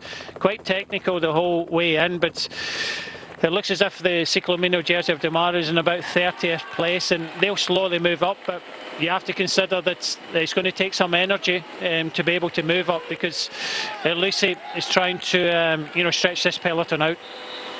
Quite a decent length of straight right now until we get to a very sharp left-hand turn that will approach the riders. Comes with just less than 5, around 4.6 k's to go, we think. And after that, another few chicanes. The most technical part is between 4 kilometres and 2 kilometres to go. Yeah, you've got a big 90-degree left-hander coming up very soon, and then it takes you straight to 4 kilometres. But it's the 4 kilometres, as you say, to 2.5 to go. That's where the danger lies. Here's the Israel Startup Nation. They told us today that they would ride for Rick Zabel. We wonder if that is still the plan. Of course, they have Chimolai in their ranks as well, but their main sprinter, Valbier, has gone home, but they're taking it on. 4.5 k's to go. There was that left-hander. Arnaud Demar alongside Ben Swift there. He's just been patient. Champions. Just been patient at the moment. You've got 2 big motors of Dowsett and Brendley at the front now, and this is helping out UAE. UAE are sitting nicely just there, just waiting and waiting, and now come NTT. I think everybody knows that we're starting to get to a difficult point on running towards the finish now. And here is where that technical funhouse starts. It's left onto this roundabout, left again, followed very quickly by a 90-degree to the right that comes up now. And here is Dowsett approaching it, stage winner the other day. Now here comes the right turn. They're in the right place at the right time here, Israel Startup Nation. If Dowsett and Brendley have the legs to carry them through this, they'll be in a wonderful position for the last kilometre or two. Yeah, they came up at the right time. Zabel is sitting 4th wheel. You can also see that the Ciclamino jersey of Demar has also moved up. He's just sitting inside the top 20 now with 3 teammates in front of him now. Sagan still sitting on the wheel of the UAE Emirates train. He's been dropped off and is ready to go, looking for 2 out of 2. Another big shift to the right is coming up. Off they go back onto the sea. Port in the distance. It's on the beach we finish. This is that big right turn, the sharpest of the lot. Big wheel in the background. It's Brendley who's taken over for Israel Startup Nation. UAE on their wheel. Remember, Gaviria, no win in Grand Tours this year. 3 kilometers to go. That'll be a welcome sight for all of those GC contenders. If there are any accidents or incidents, everybody now gets the same time. Groupama FDJ still waiting and waiting. And the Koenig Quickstep now switch to thinking about the stage win as well. They start to move up too. Now Biel picks up. He was the man who they wanted to pick it up for the next technical section around this roundabout here. But straight after it, you've got a very sharp right and another sharp left. Both 90-degree turns still. And it's Biel who comes up to take it. Behind him is Molano. Here's the first right. 90-degree taken on well. Lots of changes of speed, lots of efforts, lots of accelerations. Biel possibly the perfect man here for UAE. Yeah, that's what they're trying to do now, and he's up to tempo as well, which is good. He needs to do a big turn now. This is a big, long straight. In fact, this goes all the way to about 600 meters to go. Then they've got two left-handers. 500 meters to go is the final corner. But this is where Biel comes into his own. We said it a little bit earlier. He has to do over a kilometre now at the front. And look at Groupama FDJ choosing this moment on this long straight to move up. They've waited and waited through the technical, and they've really fought it out. Biel is done for the day, though. Oh, and how things change. Groupama FDJ have bullied their way to the front. You can see that Richies is trying to get involved as well. Oldani is up there, the young sprinter for Lotto Soudal. And this is a real opportunity here. Konovolovas is putting down the pace. Milano's just coming up in the left-hand side, so we're seeing a bit more of a battle now. Messi sprint coming up, Viviani still in the mix, but this is a battle between two of the major sprint teams, UAE and Groupama, with Bodnar getting involved. Molano, a good sprinter in his own right from Colombia, is at the front here. He has Richies with him. Gaviria, in the meantime, you can see is choosing to sit down on the wheel of Arnaud Demar, as Richies is going to be the next man to take it up, coming under the Fiamma Rossa, the 1 kilometre to go banner. Now it's Groupama who return, and it's their number 106, who's Miles Scottson, the Australian former national champion. As we saw from Bernie Eisel, there's a big turn coming up, 600 metres to go, where you get 2 successive 90 degrees into the left, and then you can go early here. Do not forget that it's a tailwind to the finish. There's left turn number 1 taken by Scottson. All of the major players in here. Left turn number 2, 500 metres to go, and they come into the final straight, and it's going to be interesting to see who launches first. Look out for Demar sitting in that purple jersey in third. On his wheel in the white, you can see it's Fernando Gaviria. Then Sagan looking for 2 out of 2. He's in the black and green. Hodges following him, the young Colombian as well, and Zabel is struggling to make up places. Then you have Elia Viviani. Oldani's in, and it's Groupama, and here goes Gaviria. He's decided to launch it early. Gaviria on the left as we look at it, but Demar's looking strong. Demar's going again all the way to the line. It's 4 up for Arnaud Demar, and nobody can get near him. They left it late. They let the others do the work, and Groupama FDJ have done it once again. Arnaud Demar is unbeatable at this Giro d'Italia. Well, that was enthralling stuff towards the end, Brian. And Arnaud Demar has finished the job wonderfully. Another perfect sprint from Demar. You can just see him laying off Garnieri. And he used that. I think he waited till Sagan went, launched his sprint, and, there was only going to be one winner. Gaviria again had to sit down, just didn't have the legs, and they tried to take it on from the front, easier said than done, but these riders battled through. They were out of position, they brought him up, they still had Scottson and Garnieri in front of him coming round that final corner. Garnieri was perfect there. We're going to see it here. Garnieri, just see that he lets the wheel go and he wants to rush into it. Gaviria is on the wheel. And it's just as Gaviria opens up, Sagan decides to go right, not left. But that time, he's got a clear run to the finish. Demar, only going to be one winner. Hodge on the right-hand side. Viviani, or is it? No, it's Consoni. It's up there on the left-hand side, Zabel. But, yeah, another excellent sprint there from Demar to win his 4th. Consoni looking around for Elia Viviani, who must have lost on the way in. Watch Gaviria here. He just opens up his sprints, sits down, doesn't have it. Just does not have it in this year's Giro. He was the first to go, wasn't he? And you can see Guarnieri celebrating behind. Pink jersey comes across. Sagan desperately trying to chase again, showing he has good form. That was Hodge through the middle, who never really got involved as he would have wished. And Arnaud Démare, yet again the winner. It's his best ever performance in a Grand Tour. 4 stage wins from the man from Picardy. And Arnaud Démare is off to the podium once again. He's a stage winner, and he's just extended his lead by quite a bit in the points classification. 18 months ago, he'd never won a stage of the Giro d'Italia. He now has 5. And you can see him winning more. Possibly tomorrow.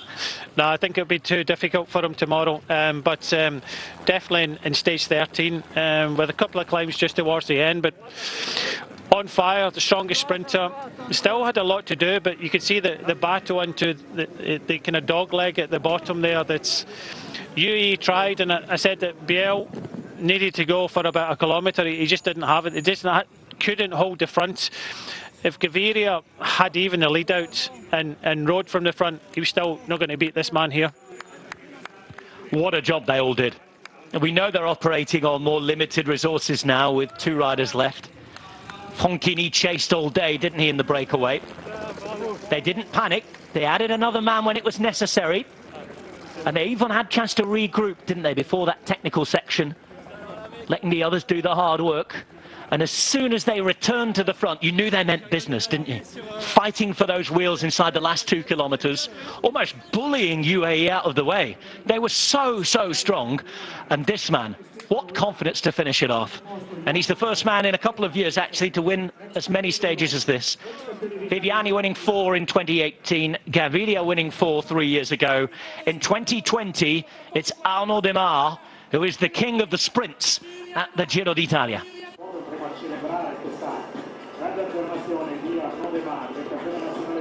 And he's on track for his best season ever, despite the fact that we've lost so many races in this bizarre 2020. Imperious Arnaud Démare.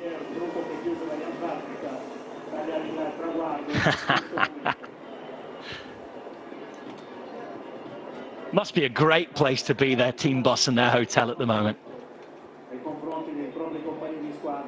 Even if it goes downhill from here for the rest of the Giro. They've done so much already. Let's have a look at that last kilometre again.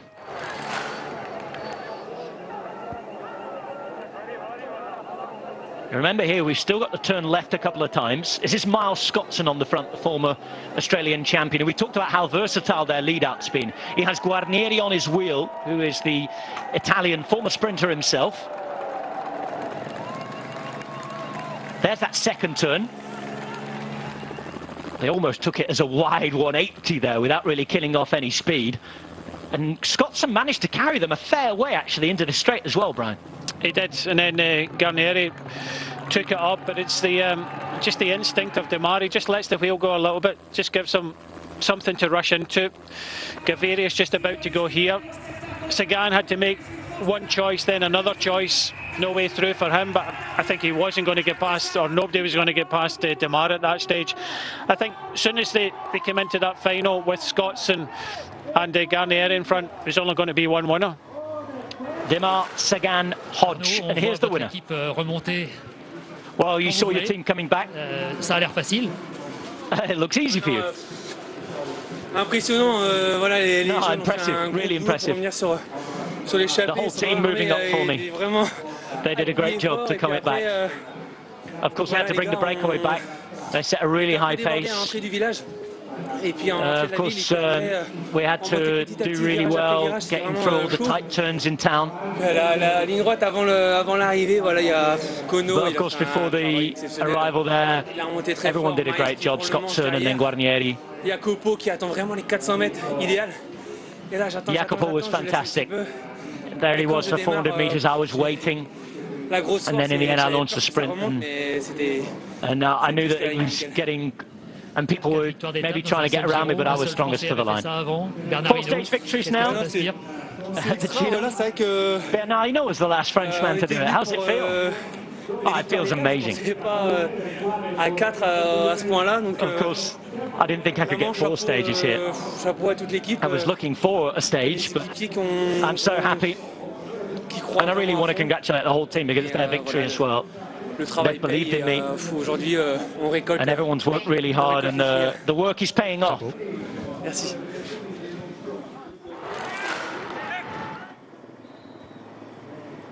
The work is paying off. It needs a finisher, though. And in Arnaud Démare, they had the best man for the job at this particular race. Let's see what our own former finisher has to think about it. This is Benny Eisel. We've seen another impressive stage win by Arnaud Démare. His 4th stage in this year's Giro d'Italia. I spent quite some time here with him, interviewing him, and he's so relaxed compared to the last years when he was like just not the #1 sprinter and really looking where he's going to go with the direction. And now, for me, he has arrived. He has the best team around him.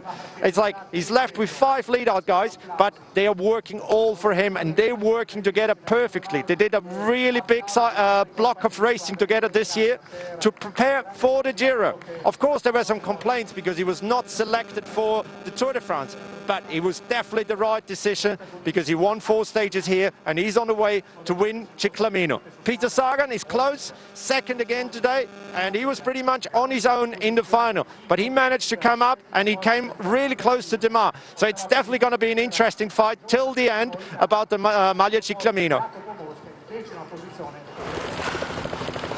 Even seeing the dominance there from Démare, you saw Sagan again in 2nd, and yesterday we saw what he can do from a break. So the fight for the points jersey isn't over, but Arnaud Démare is certainly showing that he's the strongest sprinter. Big day for Groupama at the end. Quiet day for most of the day. Let's have a look, though, at what you might have missed.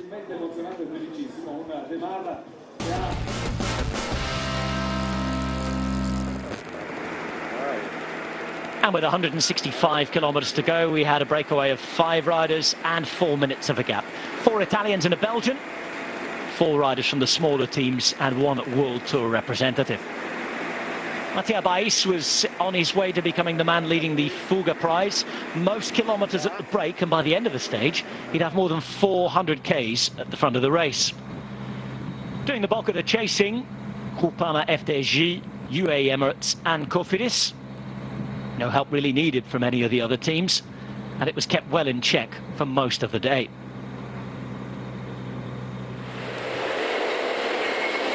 Moving on with 76.7 kilometers to go, we had an opportunity to sprint out.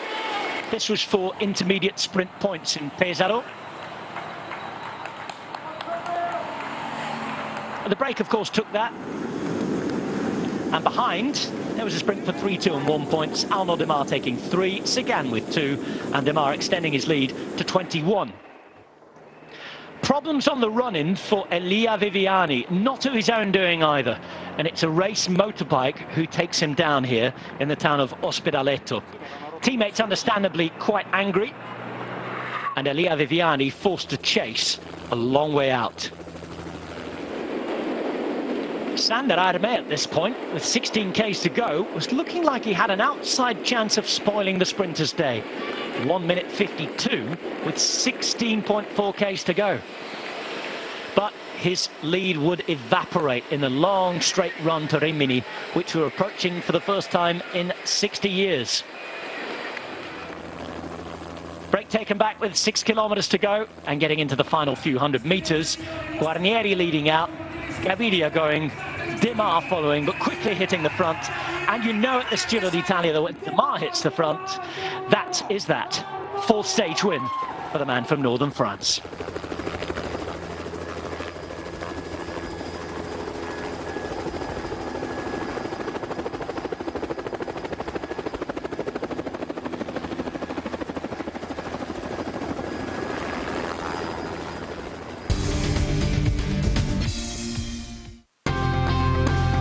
Stage 12 on the Giro d'Italia will take us to Cesenatico and onto the roads of the famous Nove Colli Sportif. We will remember Marco Pantani and head into some of the most famous hills in Romagna.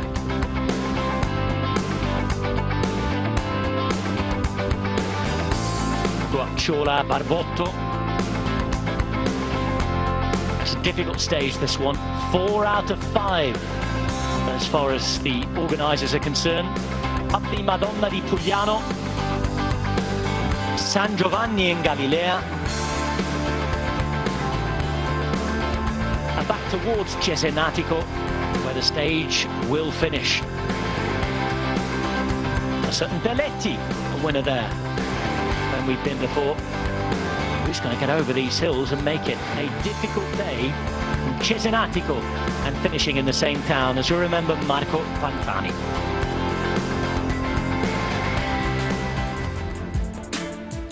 That's it for day 11 at the Giro d'Italia.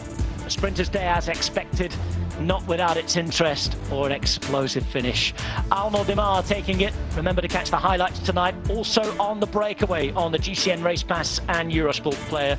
You'll get all of the reaction. From Brian and me, though, we will see you tomorrow. 204 kilometres. Till tomorrow, it's goodbye.